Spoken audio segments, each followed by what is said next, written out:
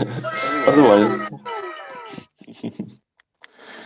otherwise, I have a topic I'd like to talk about, talking about deal flow. Ready, set, grow. Would anyone have some like interesting that they found out recently, or maybe their favorite recent climate tech startup, or just an innovation that they've seen in clean tech, or maybe just only in refi too?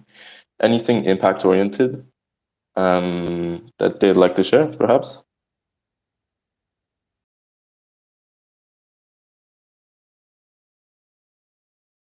In my experience, unless you ask a specific question, it usually doesn't get answered, and it's a really awkward silence. You have to be like, you answer this question. That happens to me all the time. I'm like, anybody? All right. By the way, everyone, get on the video stream. It's just me here. It shouldn't just be me. This is for everybody, and we're on many, many platforms. The link is up in the top in the garden, as we call it. Gmo, what say ye? You could even come over to John's flat and get in the stream yourself, IRL, buddy. So you're talking about investments. I assume there's also impact investments that are a key part of this.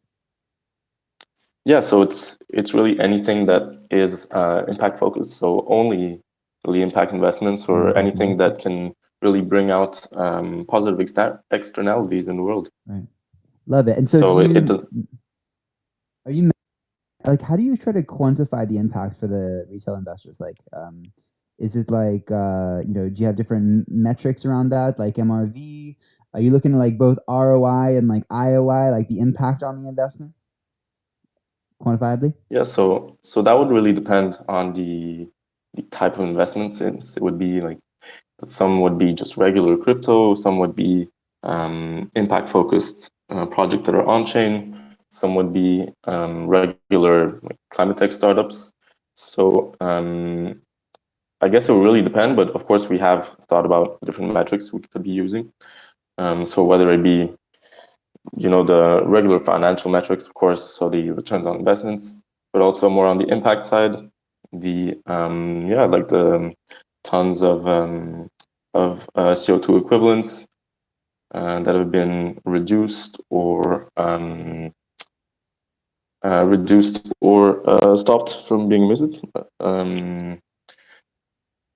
Whether it be, yeah, I guess that would really depend on the type of project, since, as I was saying, it's not only going to be 100% always for climate. We're also open for other projects who have positive externalities, whatever they may be.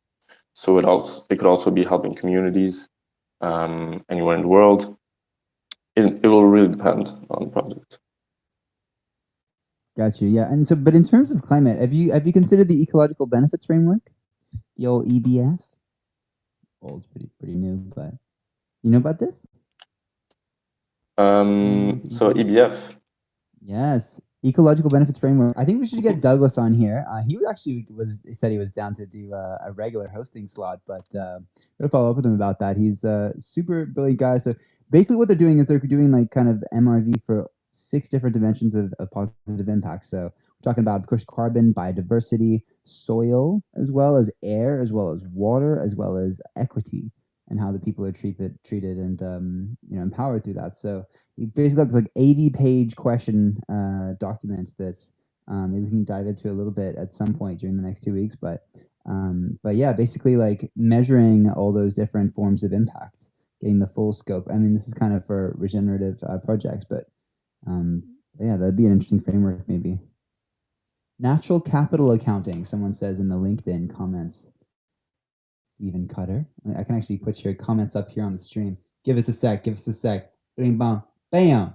That's what's up. Natural capital accounting. You know about the NCA? So many TLAs, the 3-letter acronyms. Yeah, so yeah, we've heard about natural capital accounting. Like in terms of really how we're going to measure the impacts, like to be honest, first of all, it isn't really my personal focus in the team, and as I said, it would probably depend mostly on projects. But yeah, like we're still looking into the different type of metrics. There's like continuously a lot of different types of counting or metrics you can look at. So well, we'll for sure look at those two you just talked about. But yeah, we aren't like fixed yet on which ones we will be looking at. But it sounds interesting. And that document you were talking about, where could I find it? That's a good question. Monty and Refi DAO, I believe, have actually partnered up with the ecological benefit framework for the climate round. So Monty would have it. He has it, the 80-page document. But I was just shared a link on LinkedIn by Stephen Cutter about naturalcapitalproject.stanford.edu. So it's apparently been well documented. It is an open source software utilizing satellites situation going on. So, Gima, what are your thoughts on natural capital accounting? You aware of this? Jimo, or are we just engagement farming, multitasking? Come on, Jimo. So I could. It's okay. I do need a second co-host up here, by the way. It does tend to prevent rugs from growing down. Anybody? Any takers? Kingfish? You want to be my co-host? Yeah, Kingfishy, the Fisher. All right. Go ahead, buddy. What were you saying, Gaia? The link you said you were sharing, where would it be? I can't find it. That the Natural Capital Stanford link is on our LinkedIn. But you know what? I can copy pasta into our comment section of X. Boom, boom. Look at that. Look at that. Okay, it's pasted in the comments and pinned to the garden, as we call it now. Let's see how. Boom. Look at that. Ooh, where is it? No. Yeah, there we go. No, oh, it's not there. Takes a minute to refresh, I think. But there it is. Boom. Naturalcapitalproject.stanford.edu. Bam. Thank you, good sir. See, one of the benefits of being multi-channel. X, LinkedIn, YouTube, Twitch.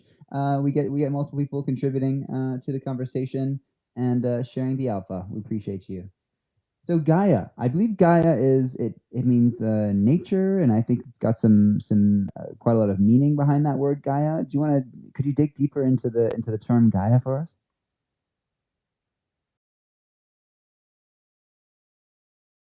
Yeah, sure. So Gaia has like a lot of different meanings. It's used in a lot of cases just to represent the Earth as a kind of a whole. But it's also a goddess, so the goddess of like the personification of the Earth. It's in from Greek mythology, and it's kind of a little shout out to the project that kind of inspired us to start off, which is Olympus, with the entire, the Greek mythology kind of background and theme to that. So yeah, that's where it came from. Oh yeah, thank you. Oh, thank you for sharing. And by the way, another person contributing to the conversation is Maybe Human. Civil Monkey has paired the Refi podcast that recently interviewed the founder of the Lexicon, Douglas, who goes into the ecological benefits framework. All right, good stuff. How you doing, Maybe Human? Beautician, I hope. Hi. Yeah, doing good. Sorry, it was just in a tweet. Yeah, no, I'm doing good. My question for Gaia was, like when it comes to venture investments, right? There's always this consideration of, yeah, could this be 100x investment, right? And so I was wondering how you're or like, is that how does that aspect play into considerations of investments of yours in terms of impact projects, but still also viewing it in an venture capital perspective? Yeah, so I'm not sure I understood like the first part of your question. Could you just repeat that? The fact that projects could do, or like our investments, certain investments could do 100x. No, I was just saying that overall in venture investments, that is usually a consideration, and I'm not sure how that plays or if that plays a role, and if basically what parts of venture capital you're taking and how you're transferring them and how you're incorporating them, and maybe what parts you're not incorporating and what parts you are incorporating from the traditional venture capital world. Yeah, sure. So I guess some part of what you're referring to is like the stages probably of venture capital. So we're mostly going to be focusing on early stage startups, startups that have a lot of potential, but that just need funding really to get their product off the ground. So yeah, it would be mostly early stage startups. And then also we won't be only investing into startups individually. We'd also be investing directly into other VC firms. So a part of the portfolio would kind of like a fund to fund model, yeah. And so that also, first of all, allows us to diversify even more into different companies, but also, yeah, I guess, which is another part of the diversification is lowering the risk, right? Because not only would we be helping more different companies indirectly, and also have even more professional investors' advice on which companies to invest in.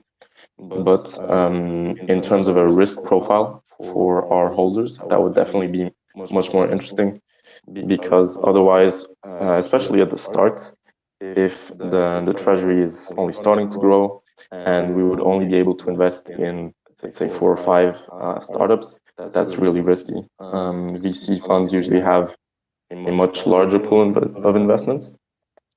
And so yeah, if only we're only in 3 or 4 startups, and let's say 4 of them go bust, and the other one doesn't have a 100x return that you're looking for in VC investments, then that would be quite unfortunate. Whereas if you're investing in funds, it's much safer.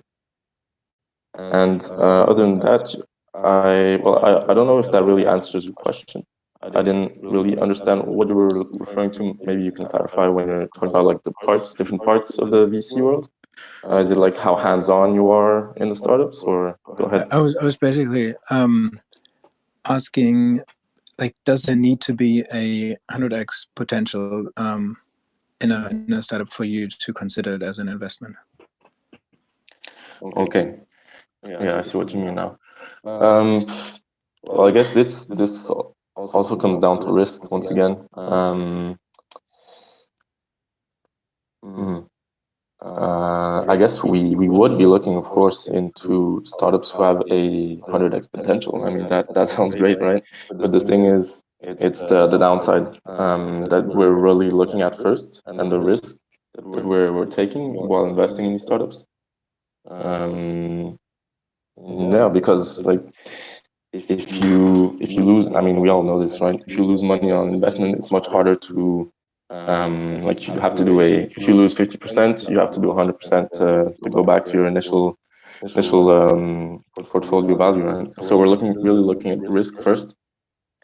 But then if we consider that risk is outweighed by the possible returns, then of course we will look further into investing. So some companies, yes, will have a 100x, 150x more potential return, especially the fact that we'll be mostly investing into earlier stage startups. But some others might be perhaps a bit later already than really early stage, starting to grow a bit. And so then the risk will be kind of peeled off. But the returns at that stage usually also the potential returns diminish. There's a quote by, I'm not sure if it's, I don't remember which great venture capitalist it's from, but it's that startups are kind of like an onion, and that you're really taking off like a layer of risk. You're peeling an onion every time. The earlier it is, you have like the entire onion with a lot of different risk factors. But as soon as the company goes through, I know, a challenge that they're facing, they grow and they're worth more. but there's so you had that upside if you were already in there, but you had the risk too. So yeah, I hope that was kind of me ranting on, but I hope that answers your question. No, that definitely helps. I guess so. You do consider Gaia a venture capital fund. I guess you could look at it like a tokenized fund, yes, but I wouldn't call it 100% venture capital, since there will always be a part of the treasury that will be invested in regular crypto projects, which aren't really usually what you think of when you talk about venture capital. But it's once again, I'd like to stress the fact that especially at the start, we really won't be investing into a lot of startups on their own, especially if they're still quite risky, because we don't want to take that kind of risk. We want to first invest into funds that we have good connections with, and that we will co-invest with into different into like a wider span of startups with a smaller ticket every time. But that's so I guess it's part of a crypto fund, a part of it is VC, and especially at the start, a big part of it will be a fund of fund. Yeah, no, that makes sense, especially when it comes to spreading risk. And I guess what I was also thinking, especially when it comes to looking at impact focused projects, the overall focus on sustainability, and also thinking about the sustainability of the business might be a little higher than in early stage investments otherwise. So that might also help in terms of lowering the risk. But then with that, obviously, also comes along lowering the potential. So that kind of closes that gap of volatility a little bit. So yeah, I don't know, that could play into it. You're right. I definitely agree. But something that we're looking a lot into, and that really I think is going to give a big boost to a lot of climate tech startups and any sort of well, it's always been the case in innovation, but especially since this is like such a huge problem for everyone, governments worldwide are subsidies and government regulations. Like I've had a look at most of the biggest countries in Europe, because we're mostly focusing in Europe. By the way, I don't know if I've said that. But so yeah, have a looked at the NECPs, which are the national energy and climate plans that every European country had to 2020 or 2021.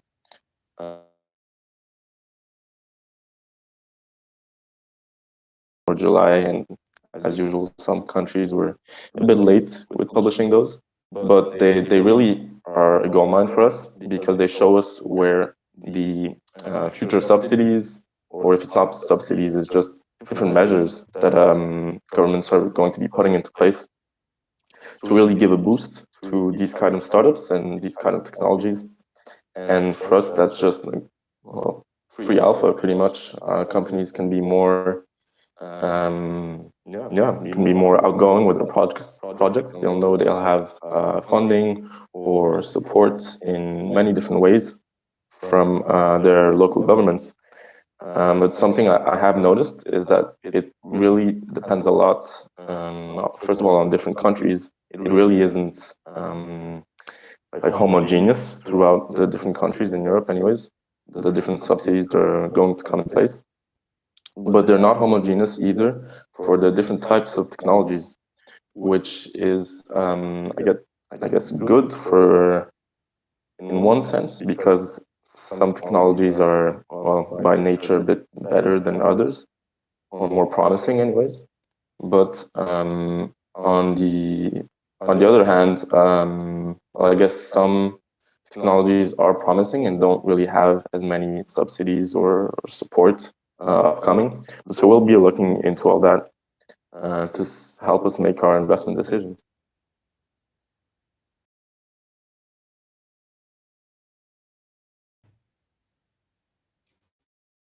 Booyah.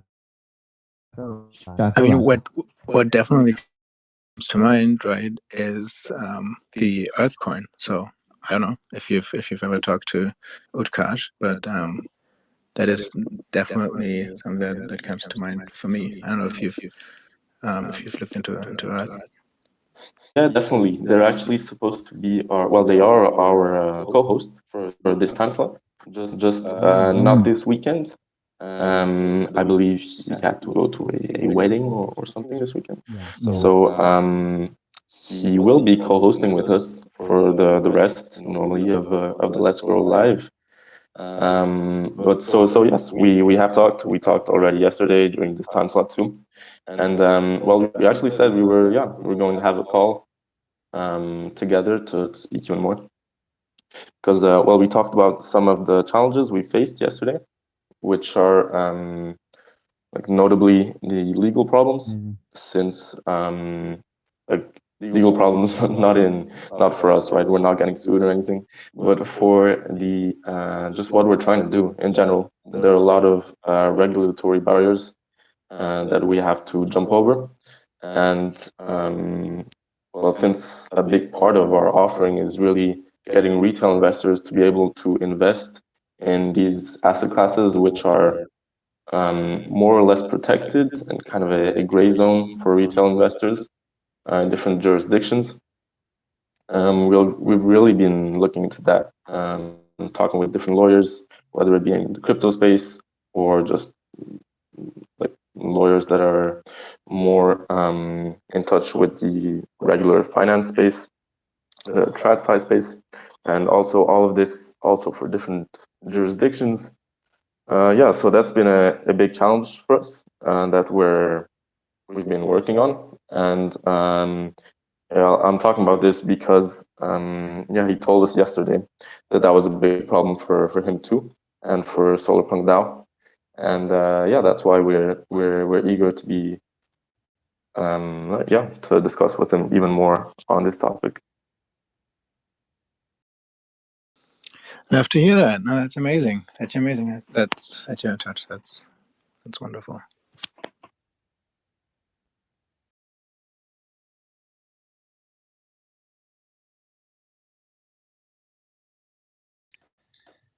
Boom.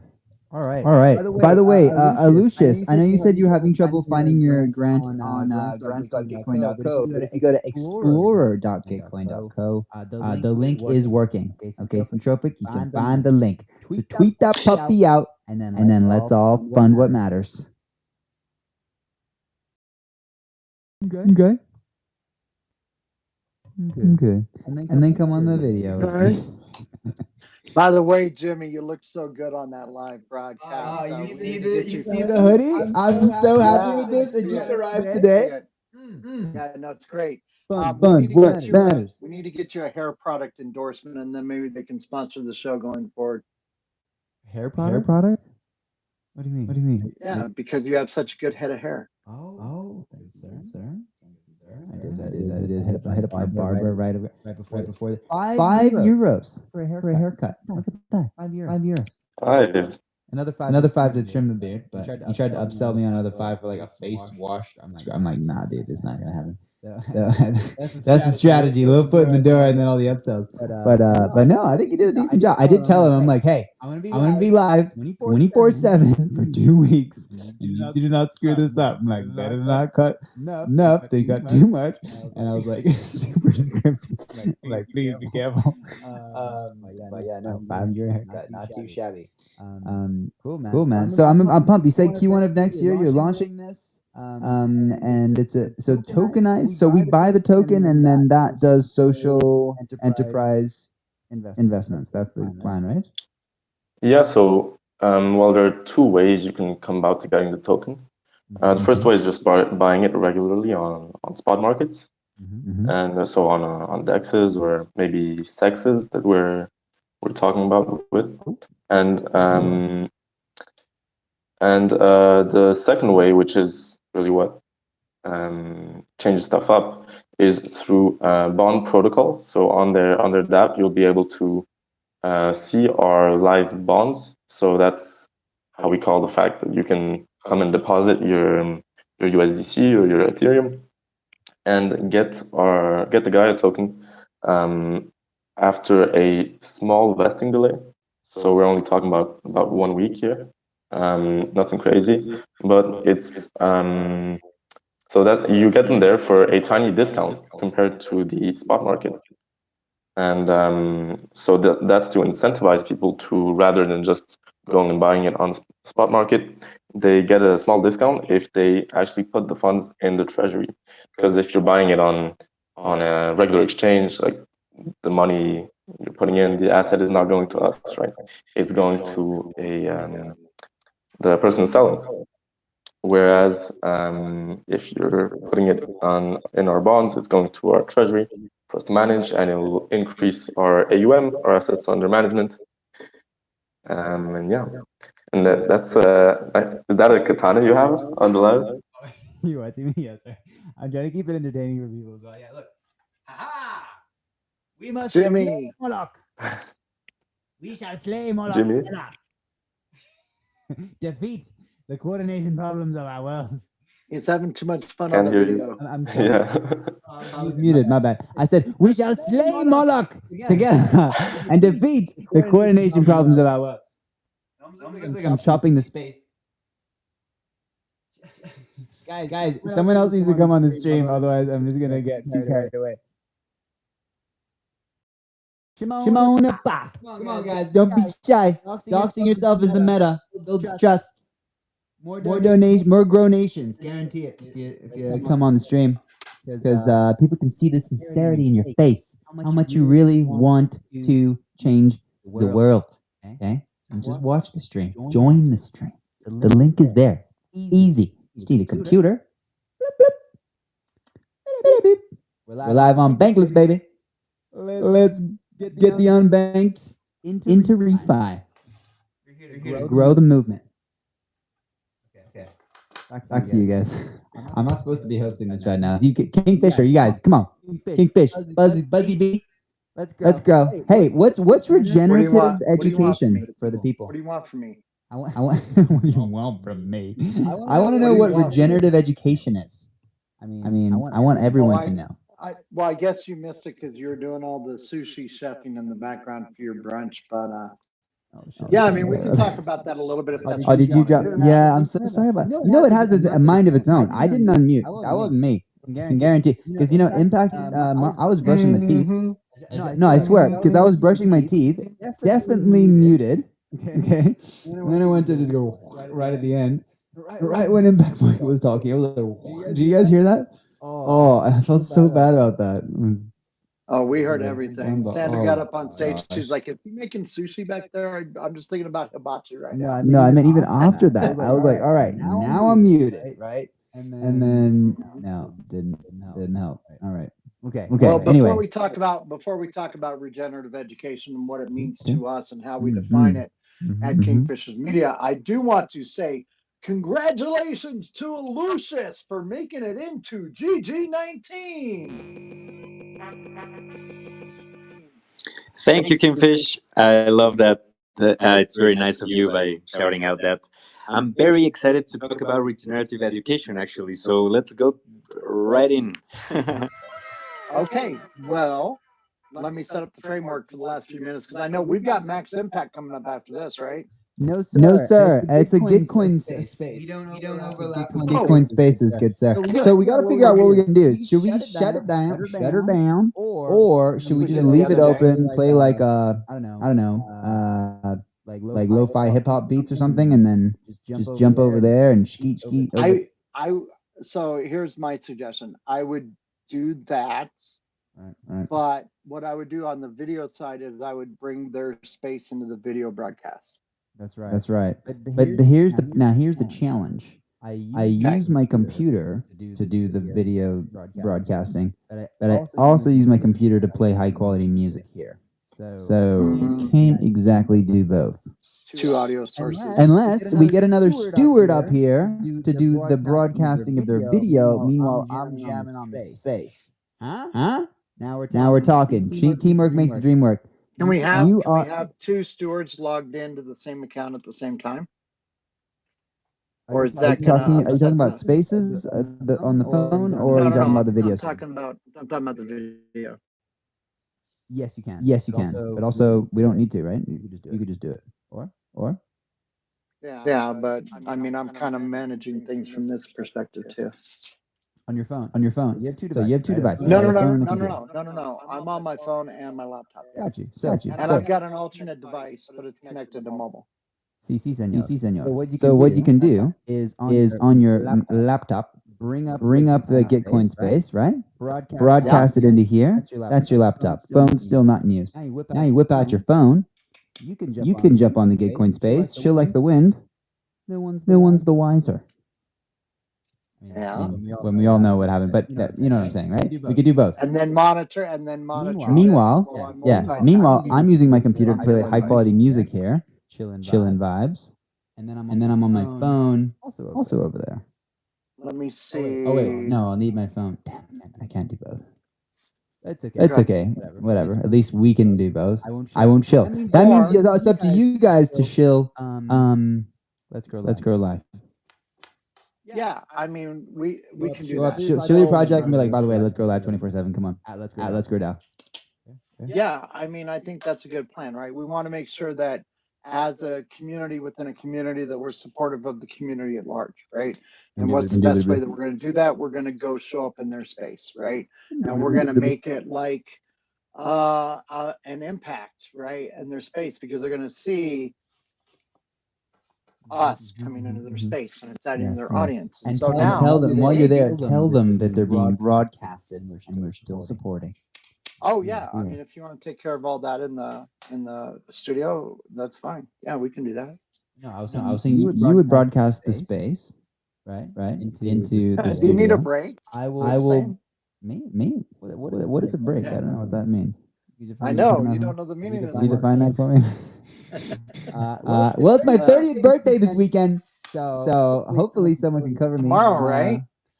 Well, tomorrow midnight. So Tomorrow at midnight UTC or midnight Sunday. stateside. Midnight everywhere. Technically, it starts the 19th of November.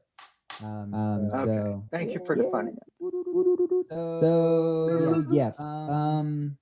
Anyway, so no breaks today. Let's okay, so you're gonna handle the Twitter space into the video. I'm gonna handle the music into the Twitter space. I need you to send me the Streamlabs credentials again, because I had it, and then my computer had to do Windows update. Kingfisher's. Can I read your email out for you?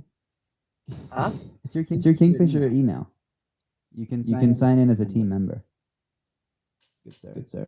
Oh, that's true. I could sign in under my own Streamlabs, huh? Correctamundo. But okay, I'll just figure out the logistics on that, because I haven't done that successfully under our team yet. Yeah. You know, another thing I could do is I could take the Gitcoin space audio and put it into this space. Into this space? You could do that. I think that'd be better than the music, because that way, if people want to stay here and just listen, you might just stay and listen to me. Nah, don't do that, guys. Yeah. Go over there. But at How the same long time, is don't there, forget about this. Why don't we just shut it down then? I mean, that would really get. Because then people might not go to either. That's why. Okay. So we're gonna take their audio, bring it here. Our official email. By the way, friends, we are not officially affiliated with Gitcoin. We're grantees. We're community members. We're trying to grow the regen movement. That is what Let's Grow Live is about. Not if even though I'm wearing the merch, we're not team members. Actually, technically, Pranav is on the CCN, but also CCN is the community round. So yeah, all right. Not Okay, but affiliated. now here's the thing. So I just logged in, but I'm coming into your studio under my credentials. So we're in the same studio. Yeah, we're in the same studio. Good. That's good. Is that what you want? Yeah, you should be in the stream. So then here in the studio, we're going to take down our stream and we're going to bring in the Gitcoin stream. Yep. So you know how to share screen right at the bottom there in the middle? So pull up on your browser. You're asking the person that trained you on this, but anyways. Yes, I know how to share screen. Okay, Sensei. Okay. And I'm gonna mute my audio here in the studio. Well, actually, we're not. Yeah, well, not yet. I don't think they're going to start it until 9 minutes. So we're good. Well, no. I know. We can do that. Okay, so we're set up. Where's your noggin? We'll do that. Where's my noggin? Yeah. Well, I see a photo of you, but not what I was expecting. Oh no, Where's my because noggin? are you connected on Twitch? Is that why? I I don't have a Twitch camera. Shouldn't influence. That's just where it's being broadcasted. This is the input. No, I understand that, but when I go to my camera, my video input. Oh, there we go. Integrated webcam. There he is. There's that beautiful noggin. Hello. Wait a minute. Okay, there we go. Maybe a cloaked Jedi. You look good. You look good. Regardless. Okay, so now I got to put this over here, but I'm not going to be on video while I'm sharing the audio. I mean, why not? Why? It's up to you. Because I'm not going to be. You're not going to be here. You'll be there. I'm not going to be necessarily on camera the whole time when I want people to pay attention to the audio. That's what I'm saying. All right. Okay. All the time, but yep. We'll work it out. Okay. Yep. Hey guys, building in public. This is what it looks like. Okay. Building in public. Let's throw down. Much better way to phrase it than technical challenges. We're doing. Well, I mean, what are you supposed to do? 24/7. What do you want? We're supposed to figure this out in our spare time? It doesn't exist, guys. We're 24. We don't stop. We don't. Yeah. But okay. So Lucius had a question. He wants to know how we define regenerative education at Kingfisher's Media. So we've done some research, right? We know the emphasis on regenerative education has been around for just over a decade. However, in most instances, when we're talking about regenerative education, we're talking about educating people on regenerative practices, regenerative initiatives, regenerative communities, on what they can do to assist in the effort of allowing this planet to get back to a stasis where it can regenerate itself. Okay. But what if? Let's put on our imagination caps. Let's think like we're little kids and we have this very robust imagination that we can think of. What if we took the education itself and made that regenerative? That is what we're doing.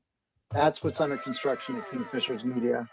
We have a live learning center that's open right now with 26 individualized courses that are part of 2 core curriculums about blockchain basics. How do you explain this ecosystem and 7 key elements of it just on top of the technology in a masterclass style format for your viewing pleasure.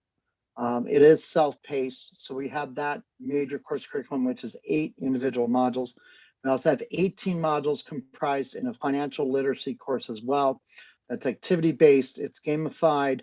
It's a very amazing experience that educator, Julius Guerra, has created and cultivated, and he's still testing, and he's consistently evolving it and maturing it to get the best possible output, right? So that's just a small sliver, a small taste of Kingfisher Media, what we have to offer, and how we view regenerative education. Now, by this definition, the origins of that, I would say, just give you some background, came from a concept, and either it was something I overheard at conference while I was on a conference journey last year, not only attending, but also speaking and moderating panels at various conferences last year, going all the way from Denver and then ending in Miami and pretty much going across the country.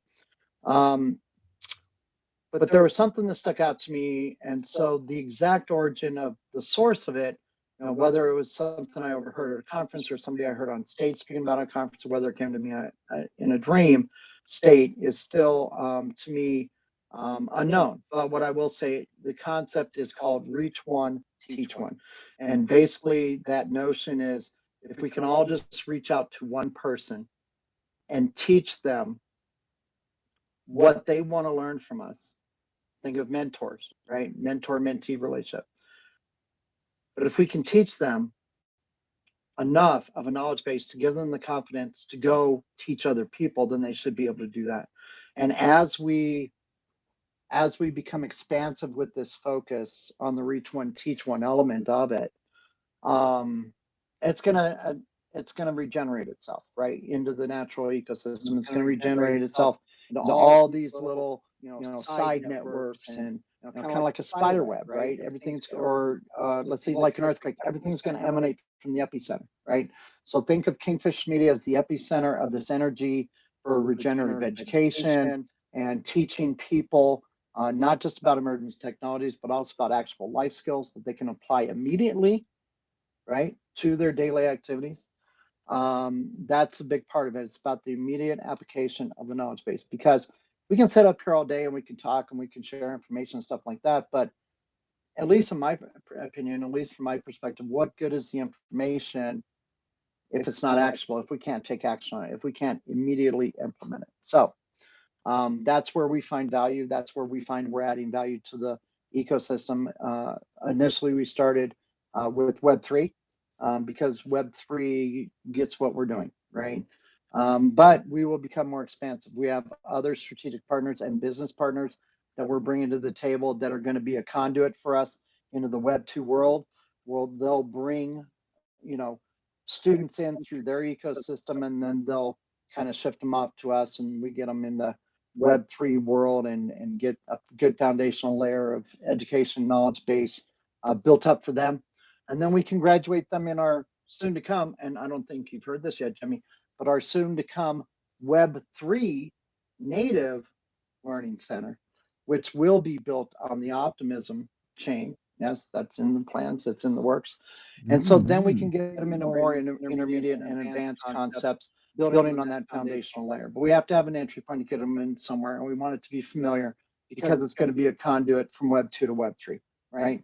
And so all that being said, at the end of the day, Lucius, I hope that answers your question. I know that sometimes I get up on my soapbox, but you know what? This is something I'm very passionate about. This is something that I'm very passionate about, creating a new model, because obviously from all the conversations we've had in the past year plus, the current model is not working the way it was originally designed for everyone, because there is a lot of disconnect between what people learn in a traditional educational model and what they actually can apply as they grow into adult. So let's grow. Appreciate it. That's cool, Kingfish. Thank you for that explanation. It's beautiful.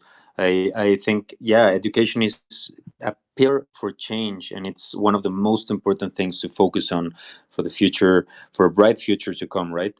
I have two questions. First question, sorry, I missed the most important part of it when you said, what if? And I didn't listen well. So what was it when you said, like, imagine you have all the imagination? What if what? Sorry. Oh, what if we take it to the next level? Right, is basically what I said. Okay, what cool. If we take it Nice. So when we think about regenerative education, right, we've been educating people on regenerative whatever in the regenerative world. We've been educating them for at least the past decade, right? But now the what if is, what if we take the education itself and we make that regenerative? And so that's what we're creating at Kingfish Media. That's nice, and thank you for clearing that. Um, we in like, as the second question is, have you what's the how are you framing, or what's the framework of approaching education? I believe, and this is an idea I had, and I think it's a good idea to implement. We're trying to do that in Aluches. We will try to do that in the future, which is the framework could be based on the three main pillars of sustainability, right? And it's social, economic, and environmental. So if you focus on educating those three pillars, I think we're gonna have good future, right? So social involves communities, involves like the core values of a community, the core values also as an individual, and economic sustainability, which is long story short, don't be greedy.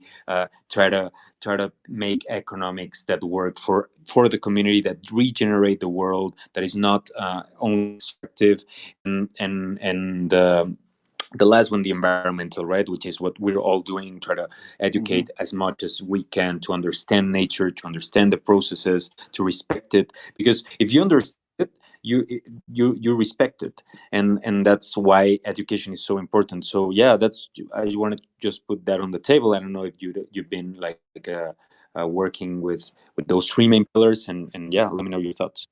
Well, actually, that fits right into exactly what we're doing. I'm glad that you recognize that, because community first is something that we've always done.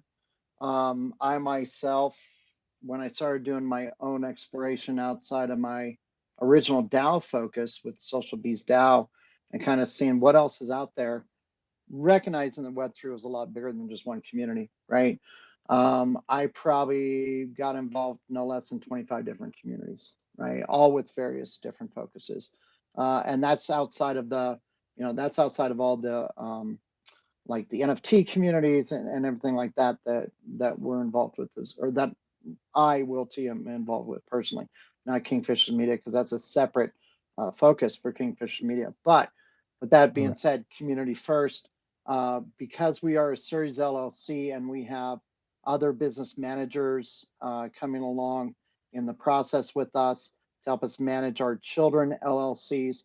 Sustainability is one of those children LLCs that we've identified, and we don't have the signed documentation yet for the operating agreement, but when we do that, we'll announce who that partner is for our sustainability.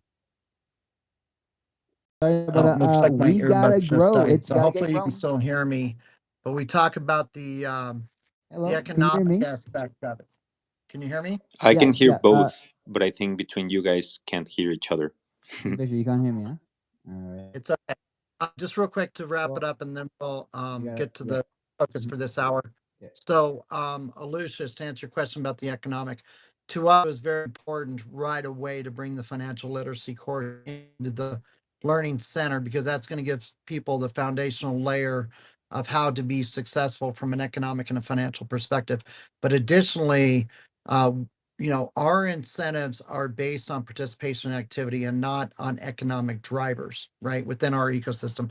So when we're handing out awards for like our most active supporters on our broadcasts, right, that's all coming from Kingfisher, we got to broadcast the other space. You hear me? Yeah, are we ready to go? Okay, great. You can hear me. Great. Yeah, we're ready to grow, bro. So you got to click screen share. Okay. Bring up the So you're bring doing all up that? the Gitcoin space on your computer. Click screen share and load it up from the green room. And by the way, while we do all this process, Kingfish, I love what you're doing, man. And I hope we can continue the conversation on education. It's super interesting, super important for all the audience as well to be aware that that's something that we need to work on. And yeah, it's in everybody's hands. And yeah, I'll keep looking forward to continue with this. Thank you. Yeah, no worries. We'll be on at we have our own dedicated hour about 3 hours earlier than this. So yeah, just come by tomorrow and let's have a conversation. All right, you know how to screen share, buddy? Are you talking to me? I'm talking to you. You know how to screen share? You got to do this. Oh, you're dropping off out of the studio or what? Remember, you have to stream the space. I will play the music. I can't do both.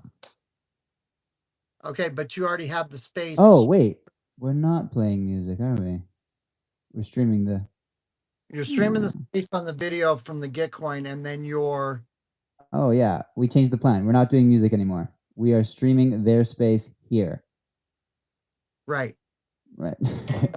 Okay. Okay, yeah. Good fun. Then I guess we're good. Okay, no problem. Okay. And I'm going to hop over there on my other device. Good, good. Everyone recommended that you grow to the other space.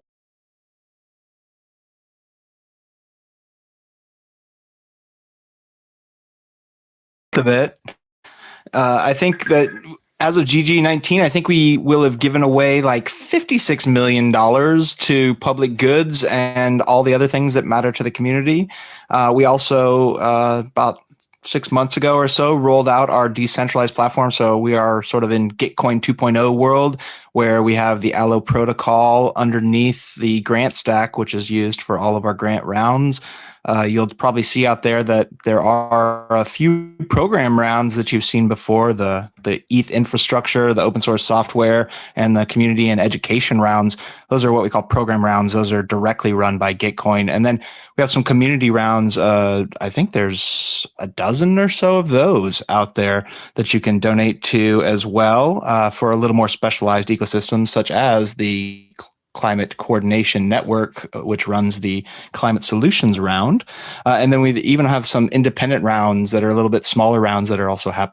Also, the exciting thing, the new tech that we're using with GrantStack, it allows anybody to spin up a round and fund what matters to them. And we're really starting to see so many different communities embracing this technology and using it to fund what matters to them. If you are a community member out there that has a grants program and you are looking for a better way to distribute the funding to your community, hit us up and we'd love to help you get a round started on GrantStack today. All right. I think we should start getting a few people up on the stage and jump into this space. Let's start with Eugene. I just saw Eugene came up. Let's hear a little bit about what is going on with your round, sir. One of my favorite members of the Grant Round Operators Guild, who shows up and asks great questions at all of our meetings. How are you, sir? Thank you, Ben. As always, a pleasure to share digital space. Yeah, doing well. It is a somewhat chilly and hectic Friday here in DC, but cannot complain. It's been exciting to see the initial applications we've had over the last couple of days for the grant round that we're hosting. And so to shamelessly shill, we being MetaGov, or the Meta Governance Project, we're hosting a community round focused on governance research, thanks to support from the Arbitrum Matching Fund, MetaGov DAO, and an individual backer. So we have roughly a $22,500 matching pool available for governance research. The requirements for our round is that it needs to be focused on something governance. It needs to be research, and a specific research question or project. So it can't be something open-ended like, hey, we're a research lab and we do stuff. And, it needs to be more specific in terms of, here is the question we would like to explore or that we are exploring, and these funds will help us advance on that side. And we are also doing our best to try to onboard as many non-Web3 native, non-Web3 focused academic types. To be clear, you do not need to be a formal faculty member or a PhD to qualify for this round, as long as you have done some governance-y stuff and have a focused research question. We already have accepted a few folks like that. But yeah, we are also really excited to try to get more individuals who are already in academia doing non-Web3 governance, but that has direct links to, DAOs in the Web3 space overall, to try to help them get involved in this round and kind of interact with some of the tooling, and yeah, just start to be a little closer to Web3 overall. So, we've had, let me take a look at, so far we have 10 approved projects. And I realize I'm in the wrong wallet, so I'll have to kill time for a second until I get the right one connected so I could see them. But yeah, we have 10 approved projects so far. I know one of them is focused on research that will actually go into supporting a book effort, which is cool to see. Again, for us, like we just want to support research broadly. You don't need to literally produce an academic output at the back of it. Talking to someone today who's like, hey, I'm going to have a data set and the blog post. Does that count? Absolutely. As long as you are doing some kind of research and you are sharing it publicly, we just don't want to have this, become something you pay for or that you have as like internal proprietary research or things like that. As long as it is research as a public good, it is fair game. And yeah, we have a group like Mechanism Institute, which they've done a lot of interesting work. If you're interested in mechanisms and want to see a amazing library of mechanisms out there, definitely check out mechanism.institute. And yeah, they propose some focused work. We have one group that one researcher, I'm forgetting from which university he's from off the top of my head, but doing research on dynamics of the voluntary carbon market blockchain ecosystem and governance in, this kind of carbon / blockchain Web3 intersection. We have one person working on, it's called Mirror by Zaratan, and that has some research, and they are also doing some tool development focused on communal living and what actual tools and apparatuses need to be there to facilitate governance in, co-living spaces. And Daniel Cronenberg, who's leading that, has presented in the MetaGov seminar, and it's just super cool work. And if anyone likes those kind of environments, I wish I had these kind of tools when I lived in those environments. And then, we have a faculty member who's doing experimental Sybil identification methods using graph deep learning.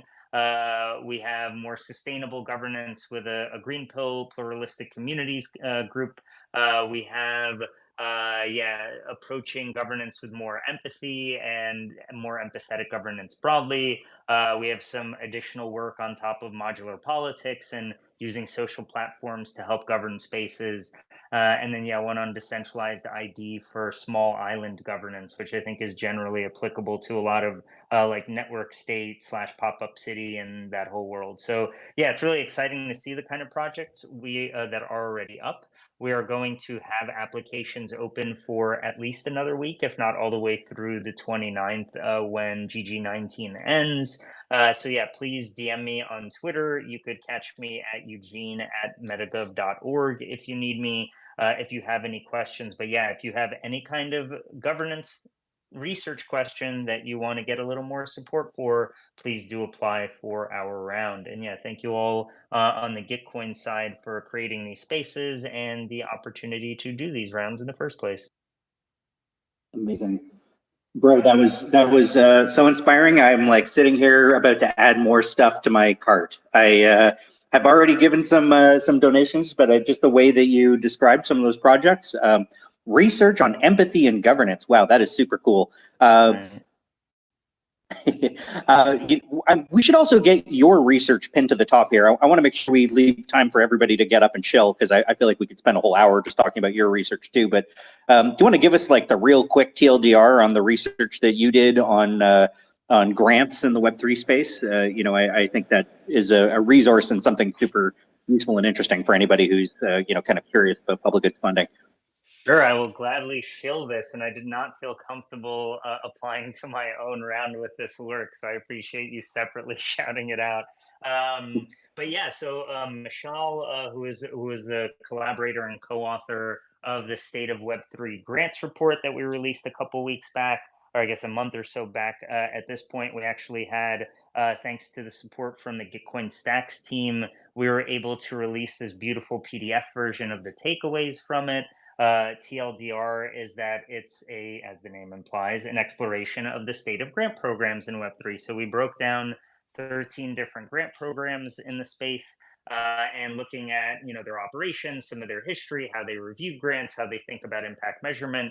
And actually this past week, even though I was not able to join, my colleague from MetaGov, Josh Tan, was able to host a small gathering for grant program leaders and infrastructure providers. And on the back of that, we're coordinating with Allo and hopefully Optimism in terms of advancing some thinking on a grants metadata standard. We're pulling together groups like OS Observer and HyperCerts, and Karma and some other, and Gitcoin crew, to have a working group focused on impact measurements and how do we create more resources and tools and better data infrastructure to improve data measurement and impact measurement, or rather across different granting programs.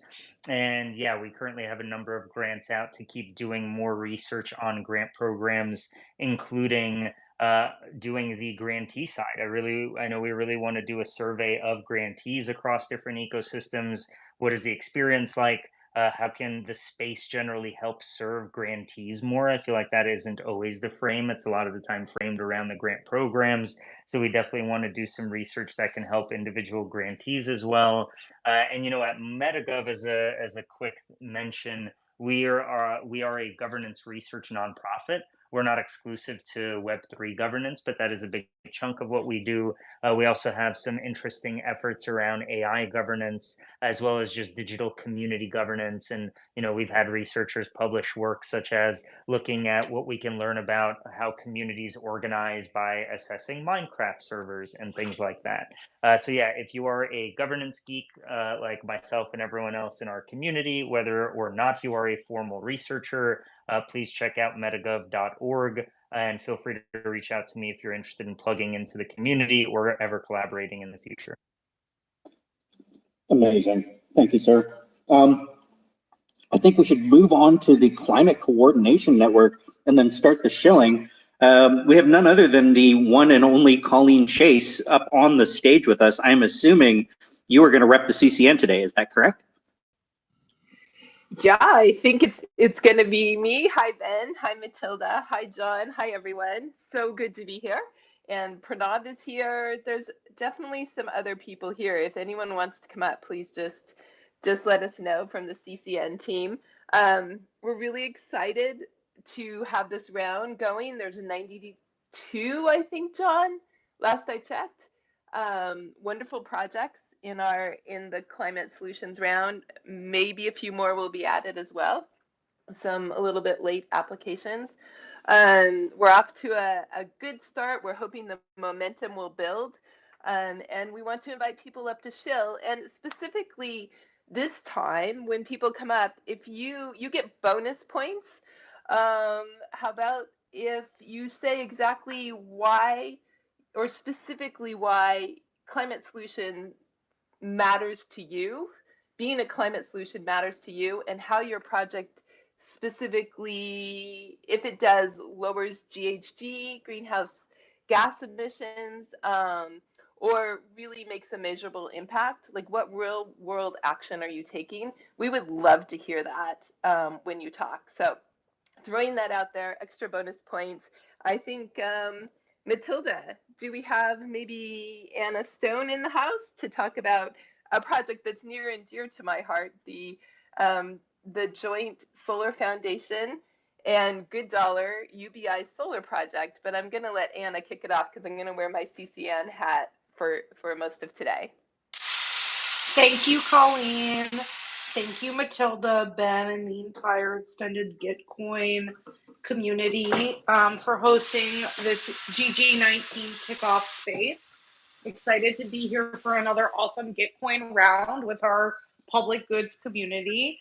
As Colleen introed, I'm here representing Good Dollar, but I have the great pleasure of representing a really cool collaboration that we are raising for in Gitcoin 19, based off in partnership with the Solar Foundation.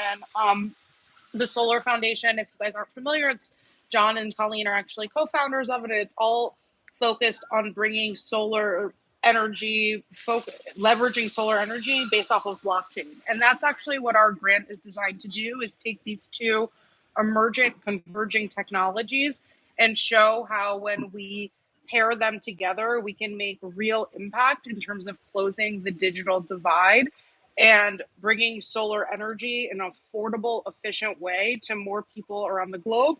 And for this particular deployment, we're raising for a deployment in Uganda, where I believe I saw Ioweka on the space now, but it's run and managed by Ioweka, who's a great entrepreneur. He's a social entrepreneur who lives and works in that region of Uganda. He's also on the space. And so this is actually a three-way collaboration in a sense to actually help close the digital divide and enable people to use crypto to pay for off-grid solar energy and start small businesses where they're able to buy and sell solar energy with others in their community using the Good Dollar UBI system. And so for those of you guys who aren't, why are we doing this? Well, actually one of the greatest, biggest indicators for reducing poverty is bringing electricity. And so Good Dollar is all about really reducing poverty. And so we thought this would be a great opportunity to actually focus on bringing solar energy and electricity to a particular rural area. And then we're focusing on 50 women in the area. So enabling 50 women to get mobile phones and to get off-grid solar devices. And within that, they will be able to sign up for Good Dollar. And our hope is that they will be able to sell energy back to other users in their community for Good Dollars, which are free and open and anyone can get, and aligns with basically the true electricity pricing for solar electricity in those regions. And so our solar energy, in those regions. And so we're really pumped to see all of these great partners come together to collaborate to pull off a really cool use case, which is enabling people to use their free crypto UBI to actually augment solar activities while spurring micro entrepreneurship and, empowering women in that region as well.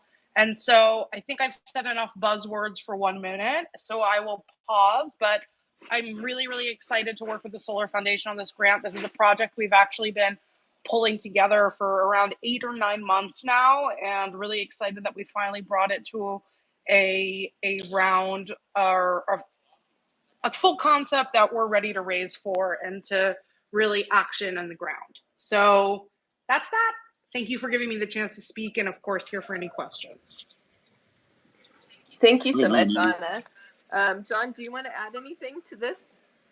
And sorry, Ben, I cut you off. Not at all. I will just talk endlessly, so you're going to have to cut me off. I think we lost John, so please go ahead, Ben, and add something here. I was just going to say, I think it is super cool what you're doing. I love the making the links between poverty and climate solutions.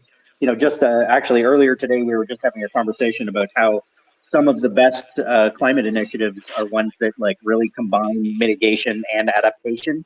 Where you're not just reducing greenhouse gases, but also helping people. I just applaud you for your thinking and your approach to this work. Good Dollar is good. And I love your coven, by the way. It's cool to see the covens represented on stage. I guess Thank you. If I had, sorry, Anna, were you going to say something? Oh, I was just thanking you for the props. I appreciate it. Oh, right on. I guess if I had one last question, is just could you give people a sense where to find you in the round? You're in the climate round, I assume. Are you in any other round? How's the round going for you? Just any general thoughts about GG19. Sure. Okay, great. So we actually we are raising for this round through the Solar Foundation page. So we have a new multi-sig that we've opened to support the collaboration with this project. And we're actually raising through the Solar Foundation's updated page, which showcases this pilot and this work. We actually, as the team, have decided to pour all of our eggs in this basket for this round and really focus on raising funds to execute this one awesome project. And hopefully it'll go great, and we'll kick it off, and you'll see Good Dollar again in a few other community rounds. But for this time, we're focusing 100% on this collab that we're doing with Iowa and Solar, and we're raising on their page. I'm sure someone on my team will drop the link in the thread. Love it. That's so cool. And it looks like we got John back up here. Did you want to add anything? You're wearing a lot of hats today, sir. John's working at Gitcoin, Solar Foundation, also on the CCN team. But which hat are you wearing, sir? What would you like to add something here? I mean, I'm wearing all the hats always, but I really appreciate us jumping straight to our project.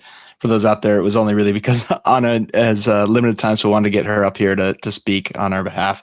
But let's definitely jump to other grantees. I think overall, we're just really excited about the ability to really leapfrog technology here. We're leapfrogging dirty energy straight to clean energy. We're leapfrogging landlines and other forms of phones straight to cell phones. I think it's just some amazing things going to happen with the pilot, and we're really excited about it. So I think that's where I would leave it, and we should jump to the next speaker from there. But Anna, thanks so much for coming up and shilling the project. I'll make sure we get a link up top.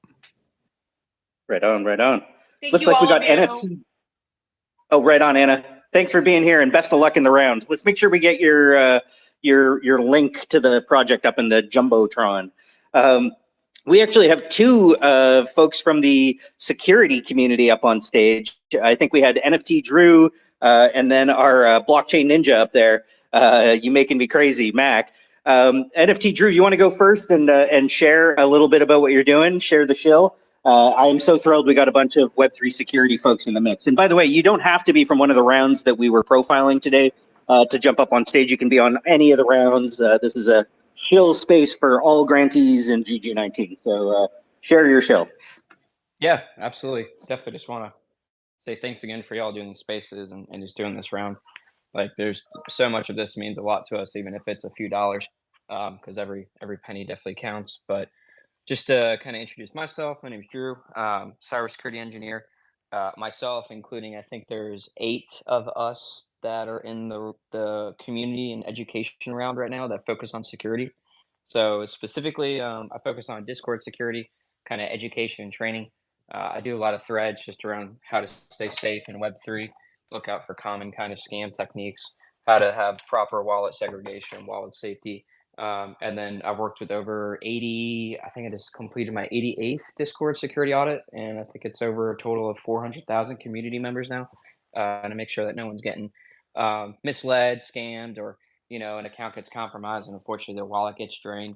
So that's pretty much what I focus on. And then there's a community of, I think we have a group of about 70 of us that take down a lot of just scam websites that scammers like to pop up, take down Twitter ads. Blockchain Ninja does a lot of the Twitter focus. We all kind of have our specific niche, and we all work together as, I think I said this in the last phase, kind of the Robin Hoods of Web3, right? So, we obviously, it's a passion for us. We all do this, none of us really get paid for any of these things. So grants like this and rounds like this really help ourselves just kind of create additional tools that maybe automate some flows or really just kind of help, the amount of hours that we put in for other subscriptions and tools that we use security to make it a lot easier for us.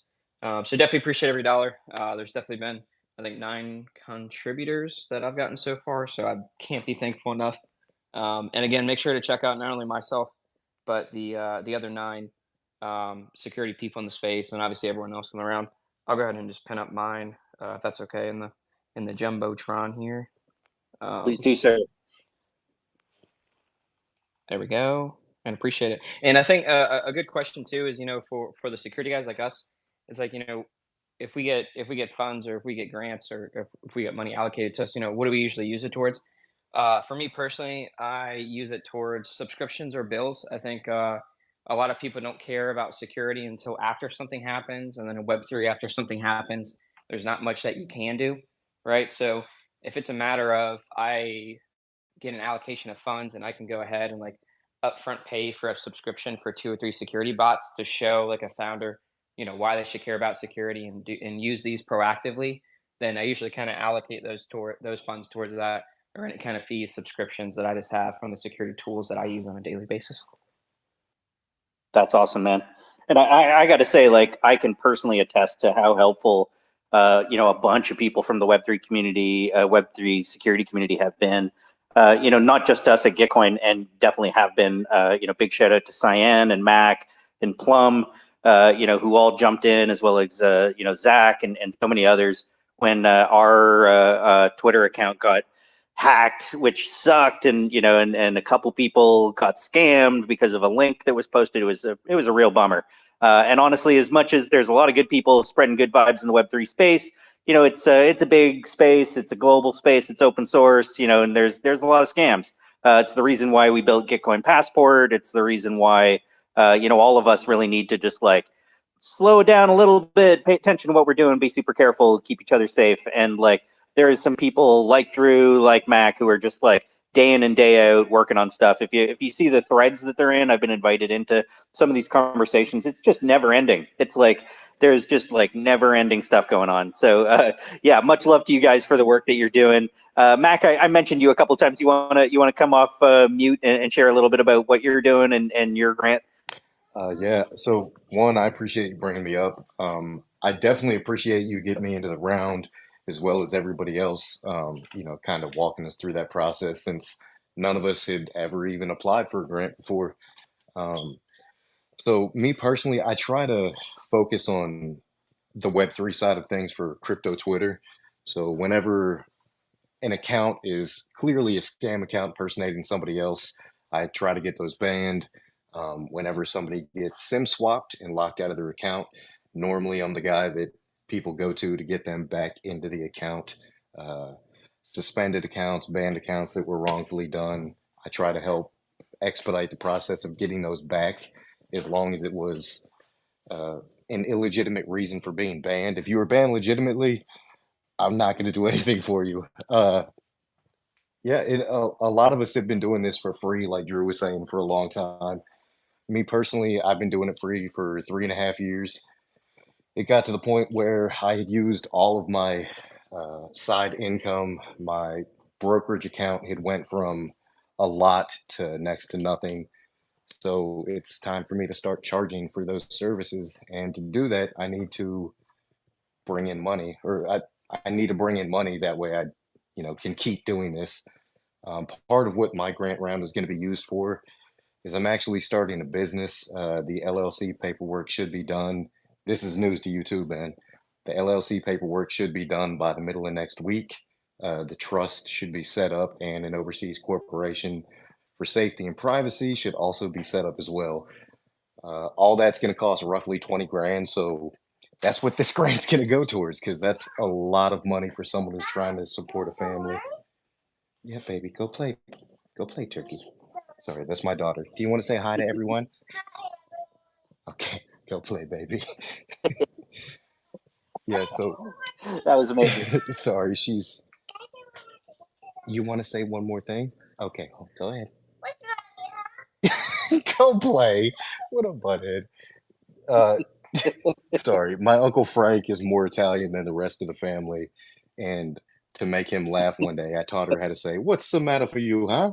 And hold up her little Italian hand when she does it. Sorry, that's completely off topic. Not even a little bit, man. That is exactly on topic for one of these spaces. Gotcha.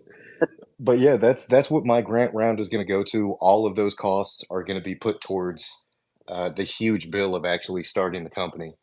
And whatever else I get, that if I possibly go past what I need to start the business, I'm going to hire some of the people in the Web3 security chat that have been doing this for years, just like I have, who have been doing it for free. So, same thing I've been doing: on-chain analytics, tracking down scammers, handing off reports to DOJ, to Europol, to Interpol, trying to get charges pressed on these people. Helping out with all the Twitter related stuff. That's kind of my forte. I have helped get a few sites down, made some good contacts there, like the CEO of Name Silo and me have each other's personal cell phone numbers. So I've been involved in a bunch of high profile things on Twitter. Like, all you have to do is search my name and it brings up people thanking me for getting back into their accounts, like CryptoPunk Noah from Yuga. So yeah, that's kind of my spiel. I just try to keep everyone safe in my own way and help out whenever I can. Love it. Go show some love for the Robin Hoods of Web3. Very much in need and doing really important work. That, it's one of those things where it's like better to think about it before it's something that makes your life a lot worse. There's some small things that we can all do to make ourselves all safer. Big shout out to you as well, sir, for helping to bring together a couple of different spaces with Web3 security experts. Maybe we can get those linked up on the Jumbotron as well. I was just looking at the report card for the Web3 community round, which, by the way, you can see the dashboard of like how much all the different grantees are raising and how that's looking. If you go to that page, if you go, I'll actually link directly to it. But if you go to the Web3 community page, you'll see in the top right-hand corner a little link. And Zach XBT is actually in one of the top 2 spots right now. So showing some love for the security community. Let's keep the good times rolling. Just in terms of keeping the good times rolling, we got Salty up on stage. What's up, Salty? My favorite drag queen in the metaverse. Great to have you with us. Just Can you hear me okay? we hear you. Just real quick before you jump in there, just a reminder to all the climate projects down there in the audience, make sure you're raising your hand and we'll get you up here to shill about those projects. Loving all the security friends and Salty up here as well, but I want to make sure we also get some of those folks up on stage while we do have the time. Absolutely. I love that. I just came here to bring the heat, Ben. I'm sorry. It's just too hot over here. Hey, you are Bring it, making bring it. global warming happening in one human. Love it. No, but I'm very excited and thank you for bringing me up and having this opportunity. The moment I saw the space, I'm like, I have to go. Being here on the Pacific time has been really challenging lately because I feel like I just want to make sure that I hear about my projects, more projects that I can support, but also just kind of share. I think the impact that the community had on GG18 for the Dragverse was immense, and I just want to keep saying thank you. Thank you to you, Ben, and the team for the support, for the community also for showing up. Your support, because of it, you were able to support a local show in Caracas, Venezuela, a drag show, and the team that put so much hard work in their artistry and to be in that theater, like they were so grateful and so excited that the event like was wonderful. I wasn't able to be there in person because I'm in the States, but the impact was immense. So thank you, thank you, thank you. And being able to participate on GG19 is even like wow, like we're so lucky as well. It does make a change. You are impacting artists in underserved communities around the world. So just want to say that we want to keep showing up, keep finding ways to utilize this technology to support our community. We want to also find creative ways of bringing the new people into the community and say, hey, we have important classes, we have important webinars, we have important spaces, but I think also we can use entertainment and fun and that sense of togetherness in this space to also bring new people, identify new opportunities. So your donation and donation these next few days will have a huge impact in our next show. We want to use our next Dragverse Metaverse drag show to really show everybody like this is what we are all about. So I'm excited about that, and also just continue building a social network. We brought the 3 winners from this show that you all supported through GG18 to the Lens network. So one step closer to the Dragverse as a social network. And thank you. So we're just gonna keep doing what we do best, girl. So I'm so excited. Thank you. Thanks for being here. Thank you. We love your project. We're so happy to see you back again this round. And I'm glad you could come up and tell everybody about it because I think it is some important work. Salty, you're always welcome here.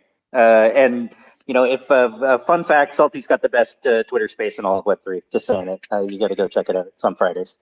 Okay, so let's get some climate folks up here. We got Agroforest DAO. What is going on? How are you? Welcome to the stage. I always feel like I'm introducing people at a drag show when I say that. Welcome to the stage, Agroforest DAO.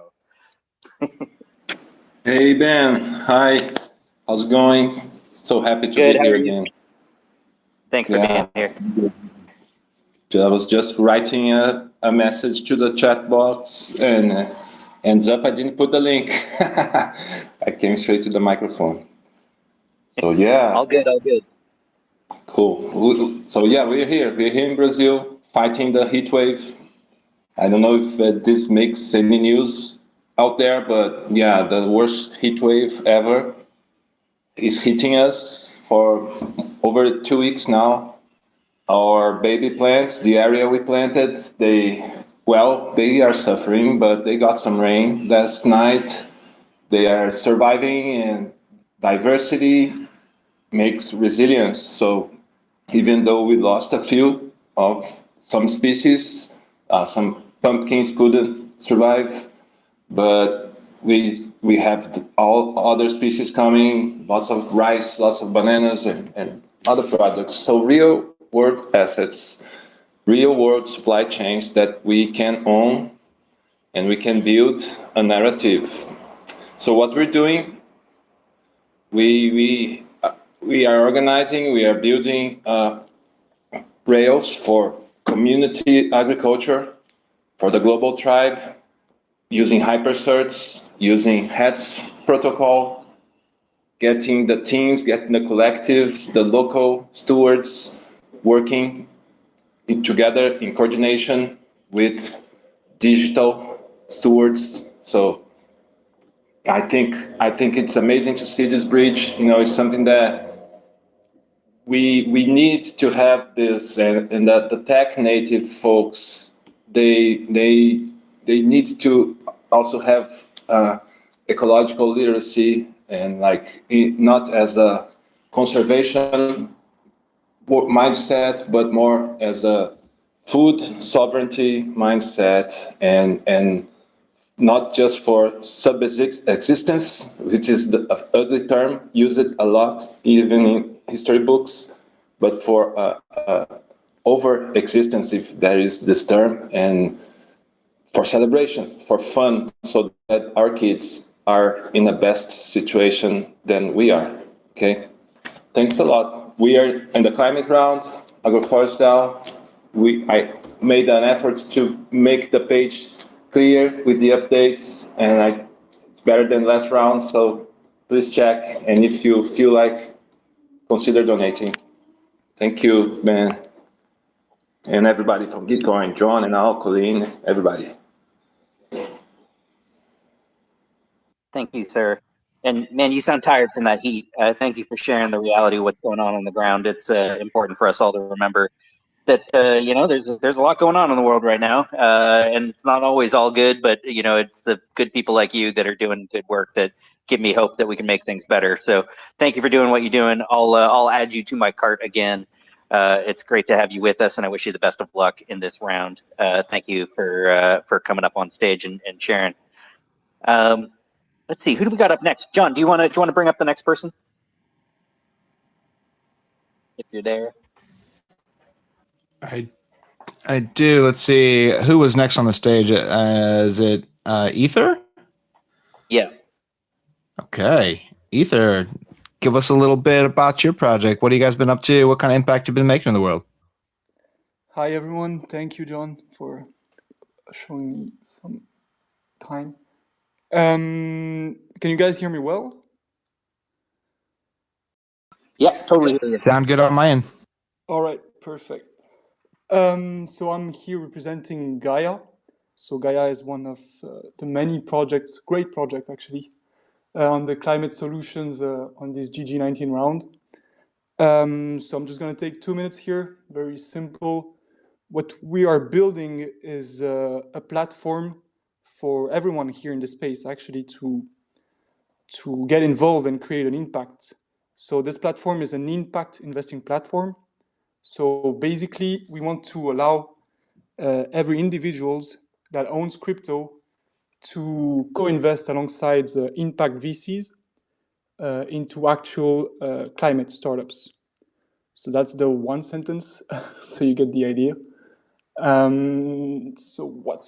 on this ground, on this round would be used mostly to, let's say, get this project running. We're aiming to launch Q1 or Q2 next year.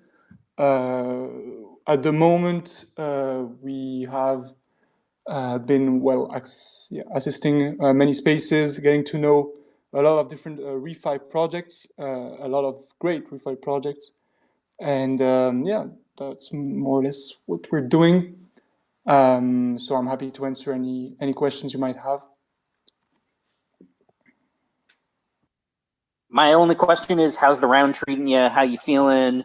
Like, you know, what would funds that people donate to you help make different, better in the world? That's really the core questions, I guess. So yeah, thank you for your question, Ben. So the funds will be used to strengthen the liquidity. So that's, as most of you know, to basically, kind of like enhance the experience for all Gaia users. so that there is no like sharp movements in the price of the token. And how far, while it's going pretty great, I think we have 48 contributors, and so it's been like more than 2 days now running. So 48 contributors, that's amazing. We're truly grateful for it, and yeah, we thank everyone that has actually donated us money, or that maybe will donate us money in the near term future. Beautiful. Well, thanks for coming to the stage. Great to have you with us. Wish you the best of luck in the round. We got a whole bunch of climate grantees out there. Holy cow, look at all you guys. Cranking. They're all just like chomping at the bit to get up here and shill. But I think a lot of them have been up 24/7 with Jimmy shilling by the sounds of them. But hopefully the Solar Punk Guild can bring us some energy into this space, because geez, didn't we come here to be excited about things? I mean, I know the climate is a very sad topic, climate crisis. We're all going to die if we don't save the planet. And, you know, that is sad. But could we be a little more excited, please? Come on now. All right, Solar Punk Guild, let's hear how you all are doing and all the things you've been doing in the space and creating impact. And I know you guys have been up to a lot. GM. Yes, thank you very much. Very, very happy to be here, because we are every day knowing about the impact that different change makers within the Solar Punk Guild and different projects participating in Web3 and climate, in education, in open source, in all the rounds that Gitcoin is gathering. It's like a catalog of change makers, and it's great. It's great that we have these initiatives, because we get to know others and we fight this climate anxiety, this climate crisis through getting a little bit of hope and weaving synergies with others. So yes, we are very happy. Thank you for this. And I come here today. I'm Humberto from Urbanica. I come here to talk about the projects that are within the Solar Punk Guild, which please support the Atlantis DAO, Solar Punk Nomads, Urbanica, Refi DAO, the Endangered Tokens, Green Digital Guardians, Gibet, Agroforest DAO, Jerry, Coconut Network, Coco DAO, and many others. We will post a list of all members within the Solar Punk Guild so that you can check them. They are a curated list of projects that are working, that have some traction, and that are every day doing something to advance into providing a better world in different approaches. And I think this multi-perspective is what can take us closer to living in a better place. And also, I would like to say that we are hosting on radio. This is a community-driven initiative that that is running now, and it's in a process of decentralization. We have now our own handle, which is Gitcoin 19 Radio. And I would like to ask people to join there, because we have many folks that are not part of the Solar Punk Guild, but still, as this decentralization effort, we are gathering them to know about other, not only to know and with synergies between, let's say, climate and open source technology, Web3 and climate, and so on. So special shout out to the Refi nodes, to DApp node, to Ethereum Colombia. Yes, thank you very much for the efforts that you are having. And please check the OG Gitcoin radio that is community driven. And one question, will there be any lists so that people can easily donate to curation of projects? Oh, well, I'm so happy you asked, because we did forget to mention that alpha right there. First, thanks for talking about your project. I love how you really are a coalition of folks that are dreaming about the future and having a solar punk vision for the future, a world where optimism wins and the planet is saved, and we actually have a place to dance, groove, and enjoy ourselves. So really appreciate all the work that you're doing out there.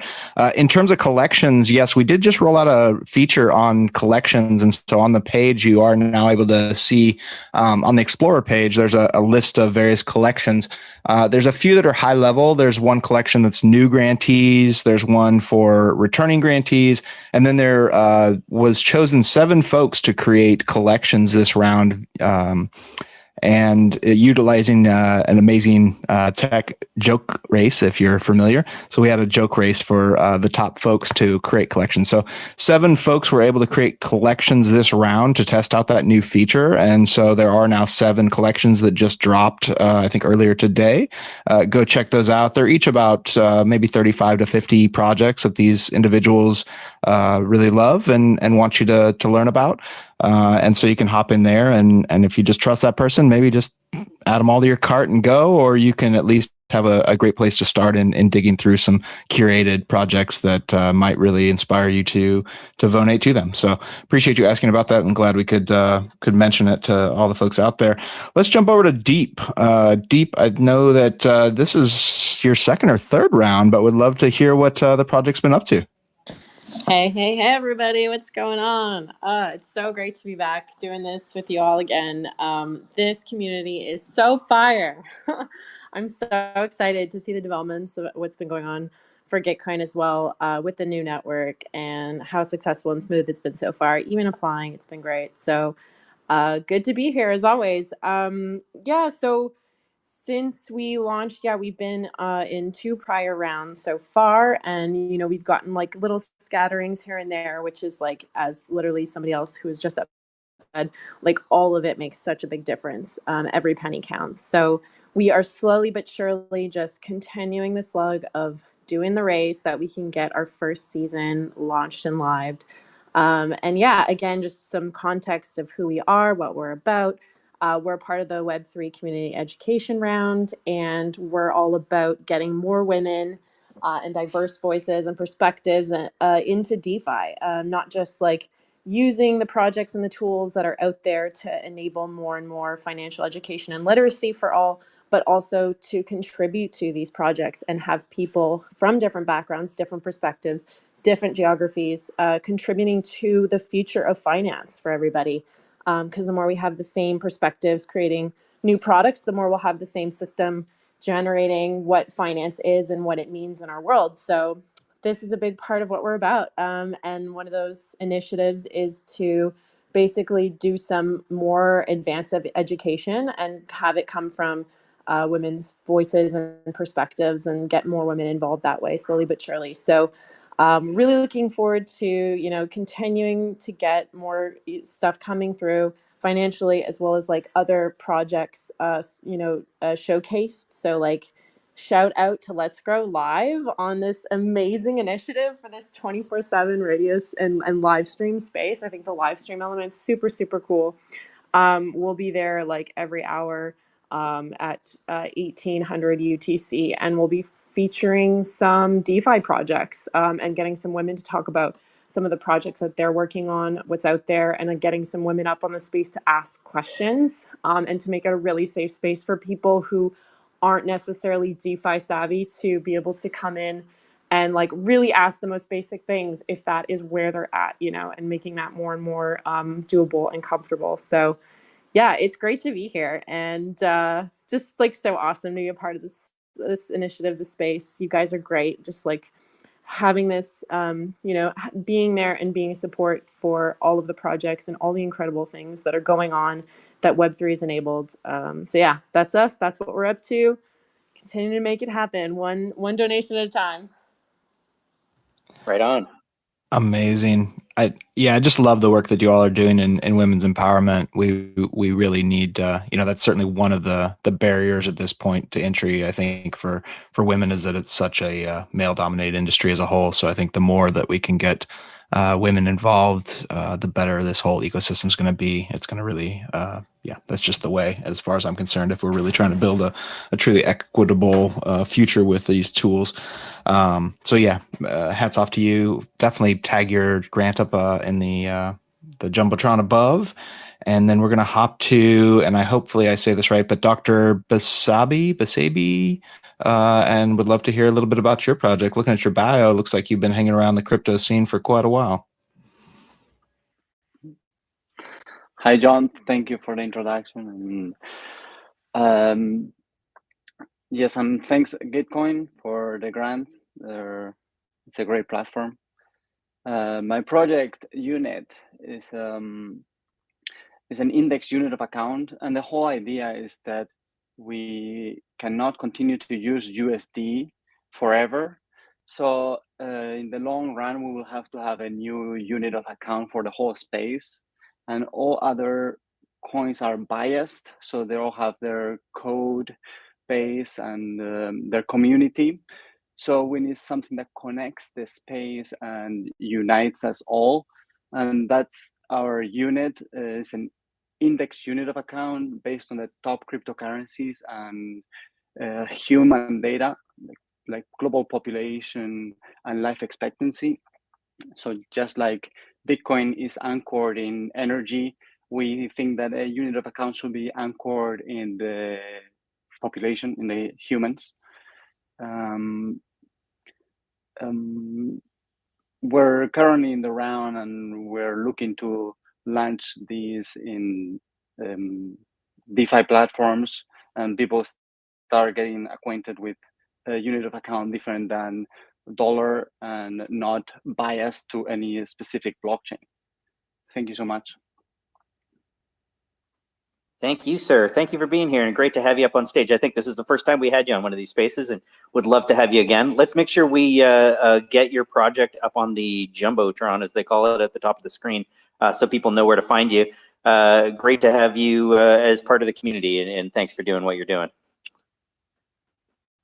Let's see, who do we have? No, thank you. Great to have you, for sure. I think Kairos Research is next up. How are you doing today, Kairos Research? Hi. Sorry. Hi, thank you for invite and for the space to share our projects. I think Gitcoin is a huge opportunity to can build now. So an analysis research platform focus on to the Spanish-speaking community. Our mission is to simplify the understanding of blockchain technology, overcome language barriers, and enable people to make informed decisions. Until Kairos, there wasn't platform where you can find the latest updates on the blockchain ecosystem in Spanish, understandable for its technical complexity. And why we are building this according to Chainalysis and Anderson Horowitz data, we are like 70 million users using blockchain today in Latin America, and we estimate to be like 120 million by 2031. In 7 months, we reach almost 145,000 people in Latin America, from Mexico to Argentina, all Latin America, and we want to bring comprehensive education, language inclusivity, and for the next year start to translate our papers to Portuguese, not only Spanish, because Brazil is also Latin America. And I want to say thank you because all the project is supported by Gitcoin donations. We start with a little team of 3 people, and now we are 11 people. We paid for every researcher and designer for the project, and every donation in Gitcoin it's life for the project. We are a public good. We don't want to monetize the information. We think this information is valuable for the ecosystem in general, and we don't want to have a payment for that part of the project. Thank you so much. Thank you. Thanks for being here. Great to have you with us. Again, let's make sure we get you up on the Jumbotron at the top of the screen. This is, a round filled with so many different interesting projects doing so many different things. Maybe I'll just ask one question because maybe some people don't know. I would love it if you would explain what the word Kairos means. I think it's a very cool word, and might just add a little context to sort of what you're doing and why you're doing it. Yeah. Well, Kairos is the meaning of Kairos is the perfect time to do something. There's in Greek culture two words for time. The first is chronos. Chronos is from the chronologic time, and Kairos. No, when you have this opportunity to do something, it's the perfect time and the timing to do that. And that's why we choose this word for making these tools, and the people can know where is the time for do the best investment, do the best implement, do the best everything with the Web3 technology. Beautiful. Thank you for sharing that. All right, we got none other than the one and only Refi DAO. Is that you behind the handle there, Monty? No, this time it's Anna. Surprise! I know Monty has been Right hosting. on, man. I keep doing that to you. I'm always like, every time you come up, I ask if it's somebody else. Glad you're here. I think it's also because I changed a lot of accounts. Like sometimes I'm behind the Urbanica one, helping there. Then I'm here with Refi DAO. Then maybe with the Solar Pan Guild, and I'm so excited actually to be here. I'm still fine tuning my pitch. So this is the first big space I'm into, even though I know Monty has been hosting every day on the Let's Grow Live. And also I've been hosting, but just in Spanish on the Gitcoin community radio. So we really tried to present the mission of Refi DAO in different languages, because this is actually what we are trying to do with the local nodes. So just to give an overview for those who don't know, Refi DAO is a startup community that started with connecting founders of different refi projects when refi was just blooming. And that was in 2021, so not that long ago, but it's a long time ago for Web3. And after that, in March of 2023, we started the initiative of fostering the creation of local nodes around the world that are startup communities that are focused on local regeneration and really focus on the needs of the local communities. Right now, we are very proud because we have more than 40 local America, but also in Africa and in Europe. Some of them are in Asia, and it's so incredible to see this movement of regeneration that it's based in grassroots economics, really just sprouting all over the world. And we have a grant right now that I will try and pin on top on the Jumbotron. Let me see if I can multitask. Okay, right now we have a grant in the Web3 community round. We had a shift in the leadership of Refi DAO. Right now, it's Monty and myself that are also working on a shift of the mission and vision of Refi DAO. We are going to do that through Refi DAO Forum, just to have community participation as well, because it's very important in this process of DAOification of Refi DAO. And what we're going to do with the funds of this Gitcoin grants is continue this evolution of community-driven projects. We are going to be advancing our educational outreach with the blog of Refi DAO blog, but also through the Refi DAO podcast and all the other content that we constantly try to provide for the community. We are going to be supporting the growth of local nodes. We're actually preparing for the local node beta cohort, that it's an 8-week program that gives the tools needed for local nodes to start with their regeneration activities.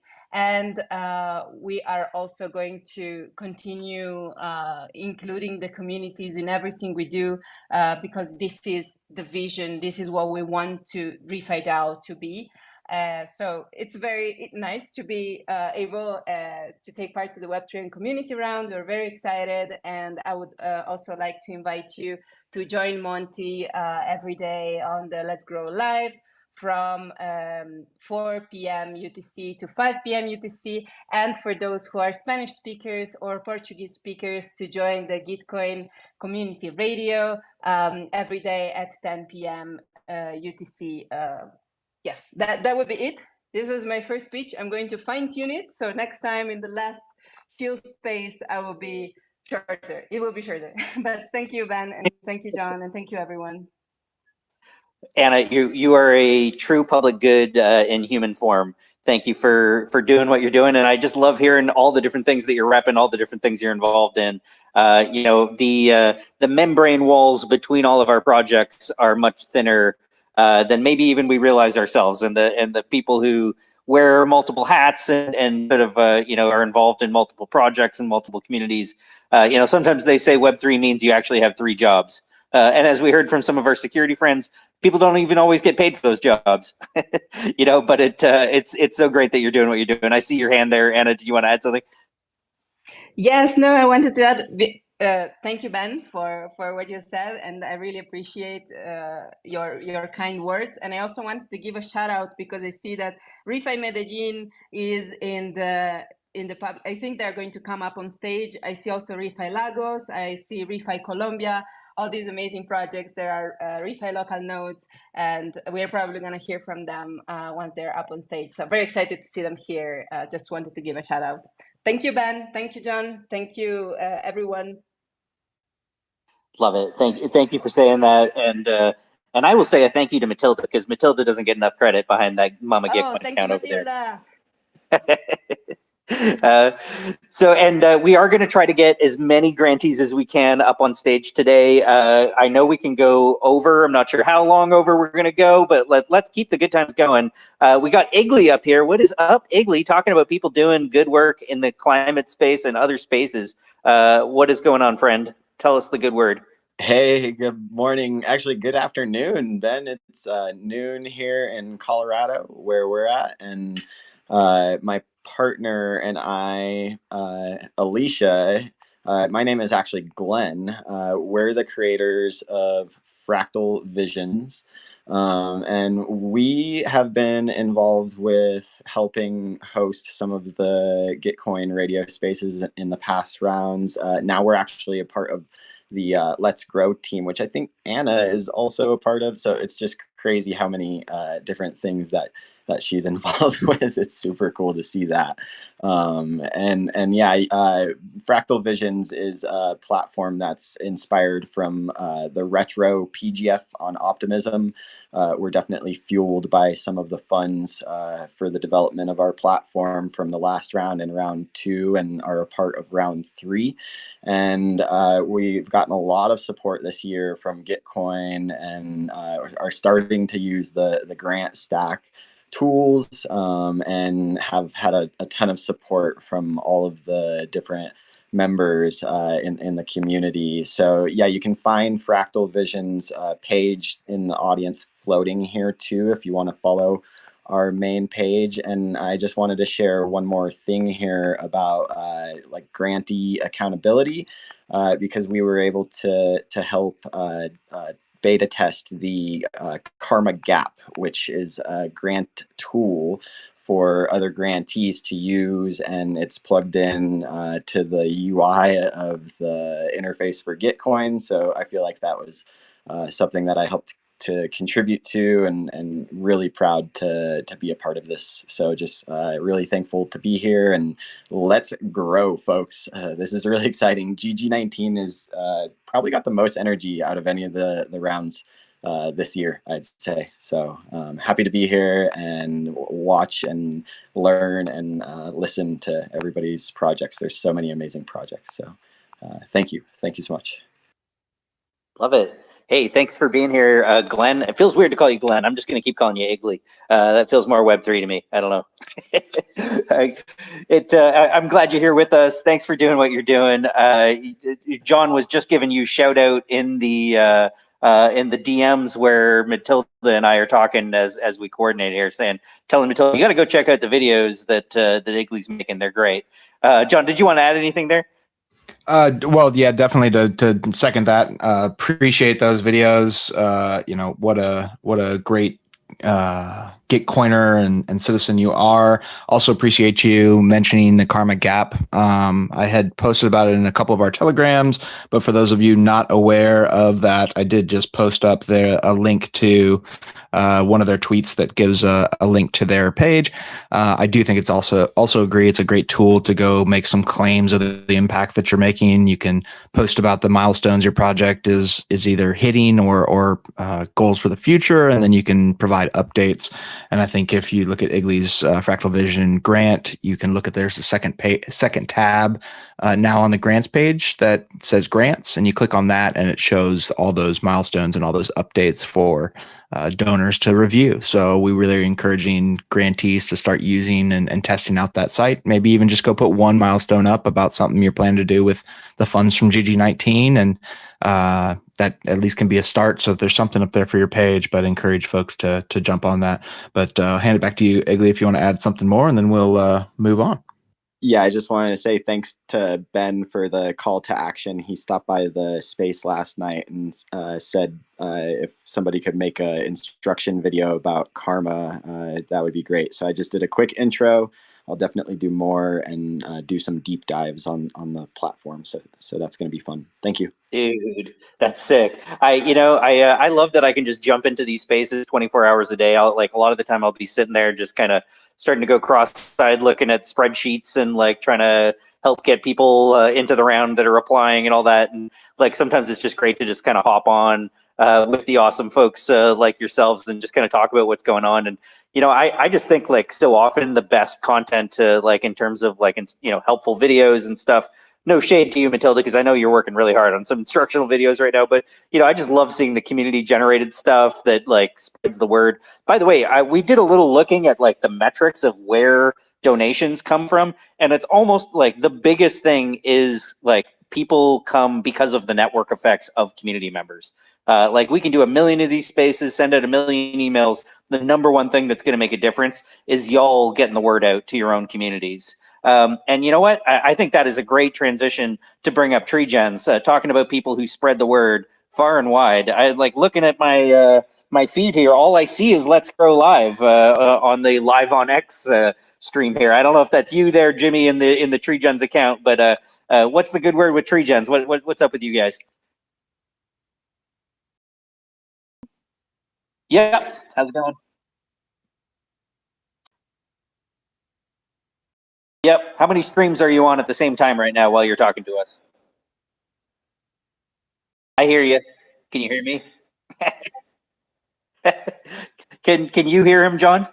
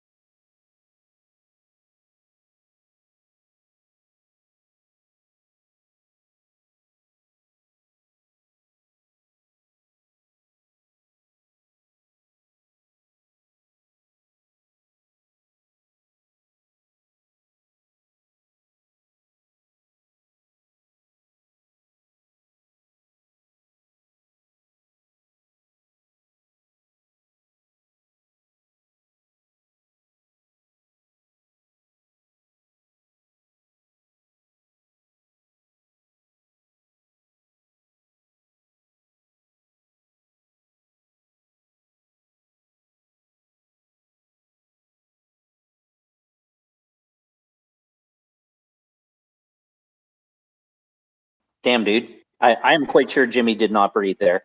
I think that was like, dude, I don't know if you're planting more seeds of good vibes or planting more trees. There might be a Guinness World Record happening right now just for number of Twitter streams happening simultaneously with one human being. And then if you add in the lack of sleep, I don't know, there's probably like most amount of vibes to sleep ratio records being broken right now. So I don't know how you do it, man, but you are a force of nature. That seems clear. So thank you for doing what you're doing. Thank you for bringing all the good vibes and spreading the good word. Just real quick, tell us something about Tree Gens. You spread so much love to so many other people. I just like what's Tree Gens up to? If people donate Tree Gens, what happens?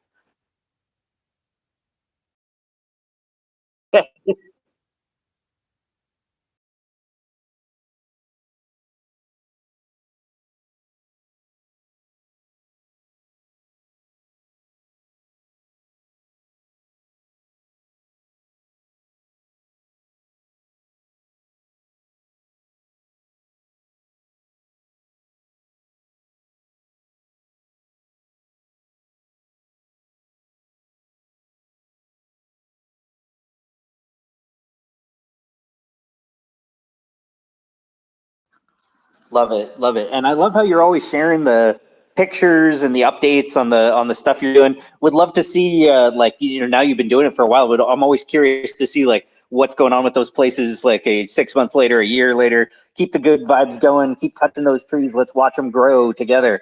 It's all about growth, right? I think you called out the word vonation, which seemed like the perfect way to bring Robot Fish Girl to the stage. Robot. It's like you were summoned with the words. Flawless transition. What's going on, Robot Fish Girl? I'm all right. I had to step away AFK for a few minutes, then I came back and I had a speak thing up, so I decided to hop up. Yeah, hearing all of these climate things, it's really really restores one's faith in the possibility that maybe the world isn't going to end imminently. Hopefully. I mean, we seem to be okay today. I mean, there's a lot of shit going on, but we're all here and we're all spreading At the good least vibes. today. At least for Doing today, we okay. don't have to worry. Yeah. I'll take it. At least that. Right here. Yeah. But you're involved in some sort of project, I think. Yes, I am. I am involved in. I'm one of the hosts on the Noun Square. We are I'm gonna put the thingy in the replies.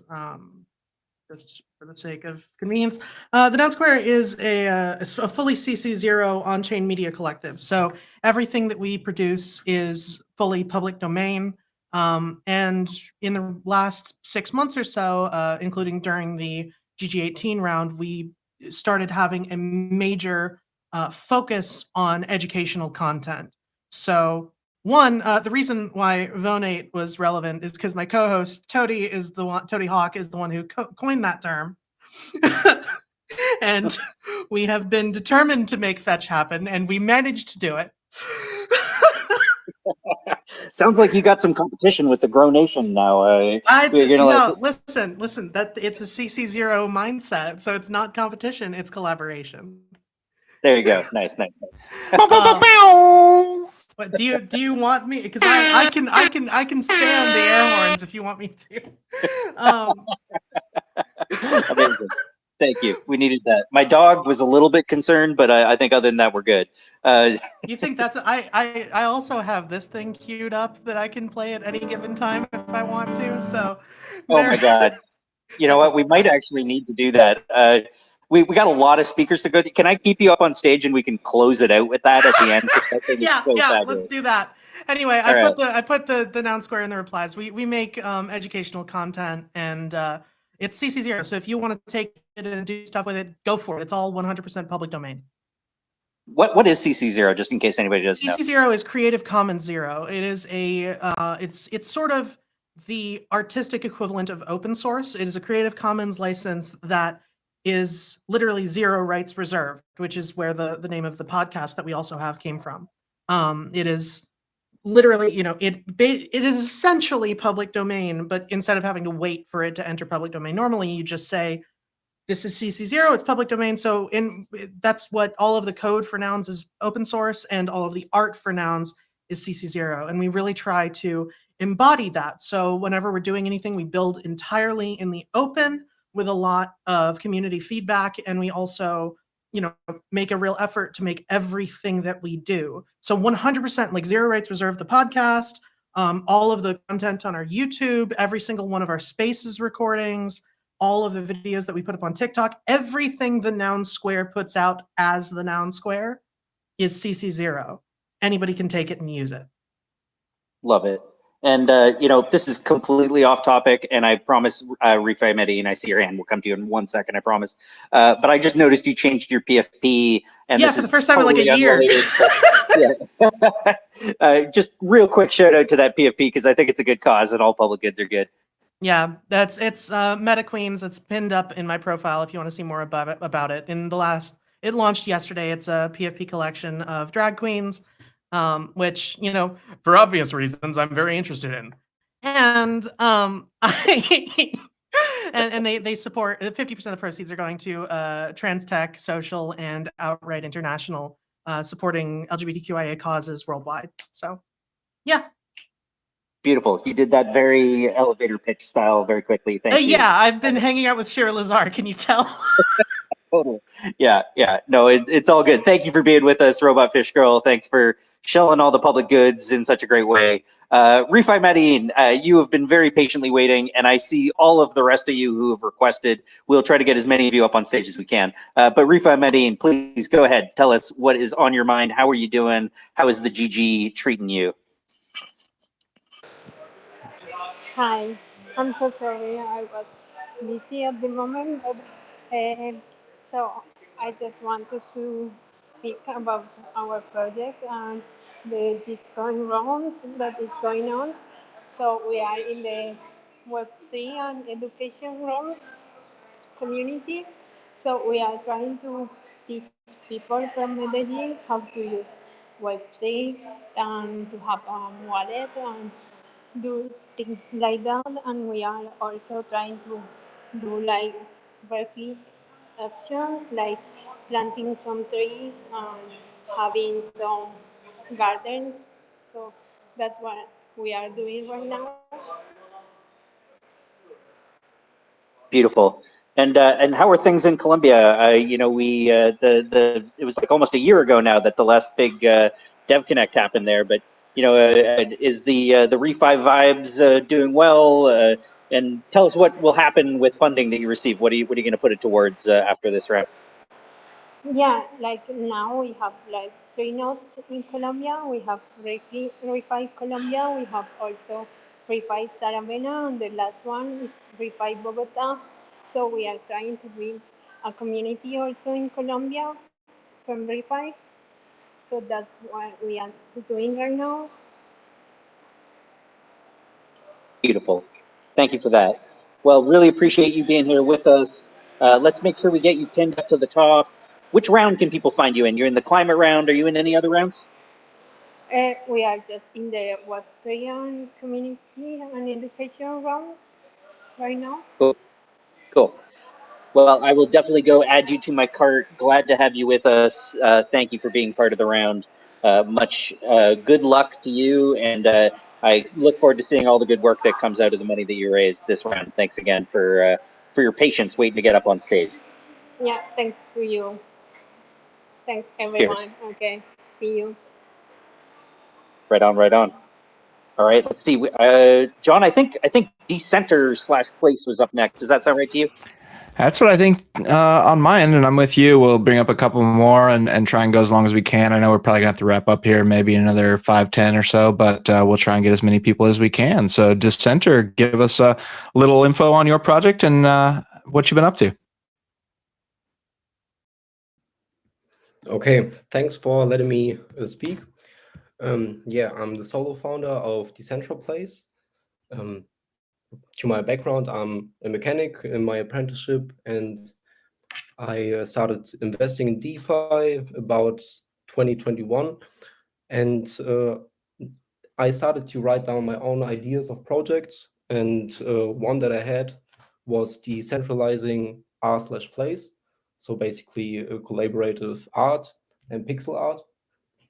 And I started doing this by tokenizing it, and already done a lot of testing since April of this year with over 200 users.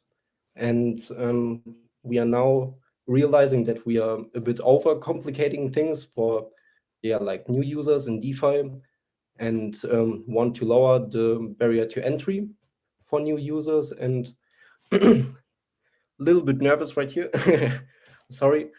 You're doing great. Don't be nervous. We're all friendly, I promise. TGIF stands for thank goodness it's friendly. So yeah, you're good. It's just my first chill, and yeah, as well. Now I started lowering the barrier to entry a little bit to this project, and want to make a token less at first. And basically, the whole idea of it is making an on-chain image storage solution by bridging the concept of rPlace to Web3. And yeah, it's basically like a reward distribution system, like the money that flows into it flows back to the users that use it. And the first game mode that we will launch is basically you pay to color a pixel, and we start at a 2x2 pixel canvas, and after 4 pixels got colored, it grows to 3x3 pixels, and each time it grows, the rewards get redistributed to the one that initiated the growth. And it's basically to demonstrate like reward mechanisms and bridging together product usage with smart contract reward mechanisms. And as I said, I also tokenized rPlace and built a full token ecosystem about it. And that's basically what I tested throughout this year since March. And I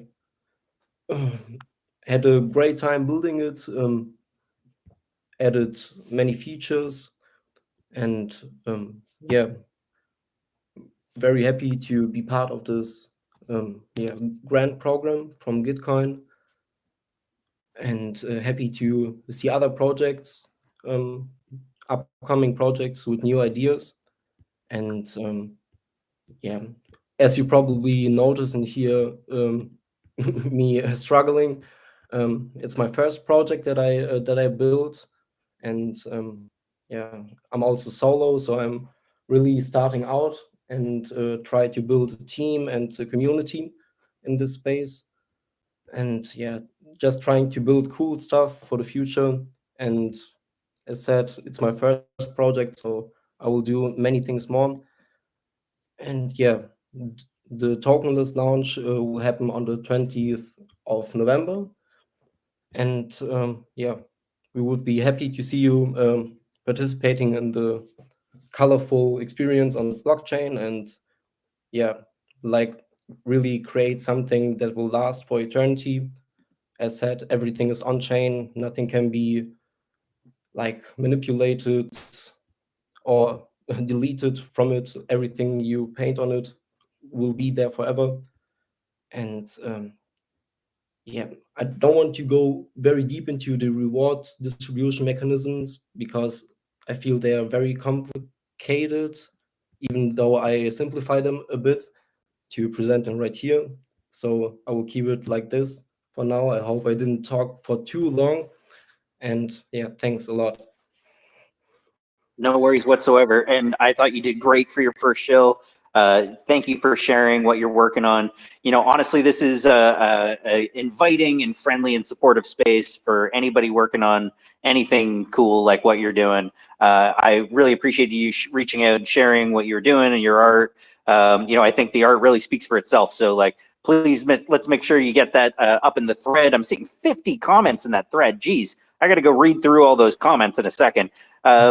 We are going to try to get a few more people up, but thank you for being here. I wish you the best of luck in the round. Let's make sure we get you up on the Jumbotron and in the comments, and in everybody's carts and in everybody's hearts. All right. Yeah.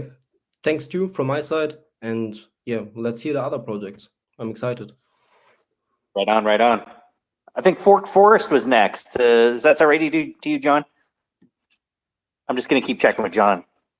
Checks out. Let's do it. And then I think after that, we're going to bring up crypto altruism and then crypto whales maybe after them, I think is sort of the order I'm seeing. But yeah, take it away, Fork Forest. Tell us how you've been doing out there. Tell us about all the impact you're making out there in the forests. Hi everyone, this is Max from Argentina. Much appreciated this time. So we are currently working on our second project. We are based on territory in the province of Córdoba in Argentina. We work with ecological conservation. We support local organizations. And this time, what we are doing is we are setting up a forestal curtain of native trees all around the small town here in Córdoba that works with growing potato. So they are really exposed to agrochemicals. So we are supporting this agronomous engineer that had this project of making this forestal curtain to stop the pollution for air. And we got a real big support of the local community and of the how do you say, like the head of state in that little town. So we are really being received.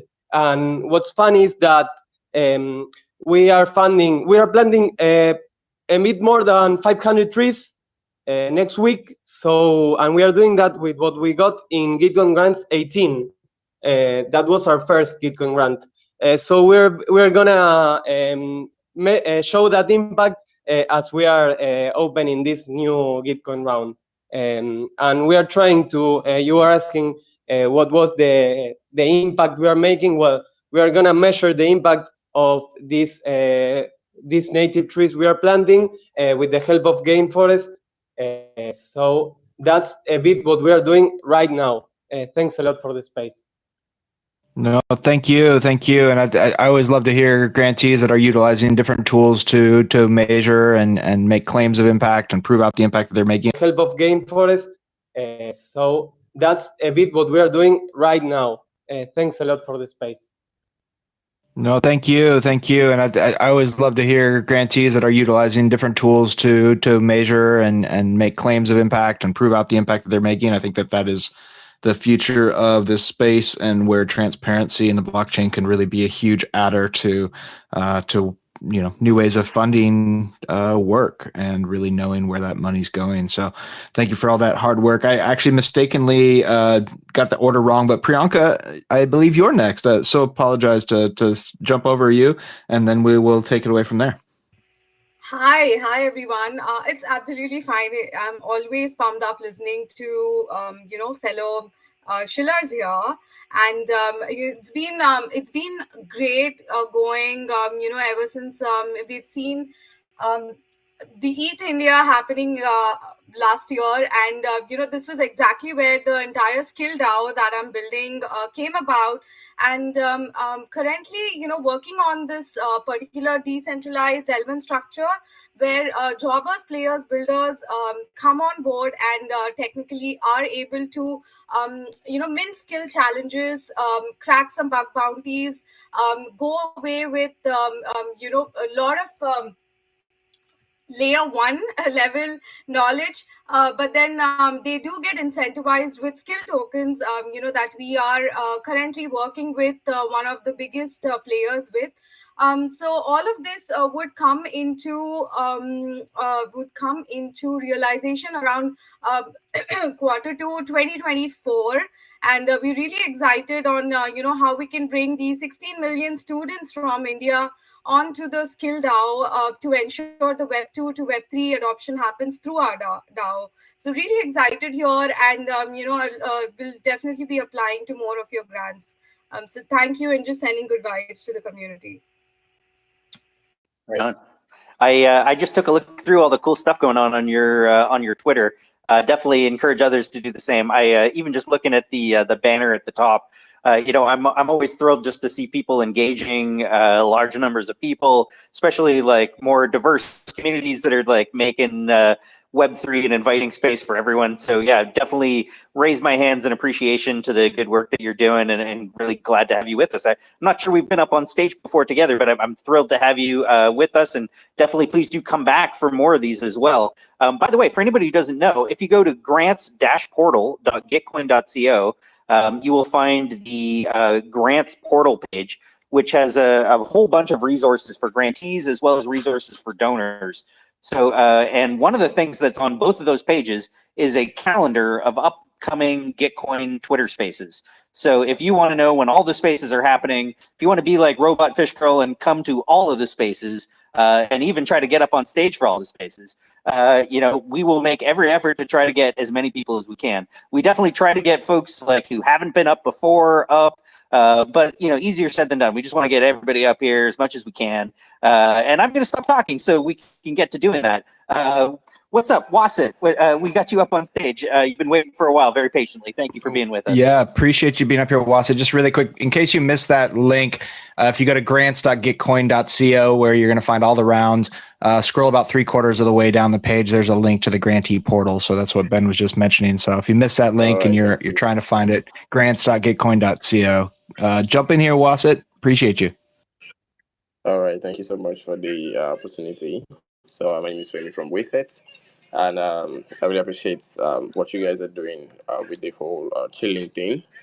So basically, what we do at Wayset is provide, we're building a marketplace basically to connect everyone involved in waste management, right from the businesses and individuals that generate waste to the recyclers for efficient recovery and processing of waste.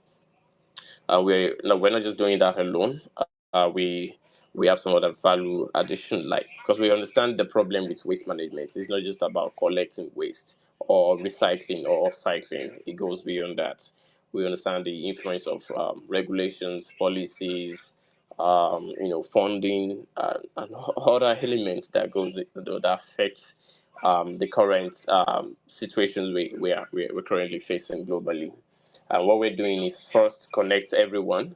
And by connecting, we mean we are accelerating the whole process of making the process of recovering plastics, metal waste, and the likes from businesses, individuals, households, and the likes.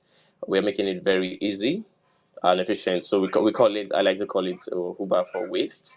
Yeah, we first like accelerate the whole process of getting the players or those who are involved in the process, getting them on a single platform and encouraging them to like transact other ways and then process it.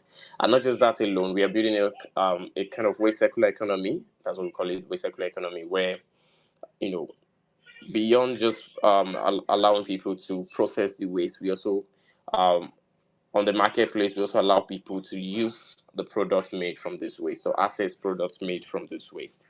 And of course, we've onboarded some of the companies that we have here, where we're running a pilot program in Nigeria. Here, we have like 3 recycling companies that we're working with. Some of them process nylons, pure sachet nylons and the like, convert it into books. And we have some they convert it into shoe polish, some even paint. So these are the kind of company we want to make sure that this kind of products can be showcased on the marketplace and people can buy these products, access it globally. Not just that alone, we also believe in the concept of governance and how it's influenced or community-driven decisions. So that's what really prompted us to also like part of the protocol is what we call a DAO. The goal of the DAO is to connect everyone concerned about the challenge that we're facing. We talk about recycling companies, talk about everybody, the government, regulators, and the likes. Bring them on a single platform where they can vote, they can decide, okay, should we, what kind of policies can we put in, just like COP, something like that, but in a decentralized way for focus targeting activities around waste and how we can recover some of this waste from households and also from the ocean. And beyond just that, we borrowed some concepts from sacred economics. But I won't really like to go into the details. But the idea is for us to fund or to provide funding for things like ocean cleanup. We have some amazing people that are doing that. I think I saw the ocean cleanup. These people they rely a lot of on funding grants basically to recover some of these plastics that we've been dumping for years. So what we're trying to do is to ensure that we can have a new funding or a new currency, let me use that word, that can, focusing on somehow powered by waste. That's the word I like to use that word. A kind of token that is powered by some kind of activities around maybe recycling, processing, sorting, and then quantifying that energy or that work, like proof of work in Bitcoin, and then using it to create tokens that can be used to reward users in the value chain, people who are involved in recycling. And then this funding can also can also be used for things like research around recycling or scaling of existing recycling technologies, supporting waste recovery projects, among many other things. And yeah, so what we're doing, we've started already. Development is almost done.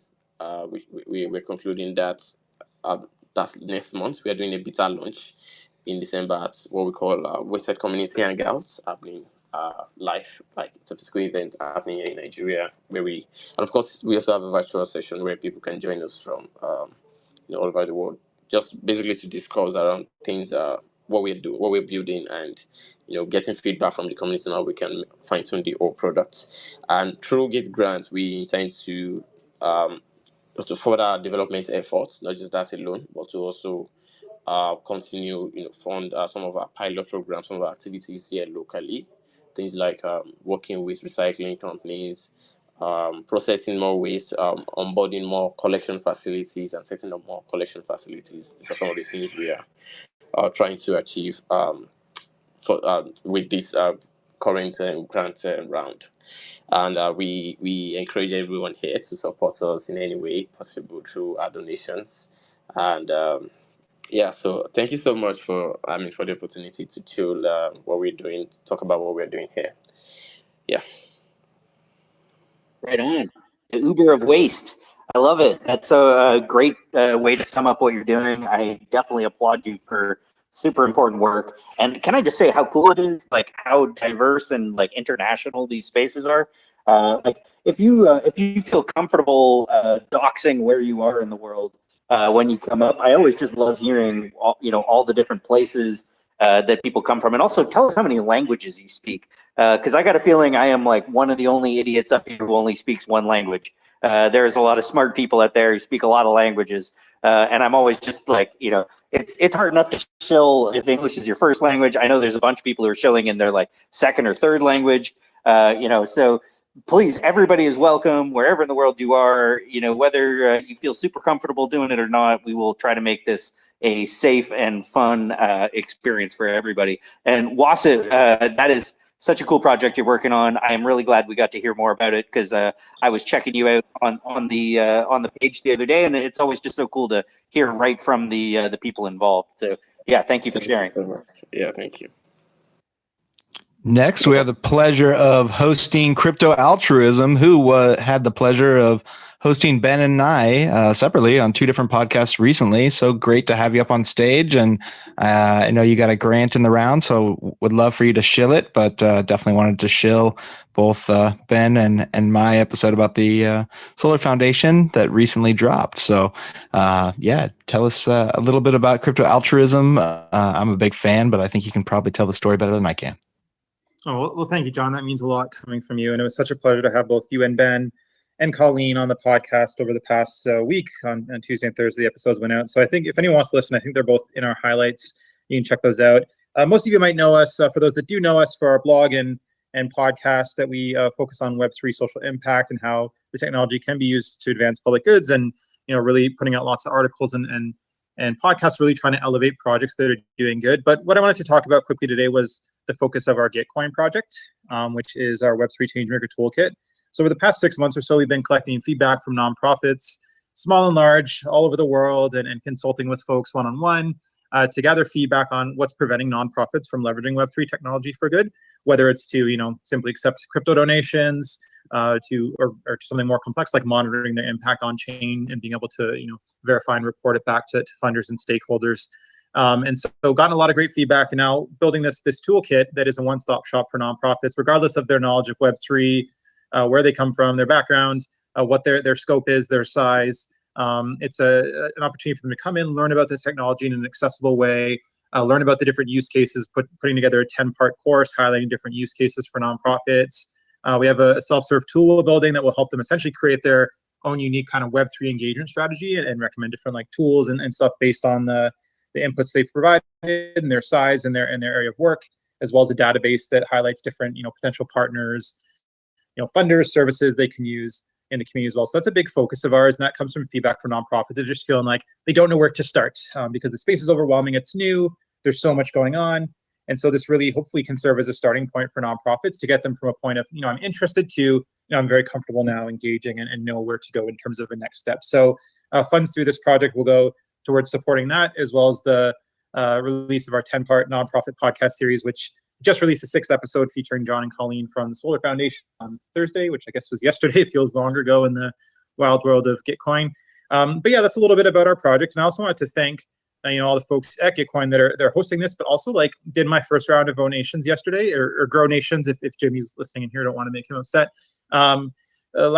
We did our first round of donations, and it was such an amazing, seamless experience being able to donate to both PGN and Optimism in one kind of process. The user interface, the opportunity to see estimated matching funds. Gitcoin did an awesome job of hearing feedback from the community over the last several months and incorporating it into these updates. So I just wanted to do a big shout out there to all those folks that are working hard behind the scenes on that. And I forgot to mention, Ben, since you had asked for comfortable doxing, I'm from the Toronto area, so fellow Canadian with Ben here, which we were talking about on the podcast.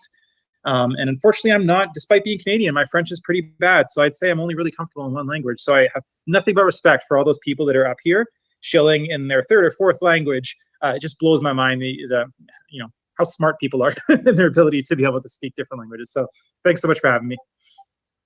I share your Canadian shame of not speaking French very well, my friend.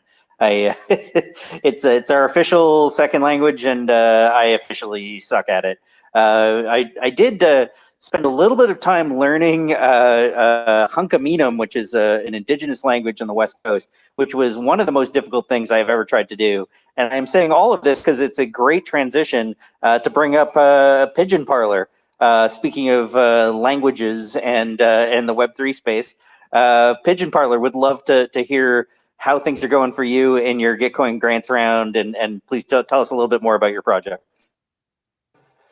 Yo, GM guys, out on a day, Pigeon Parlor DAG, another Udbunge community language for the streets of Africa. Yeah, so GM guys, this Pigeon Parlor, nice to be here. Awesome work to Gitcoin, and big shout out to everyone on this space and amazing project going on here. So basically, Pigeon Parlor is a project focused on breaking the language barrier and also increase cultural diversity within the Web3 space, to educate and onboard non-English speakers onto the Web3 space. So basically, Pidgin is a language in the streets of Africa, to say, spoken in over 4 or 5 countries in Africa, like Nigeria, Ghana, Equatorial Guinea, Cameroon, and Sierra Leone, and other countries. So Pidgin is like the go-to language to, communicate with one another, because in Africa is very diverse. We have lots of ethnic groups, and that means lots of different languages. So in order to communicate, not everyone are privileged to go to school or learn English, so to say, as English beats English, French, or other languages which are their first language in each country. So basically, in these countries I've mentioned, Pidgin is like the go-to language in which it incorporates English and also bits from each language, the ethnicity in Africa. So Pidgin is like a go-to language for everyone in Africa, just to be able to communicate, to trade. And so Pidgin Parlor is actually here to make sure everyone is not left out in the Web3. We are out there to, sensitize and educate people bring them to the Web3 space and, give them that financial freedom to a certain extent. And in the streets of Africa, Pidgin is a very dominated language. So for those who are not privileged to have access to education and all, we're trying to bring Web3 to them, which means, newsletters for those who can read, and also for those who are not like privileged to read enough, we also have our podcast in which we, bring different hosts on it and, talk about the Web3 cycle and also give out, good information and so on, just like sensitize people about what's actually going on in the Web3 space. And also, basically, yeah, that's it. So it's a very interesting project in which we actually want to break the language barrier, as I've said, and help people discover financial freedom and, just to educate people more and do that. So we actually to try and support us to also help us achieve this dream and push the project forward, as the funds we'll be getting will be going to our outreach and also for helping us get setups and tools just so we could like give out more content and help bring more people to the Web3 space and give them that education. Yeah, thank you. Thank you so much. I think that is so cool that you shared, first of all, a little bit in your own language and taught us all a little bit about what's going on with Pidgin. There's actually an interesting similar language that was spoken in the west coast of Canada with a similar name, which was used as sort of like a trading dialect between different Indigenous communities, and then a lot of settlers when they first got to Canada learned that language to be able to trade with people in various different trade routes. So just always interesting to hear about the evolution of language in more organic ways that are less connected to individual governments or states or nationalities, and just kind of evolve between people in geography. Super cool. And we have one in couldn't Hawaii too, a pigeon. What's that, sir? We have one in Hawaii too, a pigeon. It's a phrase for basic. It's a linguistic term for anything that is pre-Creole. But yeah, we have Hawaiian pigeon too, so it's fun to hear. That's so cool. That's so cool. Thank you for adding that. I was like, where's that voice coming from? Am I hearing things? What's going on? That's really cool. Yeah, thank you for educating me there. I didn't know that was a term that was a linguistic term. That makes sense. So cool.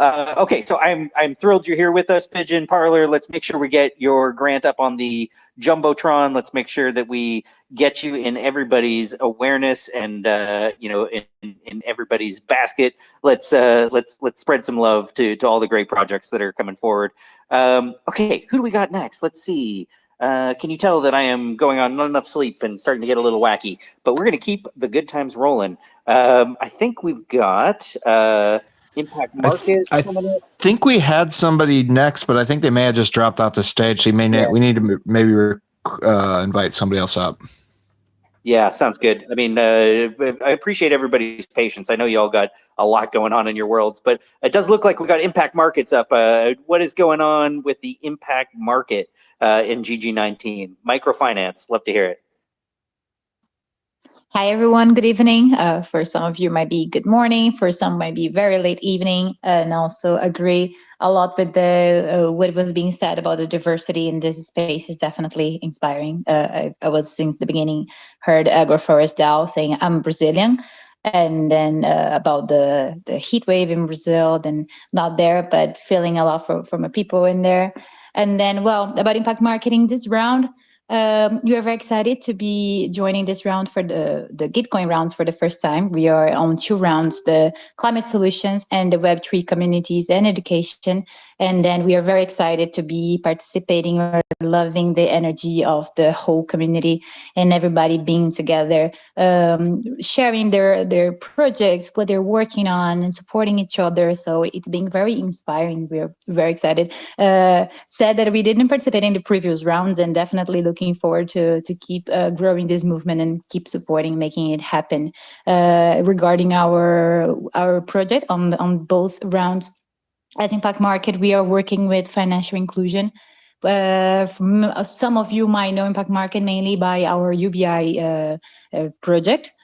then, well, we had Good Dollar also sharing here the amazing grant together with Solarpunk, amazing proposal that they're working. So definitely recommending supporting them. They are also working with unconditional universal basic income. We are a bit different in the approach that we have for the UBI. So as Impact Market, we have unconditional basic income, more focused on vulnerable communities, distributing an income to support people in conditions of vulnerability, of poverty, to support their basic needs. And then as Impact Market, we also expanded from the UBI to other microfinance services, such as microcredit, right now running successful pilots in Uganda, Brazil, Ghana, and Nigeria. Very excited to keep developing this product, and to really expand to other countries for the microcredit, focusing on supporting small entrepreneurs to invest in their businesses.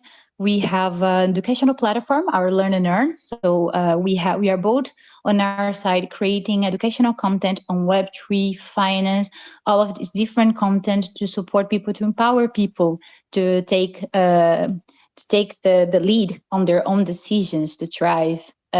So first, we have our own platform focus on our users, around 50,000 people in almost 30 countries, mostly developing countries. First, having content with Impact Market thanks to the UBI. Also now being the first app listed on MiniPay, the wallet launched by Opera, firstly on Nigeria, now in Kenya. So very excited to be expanding our educational efforts to another audience. And then, because definitely having financial inclusion as our main mission, there is no way of thinking of financial inclusion without thinking on financial education. So that's one of the main things that we're bringing in our proposal as Impact Market for these both rounds. We really would like to strengthen our educational efforts by creating more educational content, more courses, to strengthen our Learn and Earn platform. And also on the climate side, on the environmental side of what we're doing as Impact Market, well, even though clearly what we first think about the impact we're having and when everything that we're doing, we think about the social aspect, the economic aspect of we are lifting people out of poverty, and then we are supporting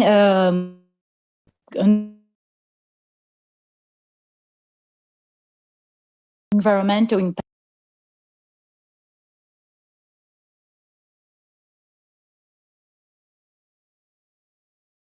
If we think about the unbanked and underbanked, we see this share around the world, around 2 billion people.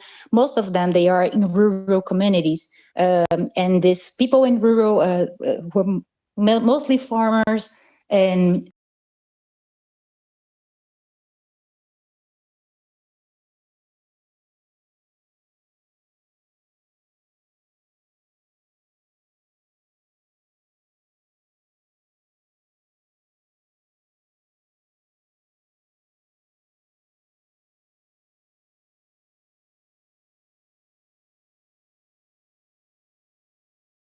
other people to sell their land or to not optimistic and really happy to see many projects also participating in this round, which are focusing on supporting this stewardship, on really reinforcing tree planting and all of these things to restore and protect our nature ecosystems all around the world. But then in our case, as Impact Market, we can really contribute on, we have the knowledge of the unconditional basic income. And then we can, together, we are talking, for example, with Gain Forest on developing a conservation basic income to support this nature stewardship, to receive a reward for the work they're doing by protecting the land, by taking care of nature, because it's definitely one of a really important work, instead of being sometimes often in condition of vulnerability and then doing this not using the land properly, you're selling their lands and all the other things. They will have an extra incentive to help us protect nature. So these are the main aspects of our proposals on both rounds. So as I said, we are on the Web3 communities and education round and in the climate solution round.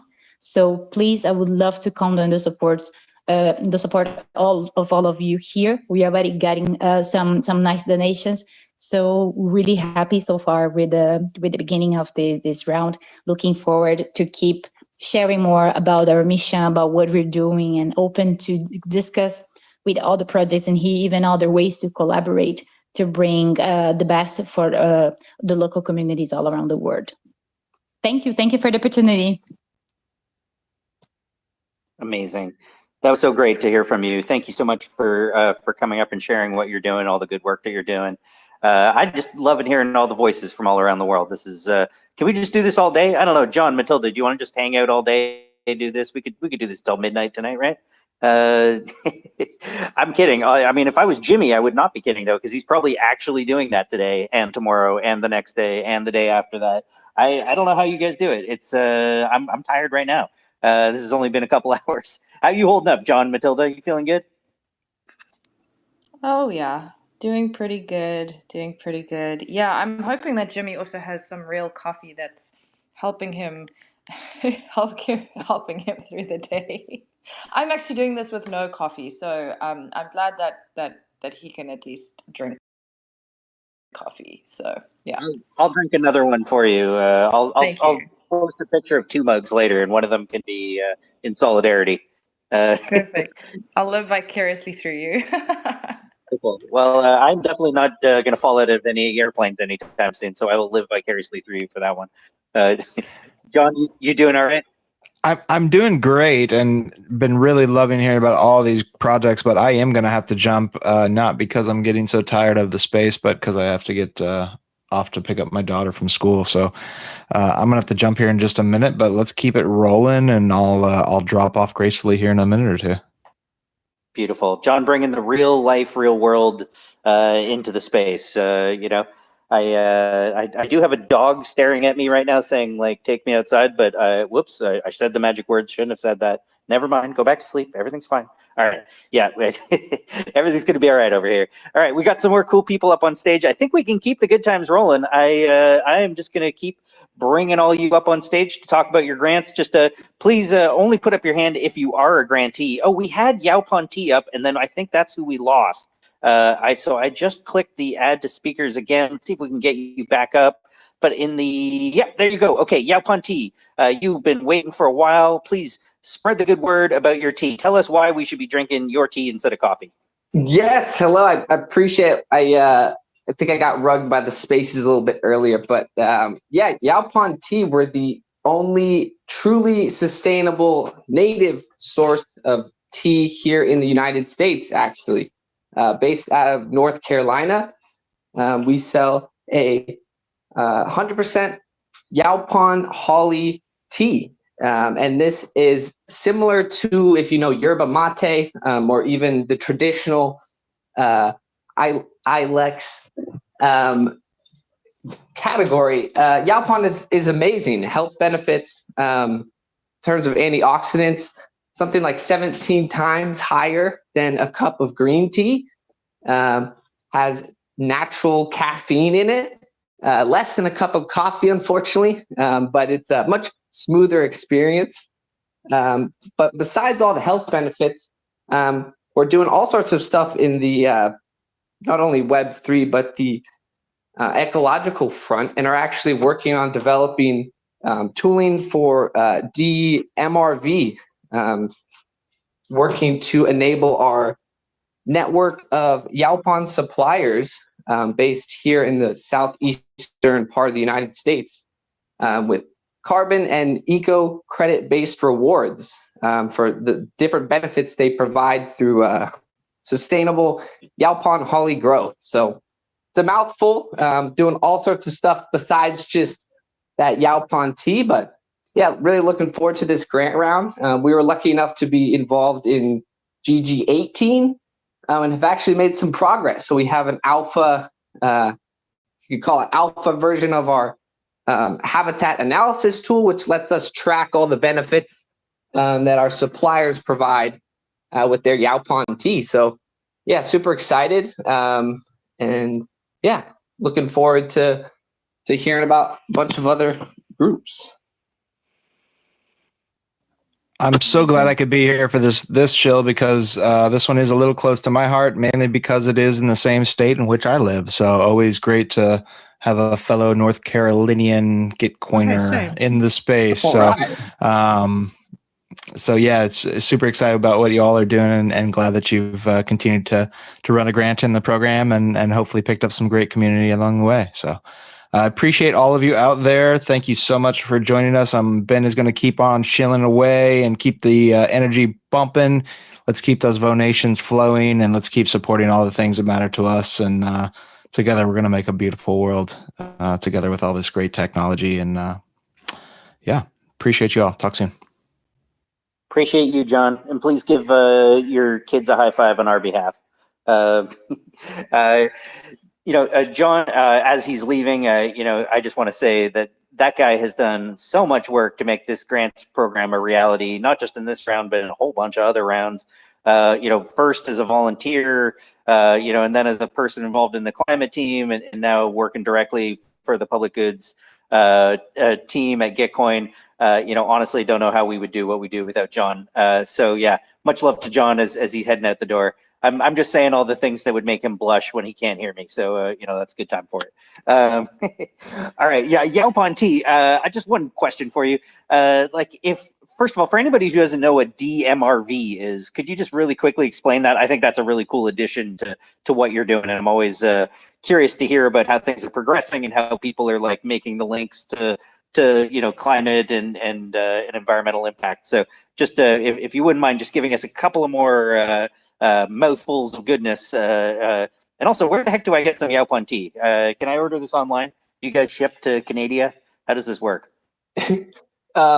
Yeah, so to answer the last question first there, we do, absolutely. Funny enough, I'm actually just bagging up some orders right now, heading off, not to Canada, somewhere here in the United States, but we ship to all over, actually. So yeah, you can go to yaupon.store actually right now and try some of our Yaupon if you're interested.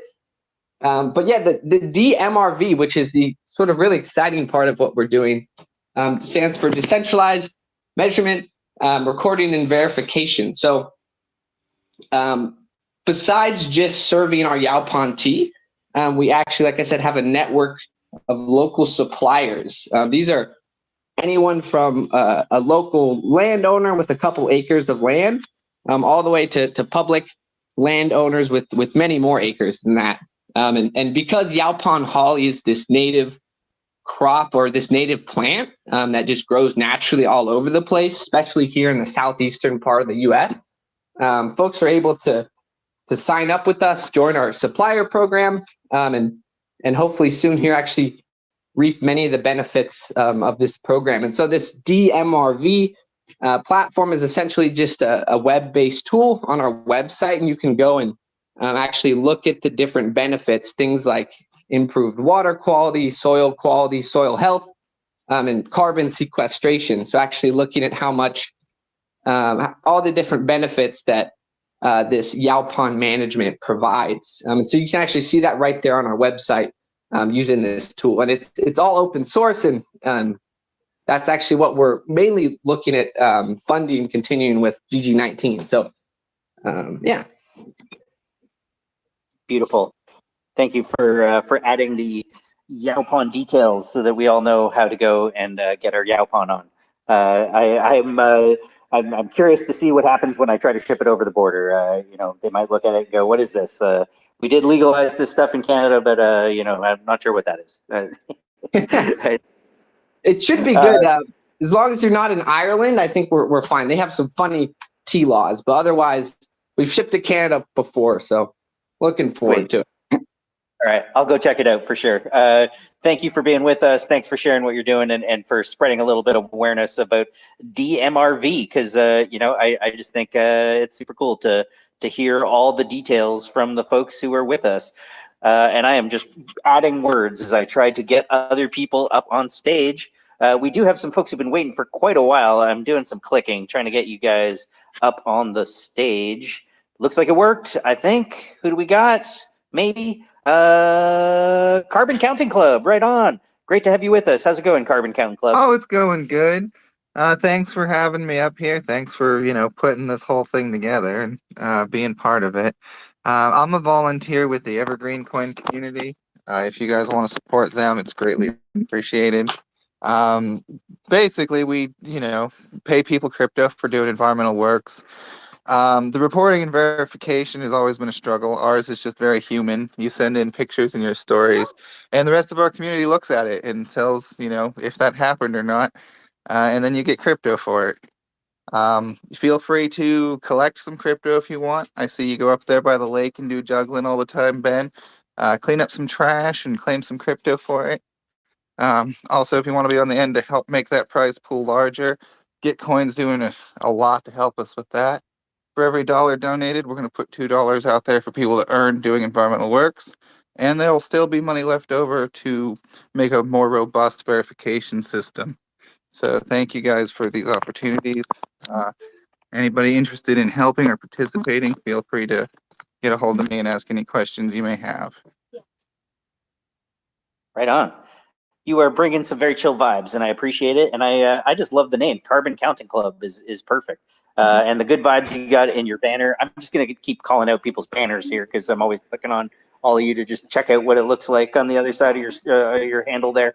Just loving the vibes. Thank you for being with us. Maybe just one last question, real quick, while we got you up here. Like, if people give to your grant, first of all, where can they find you? Let's make sure we get you up on the jumbotron and the comments, all that good stuff.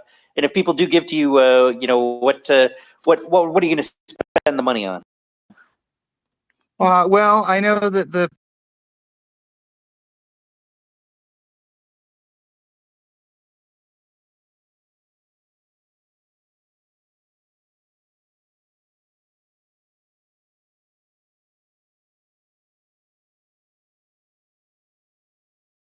every dollar we get donated. And other than that, we're looking at making sure the program stays running, keeping the lights on, VPNs, various bounties and environmental works. That's why I'm always excited about these measurement and verification projects, because I'm somebody who will actually get out there and use them. And Evergreen Coin has just been one of the easiest and most consistent to use over the years. But I'm excited to try all of your guys' programs. That's dope. I love it. I always tell people that like buying crypto is not the way to go. Earning crypto is the way to go. And I mean, as much as I've definitely bought some crypto in my days, there's something just totally different about like doing some work and getting some crypto. It's a whole different vibe. And when it shows up in your wallet, it just feels different. So cool to hear that. And I think that's a totally acceptable answer. I always love seeing the real world impact of what comes out of these rounds. So please do share, pictures of the work that you're doing. And I say that to anybody else too. Like if, in between grants rounds, it's always really cool to see what people are up to. And, and that's kind of the idea of that karma tab, just to come back to that idea for one sec, is like, having some benchmarks and deliverables. Like these are the things that I'm hoping to make a reality because of my project. And that will carry with you between different grants rounds and different programs. Like it's worth pointing out that now on the Gitcoin grant stack, like there's all kinds of people running all kinds of stuff already. And as much as we're going to keep doing our quarterly rounds, there's also going to be all kinds of stuff going on all the time. So, you can just continue to like add, activity updates and, status updates. And soon we'll have things like attestations and other sort of forms of impact certificates. So, it's like a deluge of features happening right now. I don't know how we're even going to describe it all. My shout out to Matilda for all the work that she is doing just to help explain all the features that are happening, so people know what to do and what's going on. Speaking of what's going on, Kingfisher, welcome to the stage. You have been very patiently waiting for quite a while.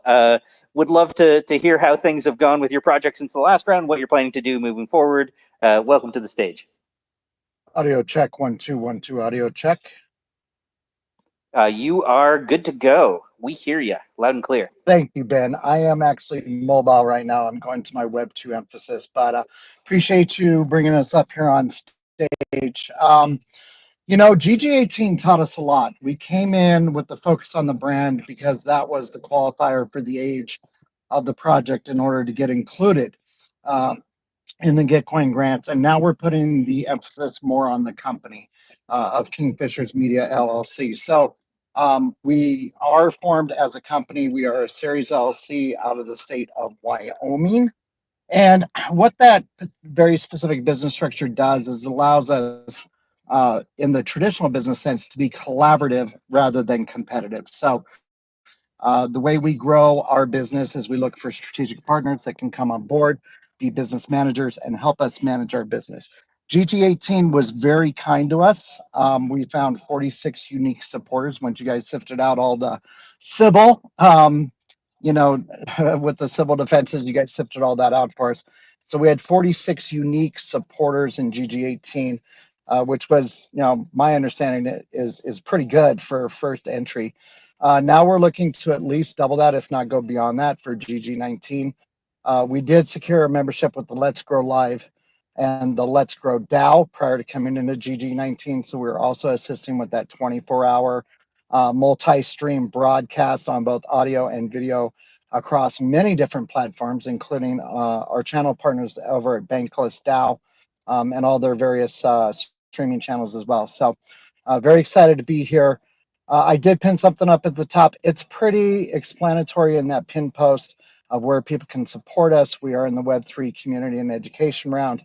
And what we're about. We're about regenerative education, but not necessarily from the traditional perspective of educating people about the regenerative practices and policies and efforts, but more about taking the education itself and making it regenerative. So thanks for the time and space as always, Ben. And I can yield my slot if you need it for someone else. But if there's any questions, I'll stay up here for a couple of moments. Would maybe just tell us a little bit more about what you guys are doing. Would love to hear, sort of what kind of impact you're trying to make, and and how the Sure. funds get allocated. Yeah, so absolutely. So from GG18, that allowed us to allocate the funds to add additional team members. We now have a full-fledged creative art department within our ecosystem. We have a marketing department. We're looking for other assets to curate as well through GG19. The one thing that's really cool about this is it's more about the relationships that are made than it is about than the funding that's raised. But the funding is very important as well, especially since it's matched and the quadratic funding equation. So what we've done since GG18 is we've opened up our learning center to all of our token holders. So it is token gated at this point in time, but it's not always going to be that way. At some point, it's going to be open access.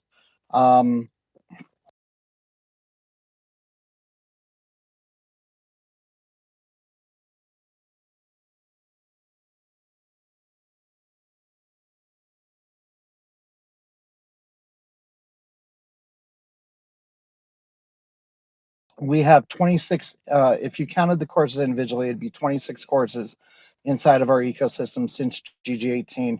And it's across two different core curriculums of blockchain basics. We have that in the mix as well. I think we kind of did a little preemptive show of appreciation from GG18 for all of our supporters once we got access to that list before we even did our hypercerts. But we did do our hypercerts.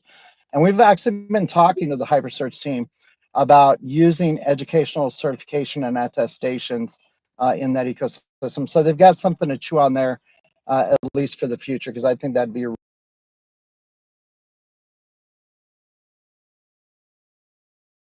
really cool use case. But it's not their focus right now.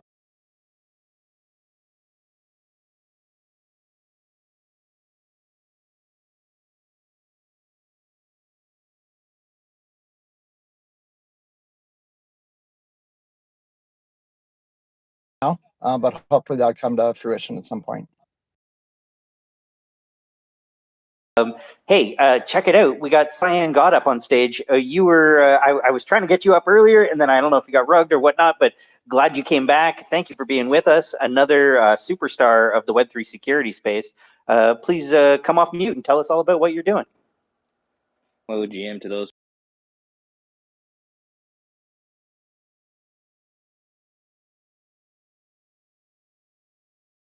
To GM, hello everyone. I'm a friendly neighborhood hacker because I was actively around to help them with their Twitter compromise a few weeks ago.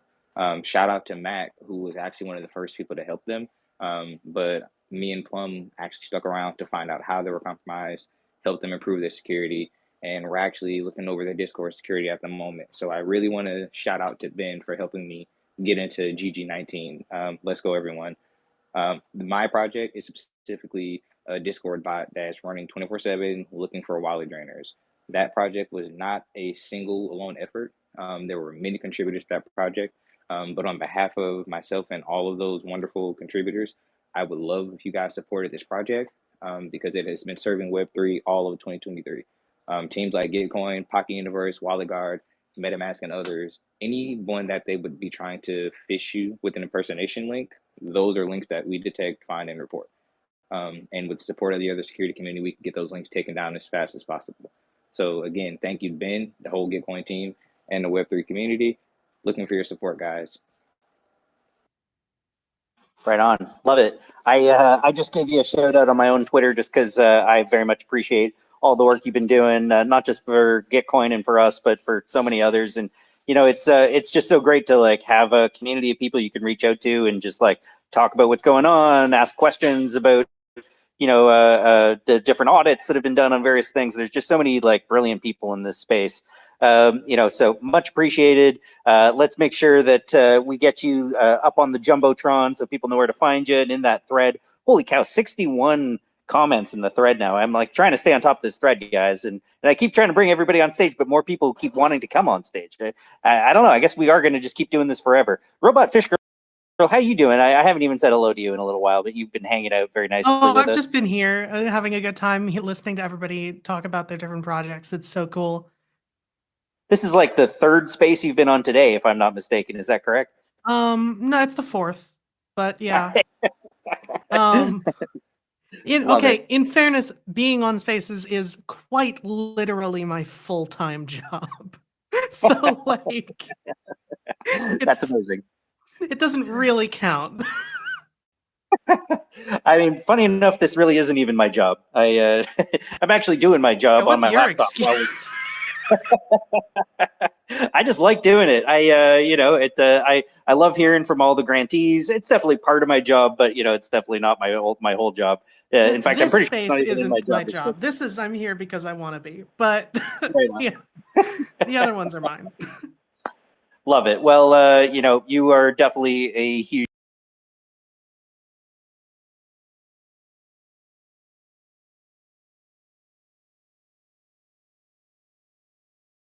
addition to the good vibes of the space. So glad. My dog just looked at me again and was like, why do you keep encouraging that? All right. Yeah, so, I don't know why either, and I'm the one playing the noises. All right. So we got Proxify now, who's also been waiting for a while, and I think got up here, got back down again. We got a bunch of speakers who we finally got up on the stage. So let's get through all of you. Proxify DAO, how are you doing? Welcome to the stage. Hey, GM, how's it going? Pretty good, pretty good. Sounds like you're underwater or something a little bit. Maybe like a thumb on the speaker kind of situation. Yeah, I actually did get dropped a couple of times, I think about twice. Yeah, but I'm happy to be speaking now. So really, I'll just get into it because I don't want to waste time and just like share what we're doing and why we should donate to our grants. So yeah, Proxify. What do we do? So basically, we are a community of contributors who have transitioned from Web 2 into Web 3, or even those that are just looking to transition into like working in Web 3.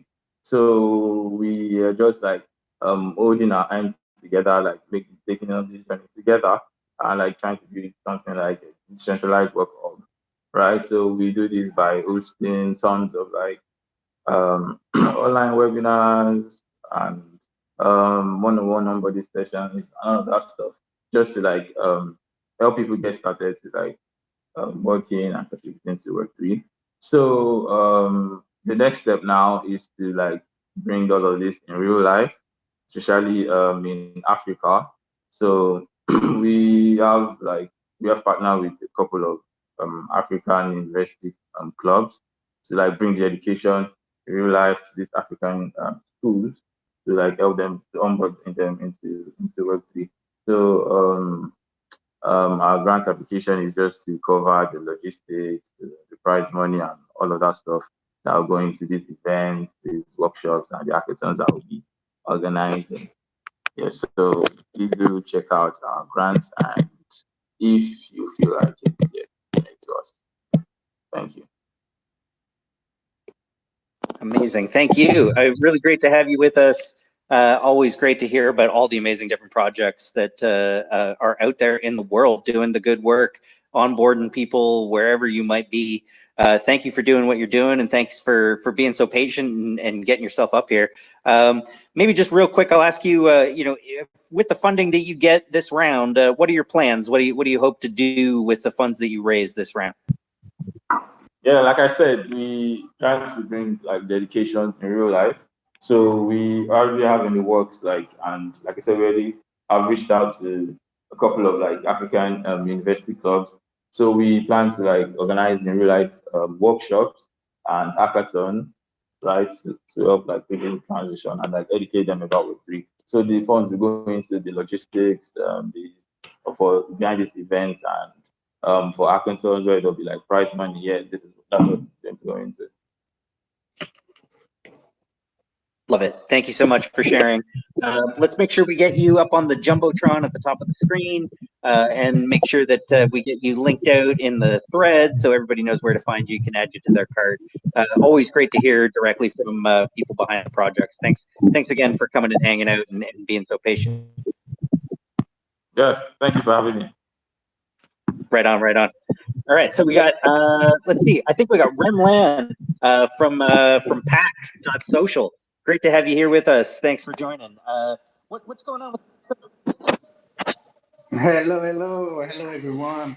So yeah, I'm Remy. Remy, it's my real name. So I'm one of the three co-founder of Pack Social. And Pack Social is a platform dedicated to petition, manifestos, and open letters. So we applied to the community and education round and Open Civics one as well. So yeah, we just launched the platform 1 week ago, and why we do that? Why we create that is because we realize that a lot of petition websites are using personal data of users, including political opinion. We realize as well that a lot of Web3 projects have manifestos, but a lot of them are on Google form or just type form or stuff like that. It's not really great, and very often you can't sign it. And the same for open letters. So we just say, okay, maybe there is something to do. So we want to build an expression tool for people, for individuals and communities. And the idea is to not use the personal data, but instead we are using an Ethereum address. So you sign with an Ethereum address, and of the documents, for example, the manifesto or the petition you put on the platform is not stored in a centralized database. It's we are using a ceramic network for that. So yeah, it's just the beginning. We need help to do that. So thanks you guys. And we also plan to change the game of the marketing tools and advocacy and lobbying, because we want to put in place a protocol based on a share to earn business model that allow people to be rewarded for the new signatures they bring to a petition, for example, or a manifesto. So the idea is to raise, to fund a campaign budget and redistribute this budget to the user who share the link and bring new signature. So yeah, that's it. That's the story. Amazing. Love it. Thank you so much for joining. And I think that's such an interesting use case that you got and an approach that you're taking. I'm really glad to have you up here. It's always cool to me when I've like already added somebody to my cart and then I get to hear directly from them later about like what they're doing, why they're doing it, how they're doing it. What's your plans for the like, you know, the next 3 months, 6 months? Like what does the near future look like for your project? Yeah, so the first feature, maybe it's for tomorrow. So to verify the signature, we want to use the Gitcoin passport. So we are just finishing the integration. We want to use the Orbis stamp as well and the Regen one. We have a lot of stuff to do. We want to put to allow videos on the platform as well. We need to develop the protocol and the protocol of Shadowworm. So it's the huge part. The plan, so with the funds we collect, we need help to do that. We need help in communication because we are not really strong in that. We need help on dev as well because today we only have one dev. So it's magic. It's magic Ludo. But yeah, the main feature of that. Love it. And, you know, always cool to hear what small teams can accomplish. You know, sometimes people ship more with a small team than they do with a big one. It's amazing to see. Absolutely. You know, yeah. Best of luck in the round. Thank you again for coming and sharing and for being patient waiting around. Great to have you with us. And, you know, please do give that proposal a look. Anybody out there who's listening who wants to check out a cool project, there's some cool stuff going on out there. Thanks again for being with us, Rem. By the way, whereabouts in the world are you, if you don't mind me asking? Maybe you do. I don't know. You got a cool accent, that's for sure. Leon, Maybe I'll bring up. It sounded like. Oh, go ahead, Robot. No, I was just gonna say the accent sounded like Leon, but I might be wrong. Nice. You got some language expertise over there, don't you? Well, I mean, I speak 4, so. and a whole bunch of like voices too. And not me, Tarzan, languages. Eugene, my way through about a dozen others. So yeah, languages are my thing. Nice, nice. But by the way, do you prefer to be called Robot or Fish Girl or? Tony just says RFG, Robot Fish Girl. You can use my Nice. actual name of Nasha, whatever works. I really don't care. I guess I could do Nasha. I mean, here I am with my real name. I guess who knows? Maybe it isn't my real name. Maybe that's actually just my crypto name, and I have another name. I've been saying for a while that I'm just going to shed my first and last name at some point and just start using my middle names. So you know, stay tuned. Well,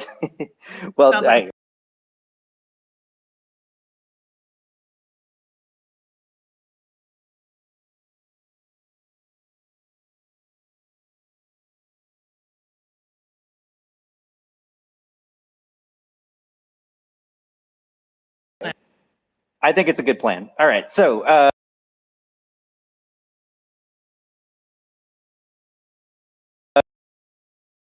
40 minutes, just go as long as you want. You know, we'll still hang out. Okay, cool. Okay, first let me share like my main project. Is the Coconut Network. And every round I try to craft a different proposal because we have a different milestones for every round. So for this round, we are basically focused on completing the research for the development of coconut B1 plantation. We completed the green paper with the Department of Agriculture. We did all our first ever Ask Me Anything because we never had one of those in public. So I last for 90 minutes jamming with the community, answering questions.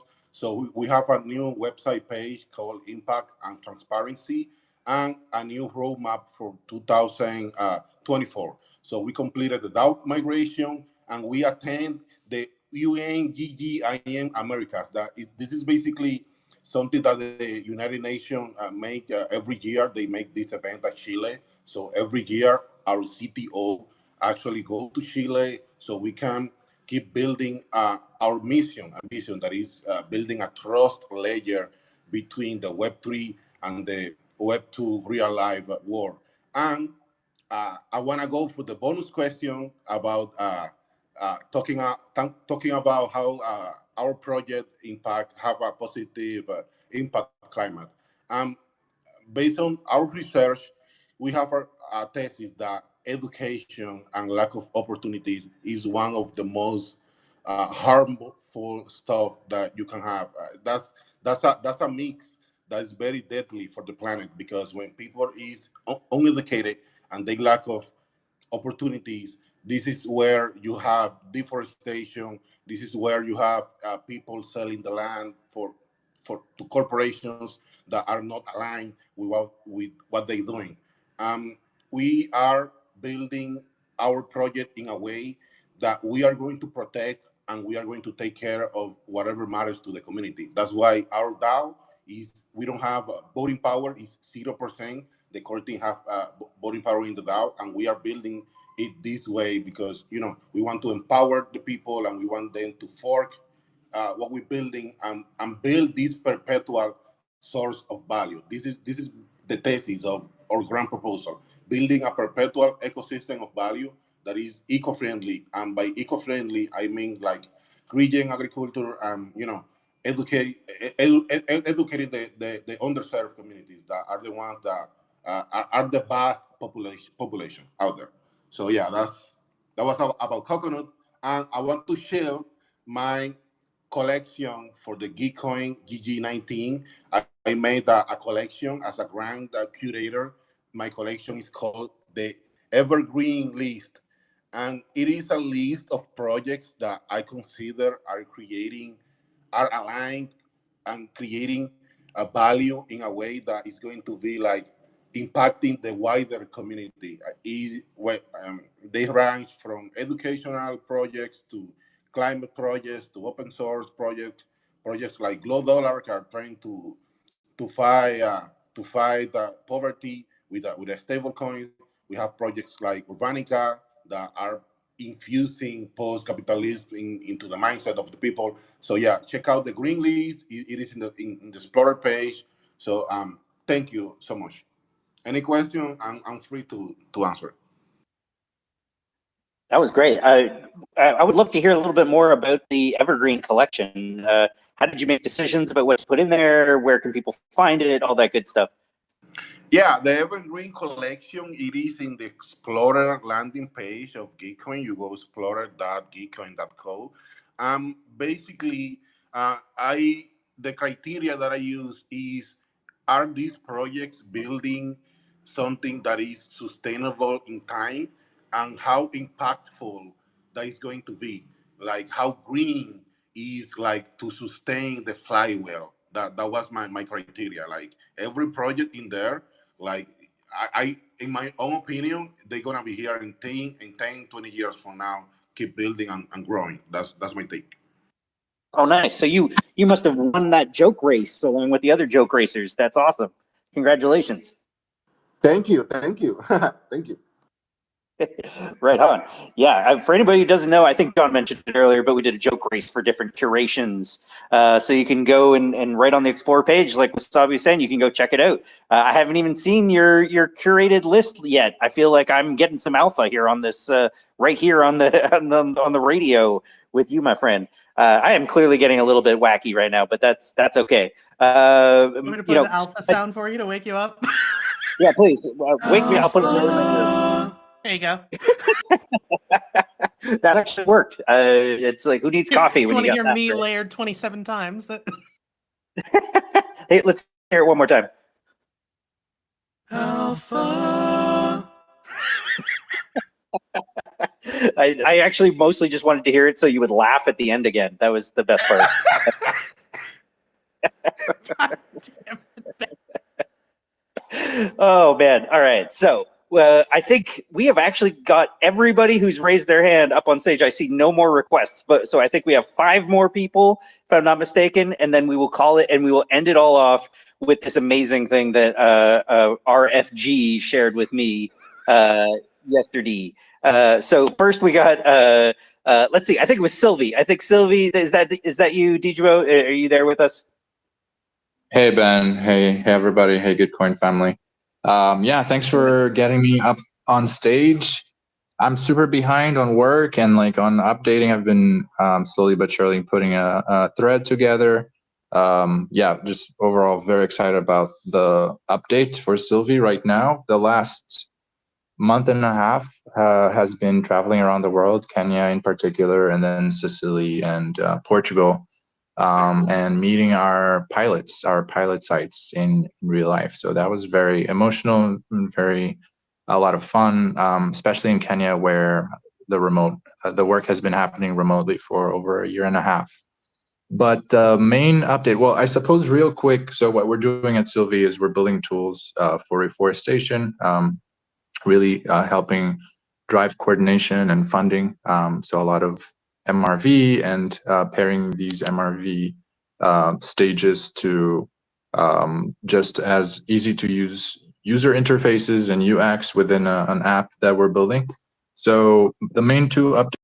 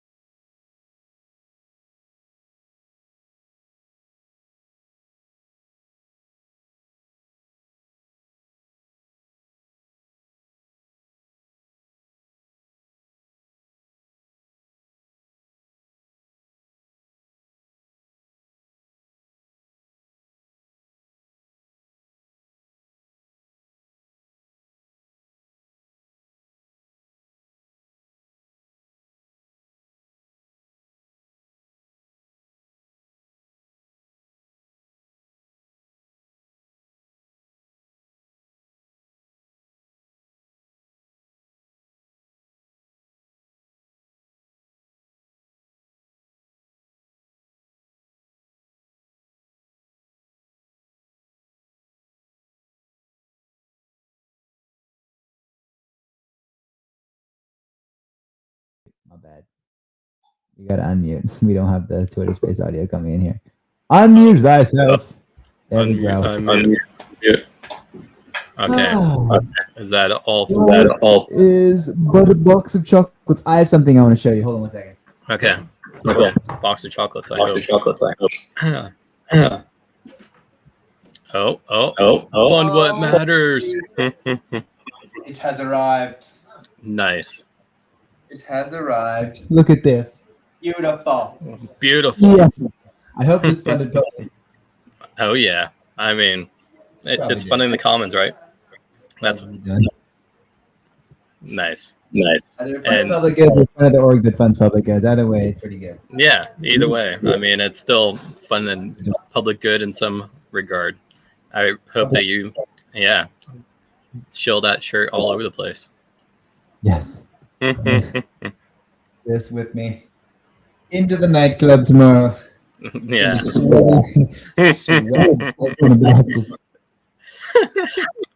And then people are going to be like, what? So fund what matters. What matters to you? And then like without a QR code, be like, hey, fund what matters now. First you got a bridge. Then you got to get your passport. I got time. Don't worry. in the middle of the nightclub. Can you imagine trying to onboard someone in a nightclub? I think this should be your goal. All right. Like, There's a thing called Gitcoin. The way that it works is they allocate based on your donation. Oh You're yeah. gonna have to donate. And there's not even a faucet for Public Goods Network or Optimism, so they have to find a faucet from some other network and bridge it into it. So Why no faucet? What's up with that? what are faucets or what? I know faucet. I mean, Yeah, why no faucet? I because they have don't no have a clue. token. What are they gonna give you? Yeah, they give you ETH, but a small amount of ETH of each at each time. I think.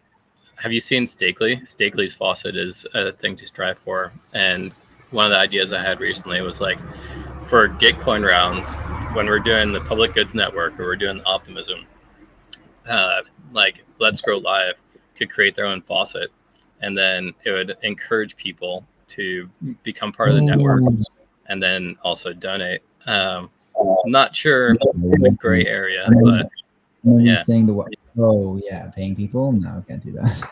not a good idea. But like pre-round, you could be like, take our faucet, but then you gotta like tweet out, I'm going to grow live or something. Yep. Right? And then you could have that social promotion. I mean, faucets, I don't know, like you need a good amount of crypto. It's not like negligible. It's like, you know, like, yeah, if you donate to 1 grand, it was like 30 cents on Optimism yesterday. Yeah. Well, it's a start. That's a start for them. Yeah. You're not going to be able to get any matching funds if you're just donating with the faucet funds, but yeah. Yeah, I was thinking like you'd still need, yeah. Plus you have to bridge it anyway. Faucet's not a solution. Yeah. Faucet. Well, way up. It was a good thought until we actually thought that through. Or we fundraise for a matching fund, except the whole matching fund is just your gas. We almost did that in the gas apocalypse. We're like, how can we fundraise, cover gas? And then I was like, this isn't gonna happen. And then Ben put forward like $1,000. He's like, there you go. And there you go. Let's start it off, and then it just never kicked off. It was like, no, let's disband this initiative. But I mean, the things we've lived through, the gas apocalypse with like $75 gases at some point. It's insane. Wild. I kind of like the Bears for that reason. Gas is decent. Yeah.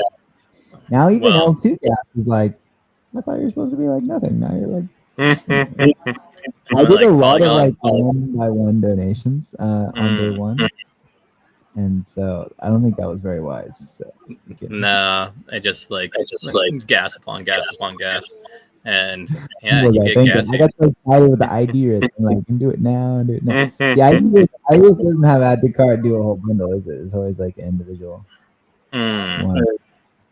Yeah, I still have not gone through and bundled up all the projects that I've loved to donate to, but it's on my to-do list. And yeah, there's been some good shill. Yeah, who have you liked from the shill fest? I mean, I really enjoyed Endangered Trees Foundation's thread yesterday. Endangered tokens or endangered trees? Yeah, Endangered tokens. Yeah, Ignacio. Right now. Ignacio, we shouting you out, bro. Come on up here. We're talking about endangered tokens. There we I remember go. back in the day when you had endangered Wi-Fi. In those Is it 24/7 days. Yeah, that's cool. Demeter. I contributed to Demeter and have refi. Of course, dude. I'm gonna skip Demeter. MRB's the way. It's the way. So what does it allow you to do? Oh look, an invisible. Transparent. It's a magic trick. We are fiddling the most transparent. Oh, and rewarding. Oh, replanting. Whoa. Whoa. You're growing words out of your face right now. I am transparent for transparency. Yeah. Nice. This is why people think that you're an AI or something, because you can pull things like this. And you're now part of the Matrix. Yeah. Oh. So you're still in Morocco, right? When do you get to Dubai? I get to Dubai on the 27th. Okay. Yep. So I'll be here for another 10 days, and I just got into the middle of a desert canyon gorge, and I'll be here in the gorge for the next 3 days. Yeah. What you doing with like a canyon river gorge, running man? through. Yeah. There's like a little Pueblo community sort of thing. Probably not called Pueblo around here, but yeah, little town. Interesting. Yeah. So okay, let's talk about COP28 for a second. Big United Nations conference. Everyone's talking about the environment. Biodiversity credits were pioneered during that. Carbon credits were kind of pioneered during that, right? Yep. Your statement. Yeah. So what do you think's next, man? Soil credits? I think we're going to get more and more holistic. Holistic? Overall, you think EBF's going to be a big thing there? I mean, I think there's definitely going to be talks around EBF there. There's going to be talks about soil, about biodiversity, about equity, about all these different ecological benefits that, the world around us produces, as well as being able to shift internal business practices. And that's actually where a lot of concentration and effort is right now, is like corporations. Shell is an example of this. Not a great example, but Shell said we're not going to meet with our carbon objective and do all this offsetting. How many people didn't know that they backed out of that? What was that? How many people do you think know that they backed out? Like probably everyone, like a lot of people know that they said, yeah, we're doing it. And then like a small fraction are like, no. Well, I guess the climate people know. I don't know. Anyway, sorry, continue. I didn't mean to interrupt. Go ahead. Well, even them are starting to realize, like, if we shift our business practices to be less resource intensive, then we are able to make more money. So we're still going to extract, but we're going to extract it in the most efficient way possible. And efficiency within internal organizations is sometimes benefiting the environment and oftentimes benefiting the pocketbook. So there's going to be a lot of large corporations present in UAE and COP28. And actually the conference itself has been organized by like ex-oil and gas executives in Dubai. So it's very controversial sort of topic of holding the world's largest like international government climate conference with a bunch of oil and gas individuals, and where that funding is going. So they're not doing that anymore, or no? This is what's happening with COP28. Like the main organizer, I can't remember his name exactly, but I think it's like definitely not the Green Sheik. Green Sheik has been like a climate activist for the last 30 years. On board. Right. Not just greenwashing with a Green Sheik name. I was the black sheik with the oils. Now I'm the green. And I'm still doing the same thing. The same thing. We're just rebranding to the Green Sheik. You're gonna reduce. So do they get to like claim carbon credits when they reduce, or it's just good because it's efficient? Well, it depends on like the practices. There's something, what is it? The terminology. I think it's carbon avoided, and with carbon avoidance, if you can demonstrate that in the right light, then you can get carbon credits, and that's what some of the corporations are doing. But really, it's just like a time for scientists also to speak up and like make sure that the government and corporations know that we're really needing to make a massive shift in our global society. We're still going to have massive climate effects, and it's going to be hard to mitigate a lot of the consequences from them, but we need to start our adaptation process as much as we can, and see how far we can go in the adaptation process for making our world a better place.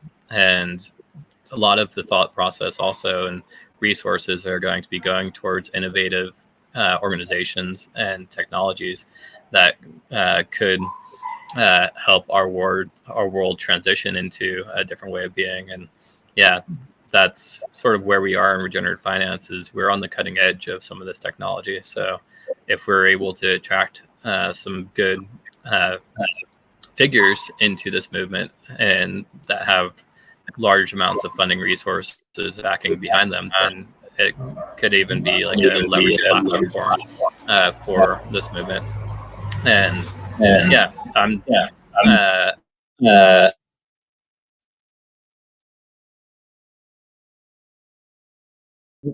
of event I'll be there, but there will also be like Hedera Hashgraph and various other organizations there. Hedera. Does it blockchain? Yeah.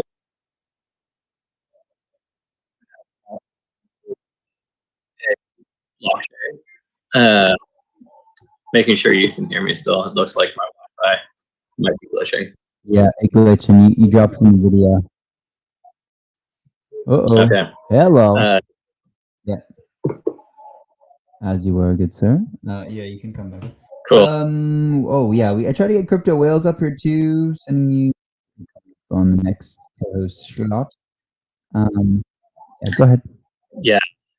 Hedera Hashgraph is a hash graph. It's not technically a blockchain, but it's lumped in with the sort of blockchain space in that regard. And it's making massive moves with how it's going to be utilized in the regenerative finance movement, especially in DMRV's side of things. My background is an environmentalist, so I don't really have like the technical ground to stay on a lot of things, but Hedera seems to have some sort of technical capabilities that are my background is to these sorts of things. IOTA is another organization that is doing their side event. So we got like IOTA side event, some sort of Hashgraph side event, HackRefi side event, to these sorts of things. And all these side events, IOTA bringing more and more people into the fold of side event. So we got like IOTA side event, Hedera Hashgraph side event, HackRefi side Okay. event. Oh wait. Oh, I'm gonna turn. And all these side events, like bringing more and more people into the fold of regenerative finance. How cool is that? Yeah. Love it. Okay. Oh wait. Oh, I'm gonna turn this off. Okay. We got the stream coming in from the spaces to the video across the interwebs. Cool, man. So Hedera Hashgraph. I've definitely heard of Hedera, but I didn't. It's good to know. Okay, so it's a Hashgraph, and you got all these side events. Okay, so I don't know how the hackathon's gonna go, but obviously would love to attend that. Beyond that, what other events at COP28 side events is there any reasonable chance of trying to get into? Yeah, actually, if you just show up as a public audience member, there's I can't remember if it's the blue zone or the green zone, but one of those zones is able to have the general public come and experience a lot of the activities that are going to be going on there. Nice. And those activities vary day by day, but it's going to be very much open to the general.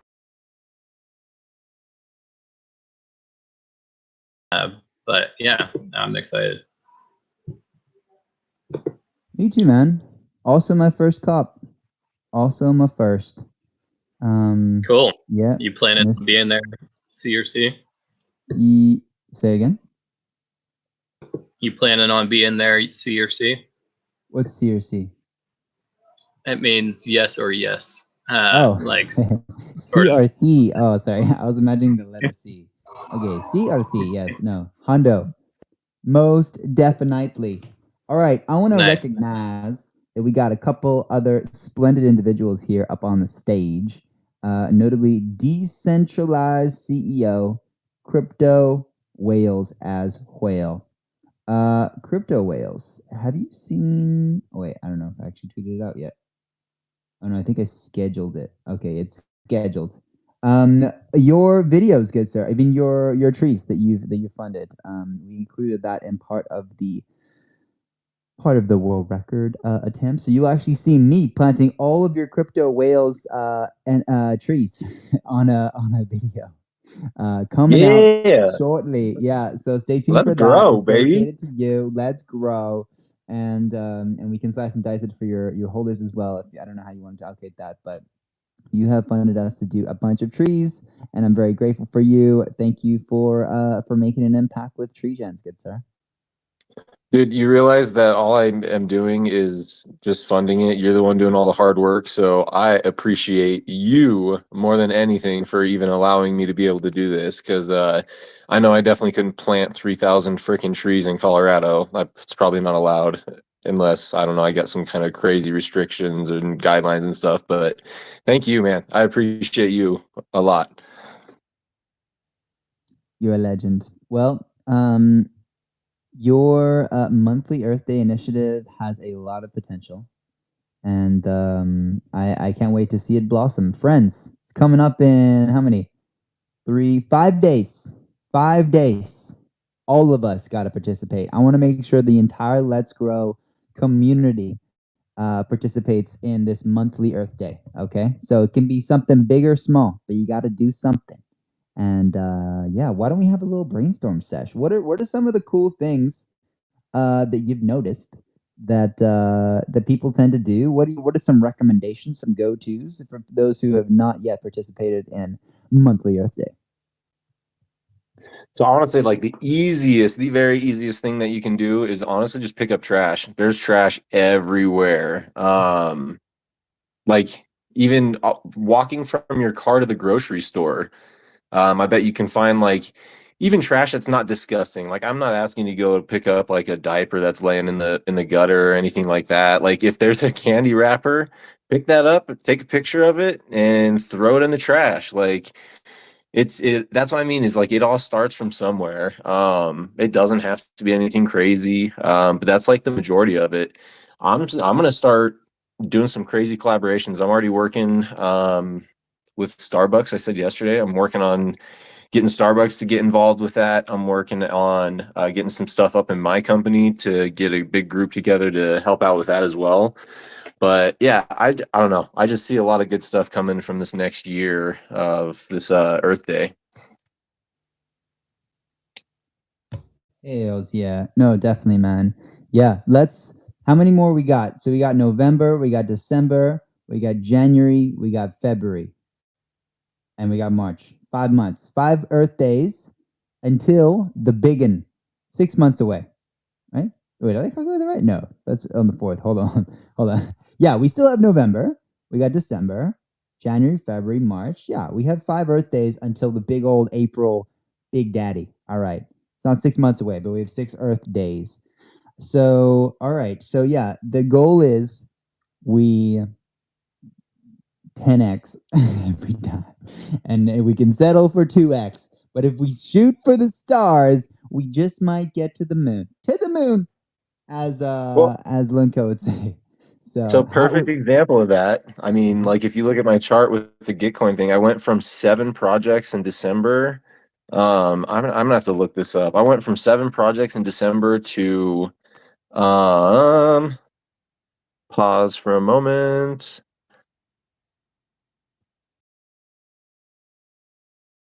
All right. So December we had 7, and then January we had almost 50.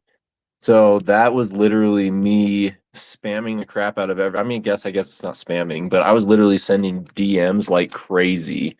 And I feel like that just got the word out immediately. And now I'm gonna keep on doing that, especially because now with this whole Gitcoin thing, I know of the people that are actually like active in the space now. A lot of people have definitely kind of taken a break or disappeared or, anything like that, which to each their own, but I definitely want people that are active, actually participating, people that can actually spread the word. Because like we talked about before, this is something that doesn't cost any money, doesn't cost anybody money. I'm not asking for anybody to donate anything besides Gitcoin. But besides that, like this whole Earth Day thing is literally just like trying to showcase what we can do collectively. But on top of that, it's literally just showcasing that like your PFP, what you represent, that gets eyes on you as well. So I'm like here seriously just showcasing everybody that wants to do good for this world. And it's I feel like that's an easy way to do it. Costs no money. So I'd like to highlight on that PFP. What does PFP mean, and what does it particularly mean to you? As in like the actual term? Yeah, and the actual term, and then like what does your PFP that you represent online mean for you? I honestly the PFP, I'm proud of the PFP, so I don't even know. It's basically a professional or nothing, honestly. Like there's so many times that I've wanted to get out there and like talk crap to people that have either like talked crap to me, made fun of my project, made fun of what I'm doing. I've literally like wanted to go out there and like keyboard bash them and be like, oh, like just talk crap. But I've had to delete like a lot of things before sending it just because it's just not the vibe I want to put out there, first of all.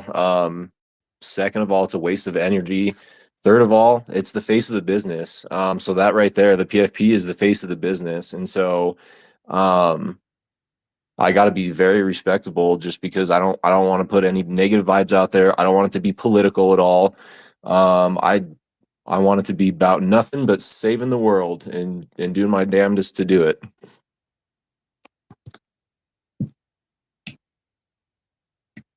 Nice, I like it. So profile picture, and saving the world, just like being professional around your strategy, monthly Earth Day, and just getting people engaged. Perfect. Yeah. Like right on the head. Cool. I like it. Yeah, I asked that because a lot of people have actually like uh, either given me PFPs or have like wanted me to be part of their PFP project, and I've only represented one PFP ever in my entire time in the cryptocurrency Web3 world, and it's the one that's right here. And the reason it's special for me is my sibling actually made it, and it was made like one of the first months that I stepped into the Web3 world, and they were like, "I made this for you, and thought you would really like to have it." And I was like, "Wow, I this is going to be dear to my heart forever." So yeah, it's going to be my persona.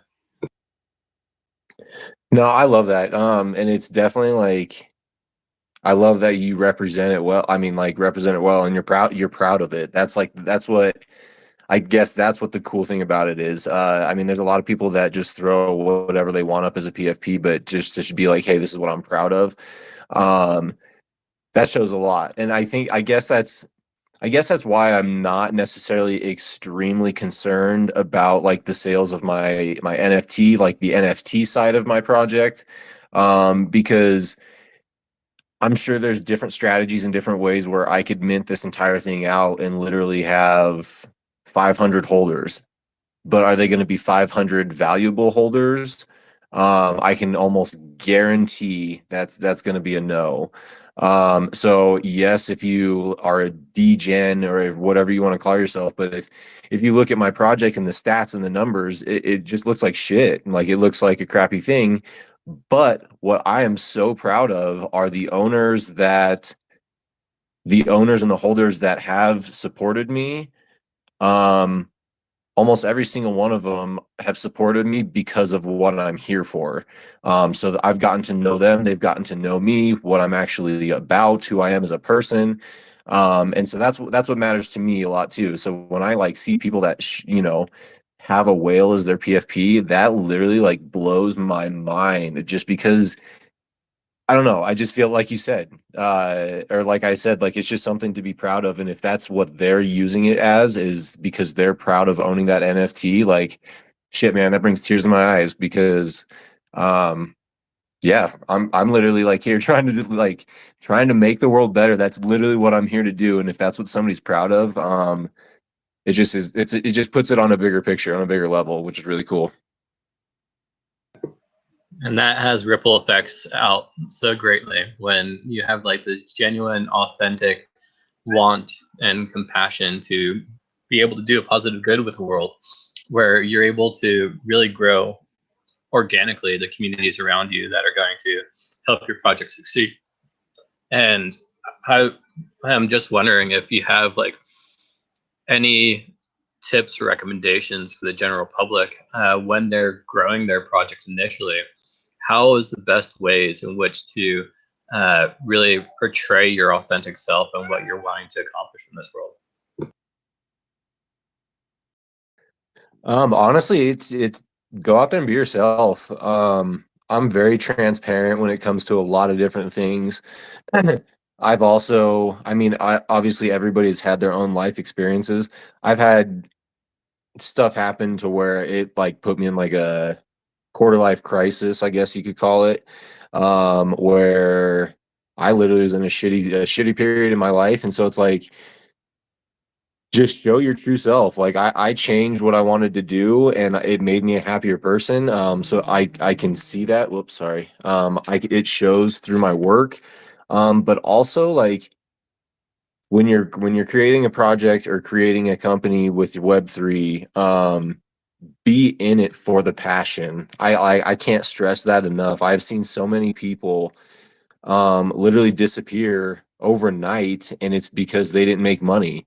I'm not here to make money. I initially was here to make money. I was here to make millions of dollars, like freaking Bored Ape Yacht Club, but it wasn't to go into my pockets. It was literally to donate and be like, oh shit, I'm one of the biggest NFT companies out here donating millions of dollars.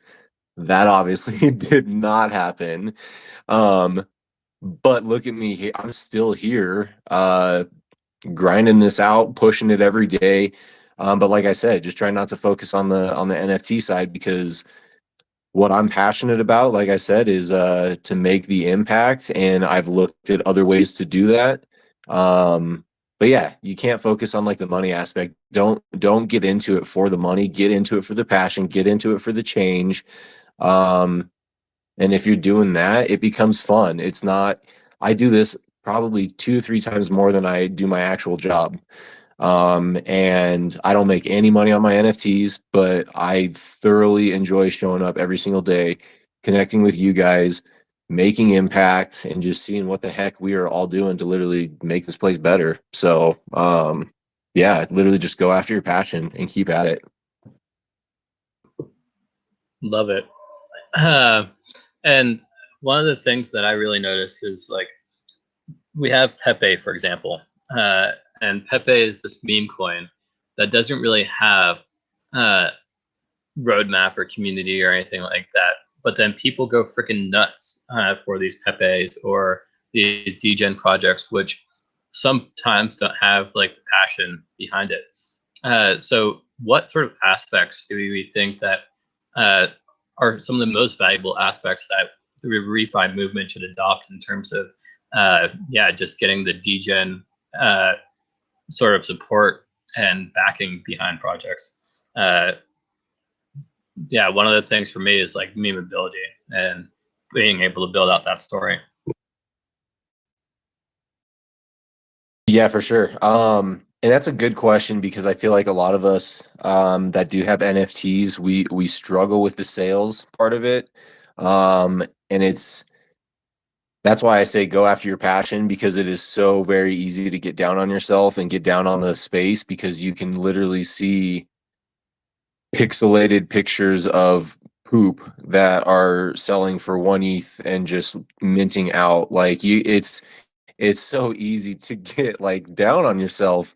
Um, but it's uh I honestly think it's shitty to say, because it's the wave that we are still in. But I think that they are just in it for the money still. A lot of these impact projects and the impact NFTs aren't minting out and flipping, immediately, getting the degen aspect of it. So that's, I've seen a few people talk about it. Steve, I don't know if you know him, but he's talked about it plenty of times. Like, the thing that refi projects need to do is, create real value. Um, and like I said, it's crappy to say. And I hate saying it because it's something that I cannot give back to my supporters, is, they can't turn around and flip it for even double what they paid for it.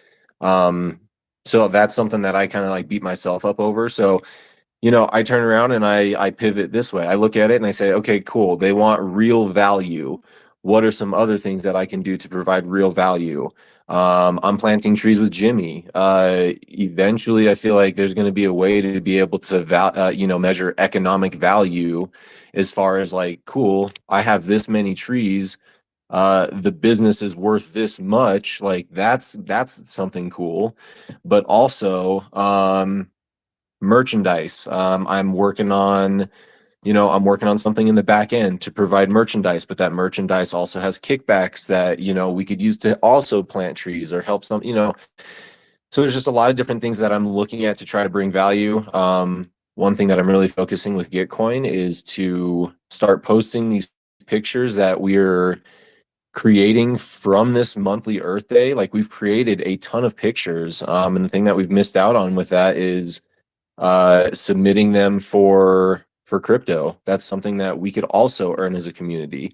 So that's where I that's where it sucks, because I start dreaming about it and I'm like, cool, if I did have 500 to 600 holders and I minted out my entire project, but they were all 500 to 600 extremely passionate individuals with the environment, like, the amount of money that we can earn with crypto and cleaning up the earth, like, if that's what we were passionate about and that's what my community was, even 200 to 300 people actually doing that every single month, that's a ton right there. Plus, like, the engagement that or X is paying out people, like, that's money that you can literally turn around and use for your community. So there's just things that I start dreaming of, but I just think it's the wave that we're in. But that's why I'm trying to onboard people also, and I think that, we should all do that. Is just try to talk about it with anybody, that even if they don't know, it's not necessarily like ramming it down their throat, but just talk about crypto and talk about the Web3, and just talk about like the good companies that we all are and like what we're doing, because that's literally people at work. I work at a warehouse. I work at Costco. I tell people at work, like, I have a side business, and they're like, what are you doing? Oh, is it just e-commerce? No, I'm planting trees. I'm cleaning up stuff. And they're like, what are you taught? Like, their mind is blown. And people have asked, like, cool, like, when can we come and do cleanup? So it's just the awareness piece. And that's why, like, I encourage everybody. It's like, hey, talk about it. Talk about the cool things that Web3 is doing, because the second they see in the news that, these monkey pics are losing millions of dollars, like, that's their first and initial impression of NFTs and Web3. And that's shitty to try and come back from, because then they just think it's a joke. So that's why I'm trying to also do this with my Gitcoin grant, is try to onboard people through live events. And at the same time, tell them about crypto, tell them about Web3 and all the cool things that we're doing, and that they're literally like helping be a part of it at that moment, that they just don't even realize it. Sorry, diarrhea of the mouth. Long drawn out. I really like I love that. it, bro. Yeah, thanks for that.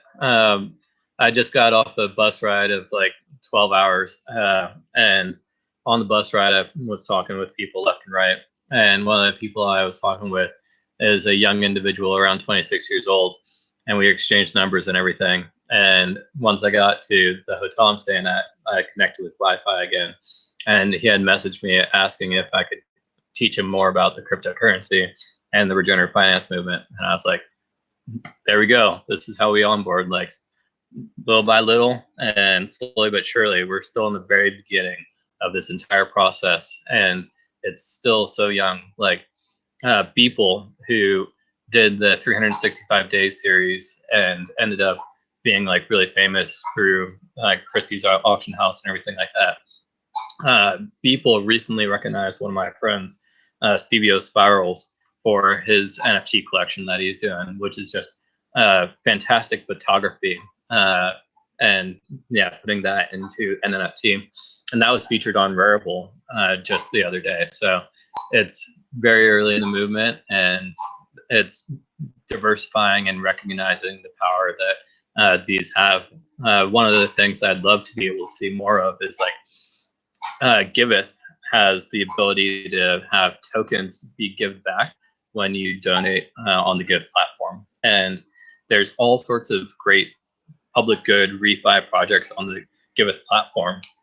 So if we tie like NFT sales into Giveth, where you just like donate 1% of that NFT sales, then you get Give tokens back. Even like combine that with like a ERC 6551, ERC 6551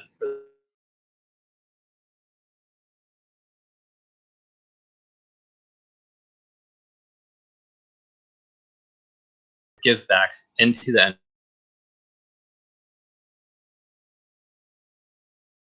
and yeah, just accrues value that way. Wait, is that holy shit? Is that James? Is that something that like that you were talking about? Like the whole paperclip thing? I see you up here. Like, is that something that's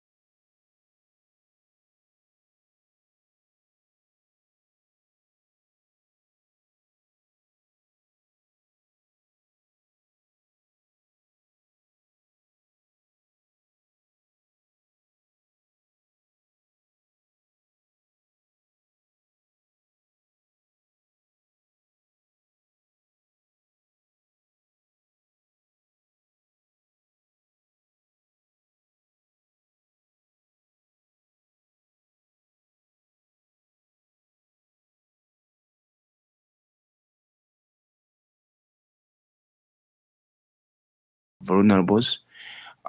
This is how we try to live in a way that we contribute, and we also try to fundraise for the poor people, such as like orphans, street people, then homeless people, farmers, and so on. So yeah, l- like this is how we have been trying to operate as UG communities, and so far, and I think we have an experience of almost 7 years so far, and everything has been moving well, and also have been having some trust from different angles, and as well, even Impact Market as well have been trying to fund some of our project, some of our organizations under UG communities. And as well, I'm calling upon to each and everyone who would like to play part on this as well. You can go to our page. You can see some of the contents that we deal with. So I'm so glad to be here, and I'll always be here. Thank you so much. Thank you. I love that work. Like 7 years in helping 30 different connected communities in Uganda. That's outstanding. Like inspiring. One of the things I've been thinking about is doing regenerative finance hackathons and partnering them with local organizations and getting them on the ground, the organizations on the ground, what the problems they're facing, have hackers hack solutions towards those problems. And we are probably going to do an event in South America next year. We have a couple lined up for Europe, one for New Zealand, but it would be great to do an Africa regenerative finance hackathon. And like one of the resources that I just have been looking a lot at is Polygon. Polygon has recently started their grant funding rounds out for the general public again, and they're focusing a lot on like education. So it'd be great to partner with you all on on whoever would like to work with Africa and regenerative finance hackathon. That would be an honor. We're actually doing for that impact having a hackathon for the PGN, but it ends this month, and that's something that like we're trying to do a little bit more next year too. So we'll definitely be reaching out to you on that. Woo-hoo, let's do it. Also wanted to say, hey, Wasabi, what's up? It's been a bit. Great to see you again. Hey, GM, I'm I'm setting up the tech, so I'm gonna be controlling the live stream. So I read in the Telegram group that Sunrise Steak is going to do audio only tonight. So yeah, I'm gonna be like running the tech. Like for example, if you're talking about X or Y, I'm gonna be like in Google searching, showcasing like the websites of the projects in here. I'm gonna do like a wheel of like when you go to a casino with all of the projects in the room, so I can go out and donate live. So yeah, I'm gonna be here. Like I'm just steward for the next 2 hours. GM. Let's grow, my brother. Okay, yo, since you're using the desktop, does that mean that you're able to pull in the Spaces audio plus screen share with the web? Because when I try to screen share, it loses the audio from the space. I'm My setting up. man, I'm setting up everything. Give me a few minutes. my guy. We're gonna be live. What a freaking legend. Let's grow live. I love it. You just gave me so much energy. The potentials are so much more now that you're here, having figured out the tech. Thank you, good sir. I appreciate you. Woo-hoo. Legend. Okay. Love y'all, but I gotta grow. Ciao. All right, ciao for now. Wasabi, should I give you the co-host slot, or are you jumping in the main page soon? Are you able to do that from two devices? I haven't logged in. I can take the co-hosting. It's okay. You're taking co-host, yeah. Okay, but you will be logging in a bit, right? Because I gotta go pick someone up from the airport in like 20 minutes, ideally. Yeah, I'm gonna try logging in again. I'm gonna try from my other phone. Don't worry. Nice. My man's got 2 phones. Hey, All right. Jimmy, Yo. I've heard you say noise. That's from Ken and Pill, right? And Yeah, it is. old time Nice. from South Park, right? yeah, dude. You got all the references. Great. Okay. Okay. Easy, good. Good stuff. All right. Nidal knows what we're talking about. She knows the stuff. All right. Hey, Nidal, if you want to spread some wellness, we're ready for it. We are ready for it. We can play wellness videos, meditation station. You can take us to meditation station, to the exercise portion of the show. Whatever you want to do, we can do that. Maybe at different moments. Yeah, I don't know if people are doing exercise right now. I say that. Though, yeah, we're getting emojis. You know what you're getting yourself into, guys. We're gonna do a 7-minute workout together. All right. I actually did this the first 24/7 stream we did. Yeah, it was intense because my friend Sean actually did this in like New York at like midnight. He was listening to the stream while he was out in public. And he ended up participating in this 7-minute workout at like a park bench or something. It was a funny sight to walk by, but yeah, good stuff. Okay, so Sunrise is participating just from audio, he says. So what's going on, Sunrise? You rising? Hi there. Oh, hey. Yeah, Oh, it's we are the rising. colleague. Hello. What's happening? Yes, this is Marta from Sunrise Tech. Just for a change. Great to be here. I joined quite a while ago.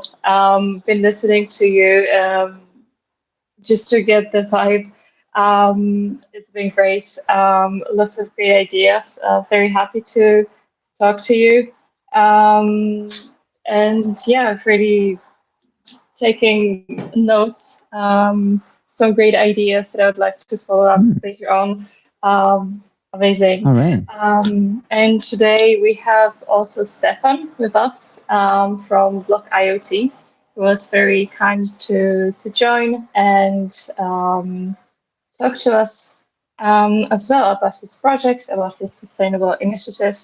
And we can all get to know each other's initiatives. And yeah, I really like the idea about exercising. I must say, I've been sitting on my bum all day, and I can definitely feel this in my back. So if you have any great exercises, please share.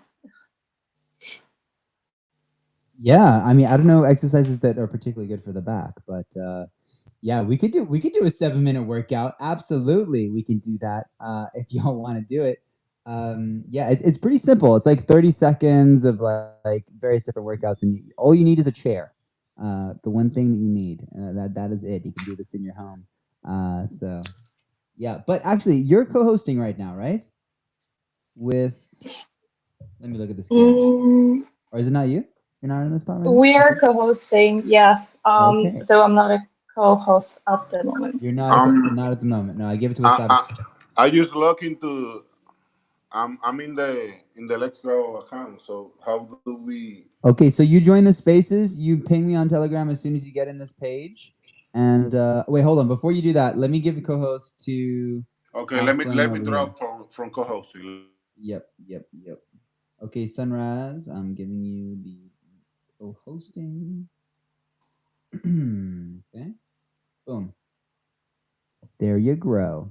All right. So once we have 2 co-hosts, then Wasabi, if you're listening, you're gonna jump in the space, wait for 5 minutes, and then I jump out. So ping me as soon as you get in the space from the same account. We're gonna do the 5-minute overlappies, and then we should be good to grow. How you doing, Sunrise? Oh, your great. name one more time. You I'll shared it, working. and I keep calling you Sunrise. Say it one more time. My name is Marta. Marsa. Yeah. So tell us, Marcia, you've been taking some notes. You want to follow up on some things? Well, we got time. Now's the time. Okay. Well, first of all, super interesting talk about how Greenpill is working or growing its roots in Nigeria.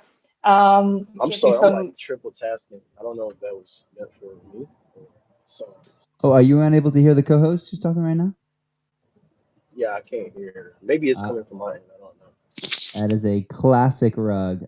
No worries. Well, I I can would. hear. I can hear her Yeah, we very, can all hear it. very It's just the clear. other co. Oh, I'm just a little bit worrisome to remove a second co-host. Are you in this? Are you in the Let's Grow page right now, Wasabi?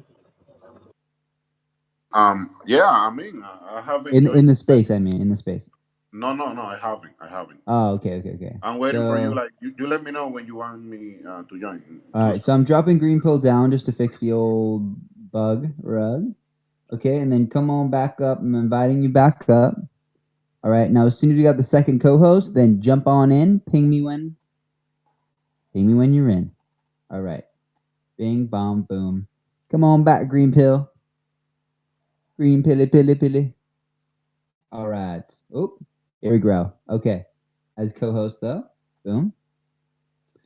Bada bing, as they say, bada boom. Okay, great. All right. Now, Wasabi, hit it.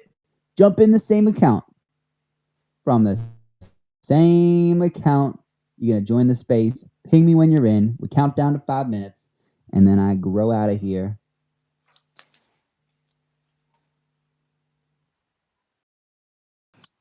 I mean,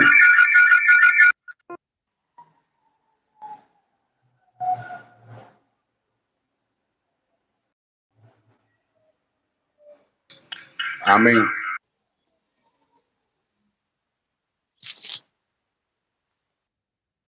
okay. I mean, from the Let's Grow account. all's working good.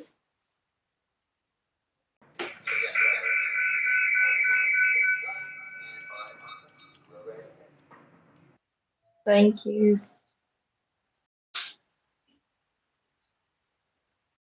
Great. So again, super fascinating talk about green pill in Nigeria.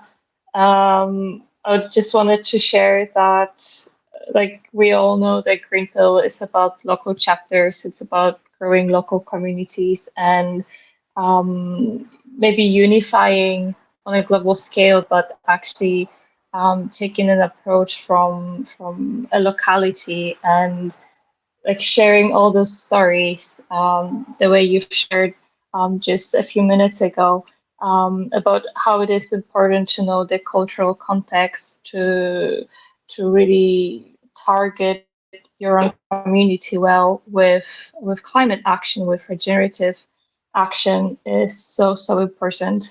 Um, Also to maybe rethink the global challenges from a regional perspective and know your own people well enough to be able to address the challenges that we all need to solve one way or another because we are all different and only by having the understanding of how different cultures, different people, different localities work, we can learn from each other and understand each other better. So super fascinating talk.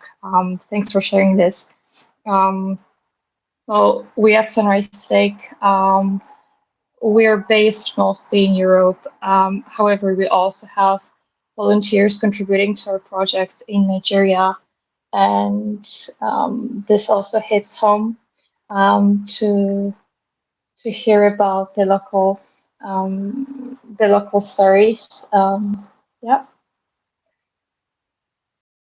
Um, Maybe just to recap a little bit about Sunrise Steak because we haven't introduced ourselves yet. We are a refi project based on Solana.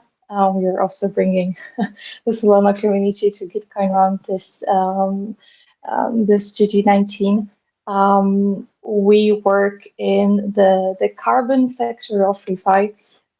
We provide a protocol for passive offsetting for users to stake their coins and have a positive impact without really having to take very intense action. We want to do it all in a passive way. We are more of an enabler of being part of the ReFi community, being part of the ReFi movement. But at the same time, interacting with projects that really keep all of their legs on the ground and have like everyday, daily contact with the places that they make impact on. It's, you know, one of a kind experience. So super happy to be here.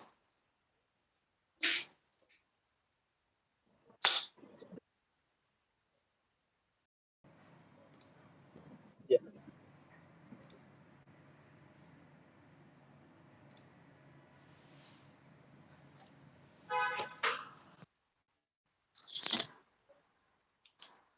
Yes, thank you. It's sort of it's sort of not something that we might normally think about when trying to have a positive impact. Like, how can we do it in a passive way? Like, shouldn't we be all taking very bold action? But actually, it's not always possible. It's not for everyone. And there's definitely a place for every single person on this planet to have a positive impact on the climate, on the natural environment. And we need to have tools that work for different people. Different things work for different people, and we know what we are good at Sunrise Steak, and we want to bring this to people, and at the same time develop for in the future in different directions, having different kind of impacts, not only in the carbon sector, hopefully many others, just like the numerous projects that are participating in this Gitcoin round, that have impact on biodiversity, on water. Yeah,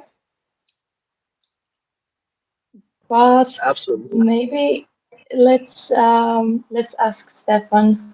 I'm super happy that Stefan joined us today, and I hope that he could also introduce his project to us. Um, and talk a little bit more about how he's using technology, IoT, to have an impact.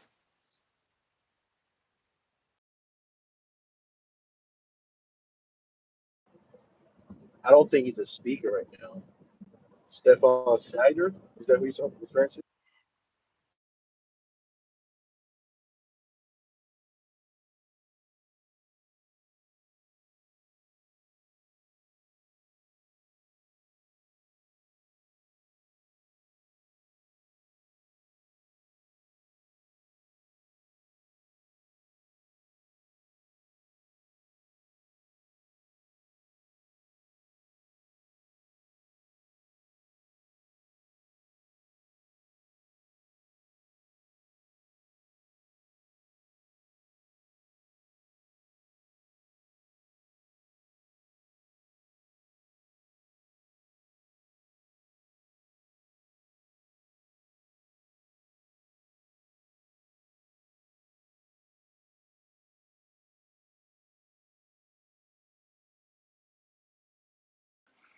Um, we are in starting to implement the solution, which is it's challenging because the local NGO has a problem to fund basically the actions, so we're not moving as fast as we want.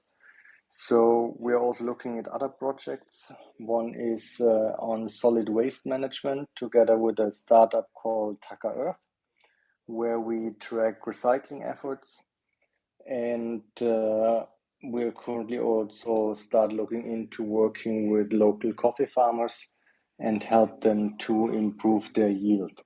And we, for all those things, we're using helium sensors and try to make the actions more transparent and help the local farmers or NGOs to in their efforts basically. And since last year Helium is on Solana, that's why also this year actually Helium is on Solana. That's why we are now closer in the Solana refi community as well active.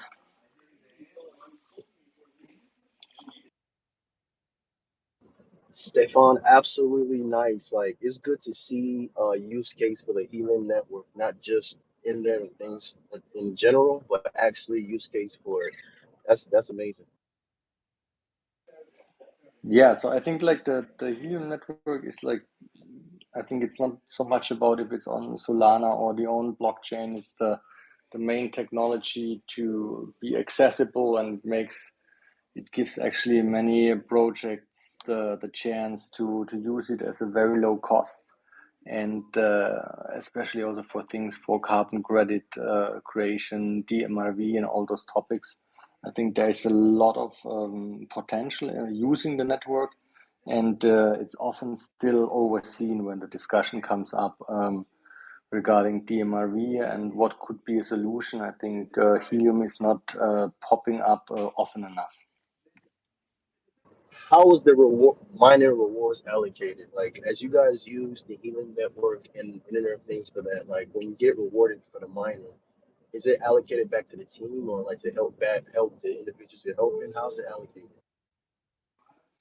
Yeah, I think the mining reward, they are so low at the moment because of the price of the token, so it's really not relevant anymore. So the rewards were good in the beginning to have that the people have the incentive to build the network. So that was great. Everyone could finance basically setting up the miners, but at the moment the rewards they are not existing. So it's more like, okay, now we have the network, and what are now the use cases to that we can have with it. But I would ignore any mining rewards at the moment.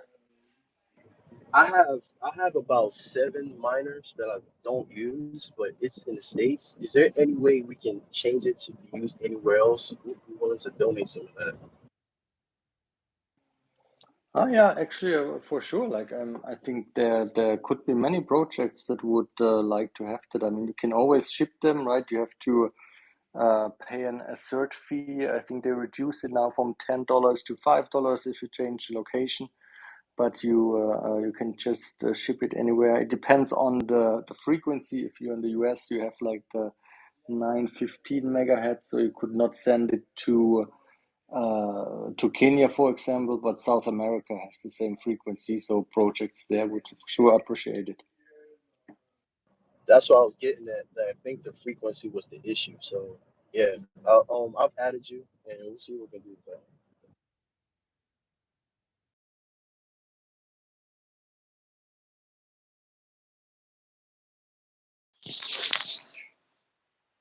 How cool it is to see synergies growing live.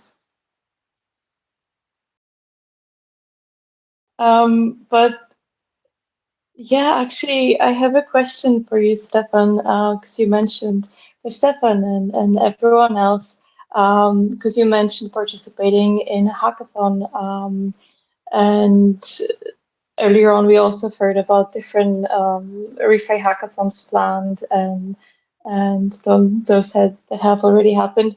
We at Sunrise Stake have had our own adventure with a refi hackathon that we organized in Berlin in July this year. It was a mini hack, but quite energizing for the people participating in it nonetheless. And my question is, like, whether you see a potential for growing the refi community and growing the refi movement among developers in particular, by using hackathons as a means of bringing people together and you know, working on projects that have a big impact. Yeah, I mean, like for me, it's basically the hackathon brought me into it. So I was not aware of the refi space and conservancies and all those things, and I got totally hooked by it and motivated seeing all those talented people working on those solutions, enthusiastic, and it was a big motivation for me. So I think like any hackathon um, can really bring new people in the field. Um, but maybe it should not be too technical, right? So you don't only want the very technical people. I myself, I'm like, well, I would call myself medium technical. So if it's too close to blockchain development and software, you might not get all the people you want to have in the field. You also need the scientists and the enthusiasts for that.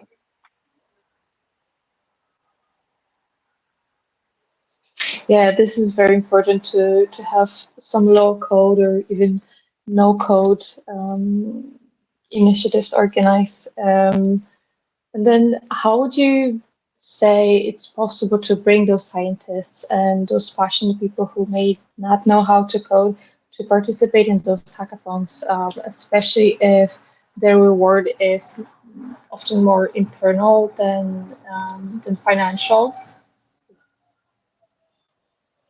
I think especially for the people from the science background, I think the financial reward is not as important. I think especially them, it's easier to get. And I know that Polygon, they did their hackathon this year in with different universities in the Masai Mara or with Masai Mara University, and I think that's definitely a good approach to go to the universities in the cities.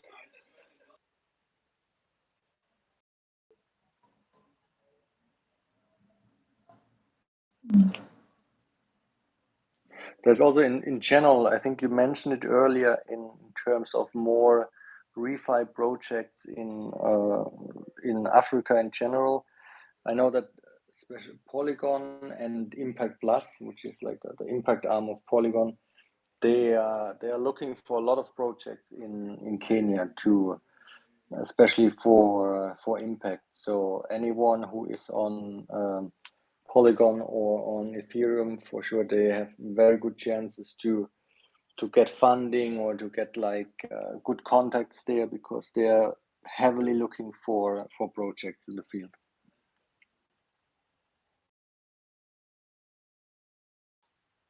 This is interesting. I'm just thinking about like how to increase the level of accessibility and networking between those who really need some push or some enabling to get their ideas rolling and then hopefully spread them to the world and make them known because they're definitely important, no matter whether they are local or trans-regional. Like the experience and the knowledge and the impact they want to bring is really invaluable. And yeah, do you think that communities like ours have even greater potential of spreading the word to the world about those little initiatives, like the one that you mentioned? Yeah, definitely. I think is one thing is of course you have the ones that are incentivized with financial rewards, right? But then you have all the other communities where it's a more idealistic approach, which appeals to other people more. So and maybe sometimes it's a bit hard to connect all the little bubbles with each other. And what I often see is that there's still, especially, it should not be like that in refi, that you think too much on chains, for example, right? So like we worked a lot with Impact Plus this year, and they were very supportive in many things. But currently, they're focusing a lot on getting projects that are on Polygon, which makes sense, right? They also need their transactions on their chain, but in the end, like the whole thing would be more impactful if we had like all the different chains working more together.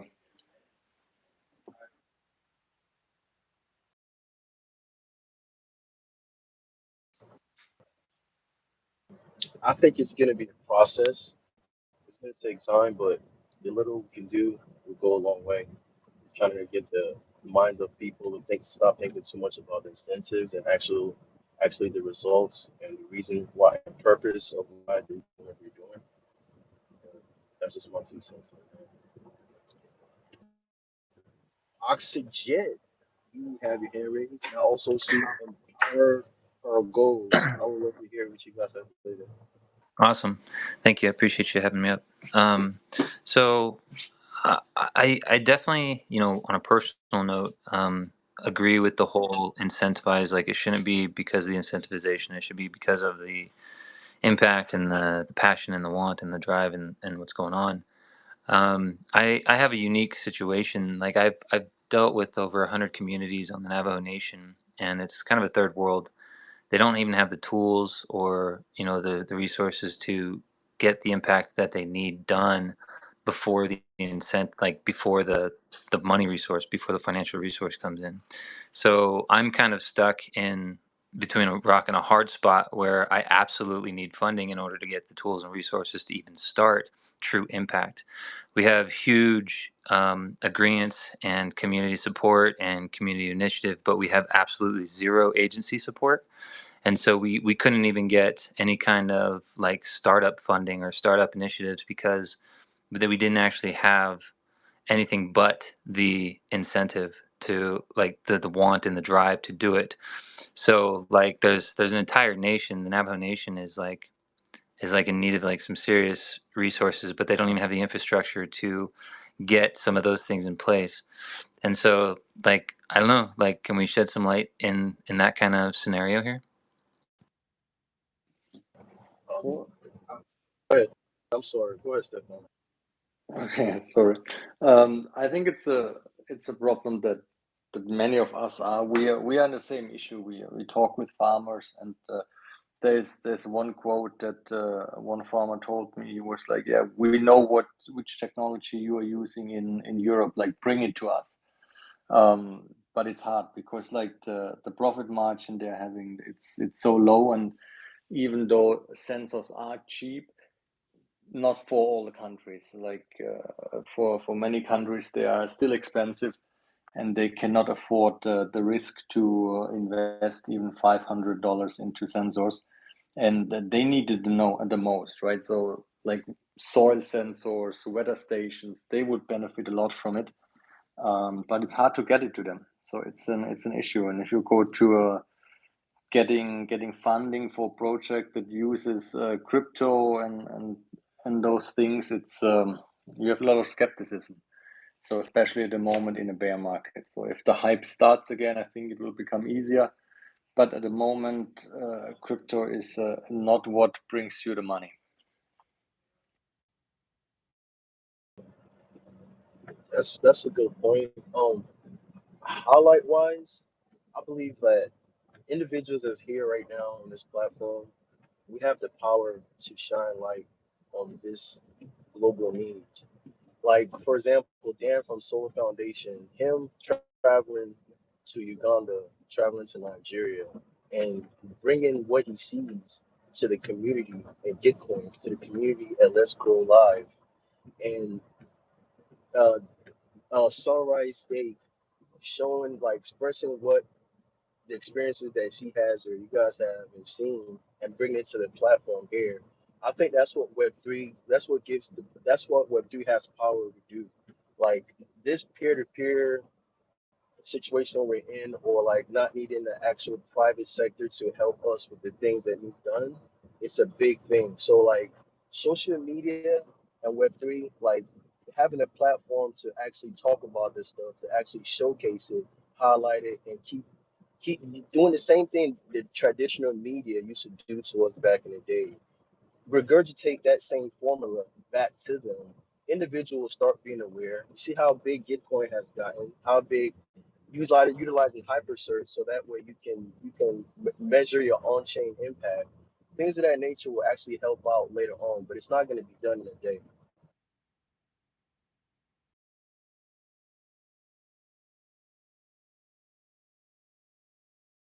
I hope I'm not muffled. Can you guys hear me well?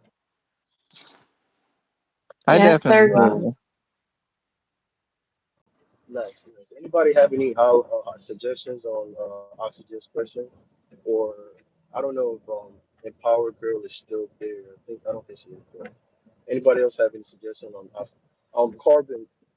Yeah. Anybody else has any suggestions? Go ahead. Well, I know that Oxygen's been working on his project a long time. He's very passionate about it. I do, hope to see him get some funding and the tools he needs to get it done. I mean, I also, as always, invite everybody to participate with Proof of Environment. Do stuff around, get a little bit of funding. It's not a lot usually, unless Gitcoin really kicks in and we get a whole bunch of money. But then it's getting passed back out to people doing environmental works. I would say for like getting people knowledgeable and active, there is a huge barrier to getting people technology for sensors and things like that. I know that my methods are very crude for calculating carbon, but I've been in a lot of rooms with a lot of smart people who are running, very large companies doing carbon capture, and not one of them that doesn't work. They all say, well, you could count so much more than that. Well, maybe not everywhere, and that's something we also might need to learn to accept. My method is, by volume, I pay people to put geologically stable carbon back in the earth. I ask everybody to go and compost. 1 pound of food waste emits about 6 pounds of CO2 equivalent into the atmosphere and greenhouse gases. Once it's composted, you can put it into a no-till area, and by spreading it out in that no-till area, you've sequestered about a pound per liter, or for every about pound of food, you'll get about a half pound of compost. Um, it can vary greatly depending on diet, but it's very effective. People in these rooms of the last couple of days have talked about how 2 inches of topsoil, could change the whole environment back to the way we need it to be. I think that you guys are very clever and capable human beings and can go make some topsoil and help solve this problem.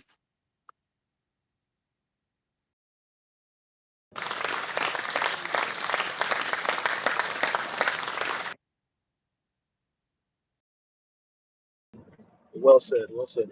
Anybody else?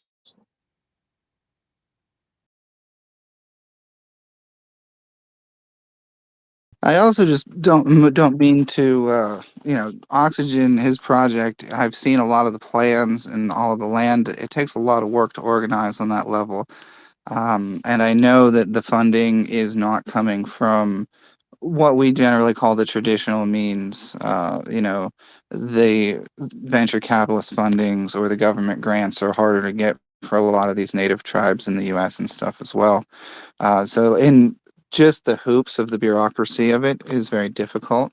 I think that that's also where crypto opens up the ability for people to make these decisions instead of bloated bureaucratic systems. Like I can show you what it looks like when I put carbon in the ground, and you can say yes or no, that doesn't look like you put carbon in the ground. We don't need a room full of people getting paid $100 an hour to do that. I believe, we're all smart enough to figure it out.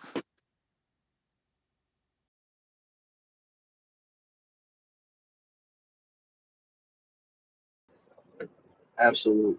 Absolutely. Makes perfect sense. Um, yeah. Oxygen, it seems like you have some supporters if you're in the GG19 round. There's some things going in the card. Yeah, I need to rework the application. I was originally denied this round, so I am actively trying to rework that. Yeah, it's all good. I, I yeah, I'm organizing it the best I can. So um, it's pretty much a one man show on my end of things. So I do what I can to move forward when I can, and I make the progress that's available to me. So I do see the support, and I do appreciate Carbon Counting's replies there. I do understand that there are availabilities like registering for the EGC tokens, and I have tried to put some of that before the people.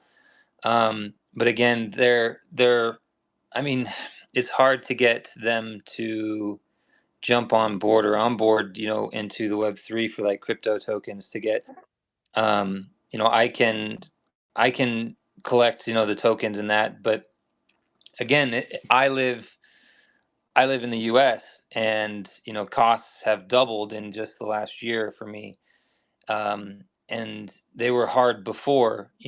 Putting all this on my back and going out there and traveling hours a day to try to reach people that need reassurance and support in order to they're stuck in a whirlwind that's sinking. They're in a whirlpool going down, and they're holding on to everything that they can, knowing that it's not going to survive, but they're surviving tomorrow and they're surviving through what they can visually see. And so letting go of what they're at least surviving onto right now, knowing it's going to end, it's that's all they got. And so like it's really hard to get people to let go of that, to jump on to something new, to even make it happen unless you show them an actual way out. And if that's not possible, then it's not going to happen. So I mean that's kind of what I've been dealing with. It's easy to say just, well, go pick up trash and collect photos and collect a little bit of token here, but that doesn't support anything necessarily on the scale that needs to be actually making like the change on a national level with these tribes. So I get it, I see it, and I really appreciate it, and everything that's happening, and the people that are able to make this work right now are going to be the change makers that initially set the movement for for things to happen more later. But it is what it is. I'm still here, so I'm not going anywhere, man. So yeah, no, I appreciate you guys. Thank you.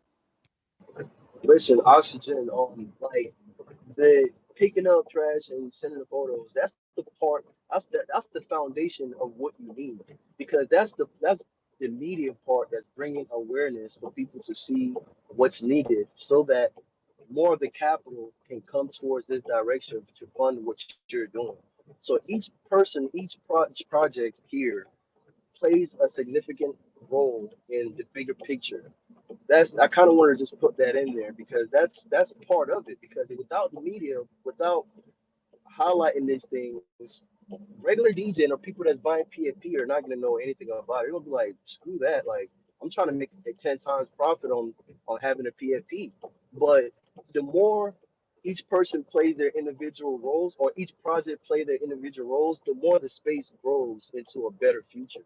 So, like, every project plays a good role. But I just kind of want to put that in there. I agree. I absolutely agree.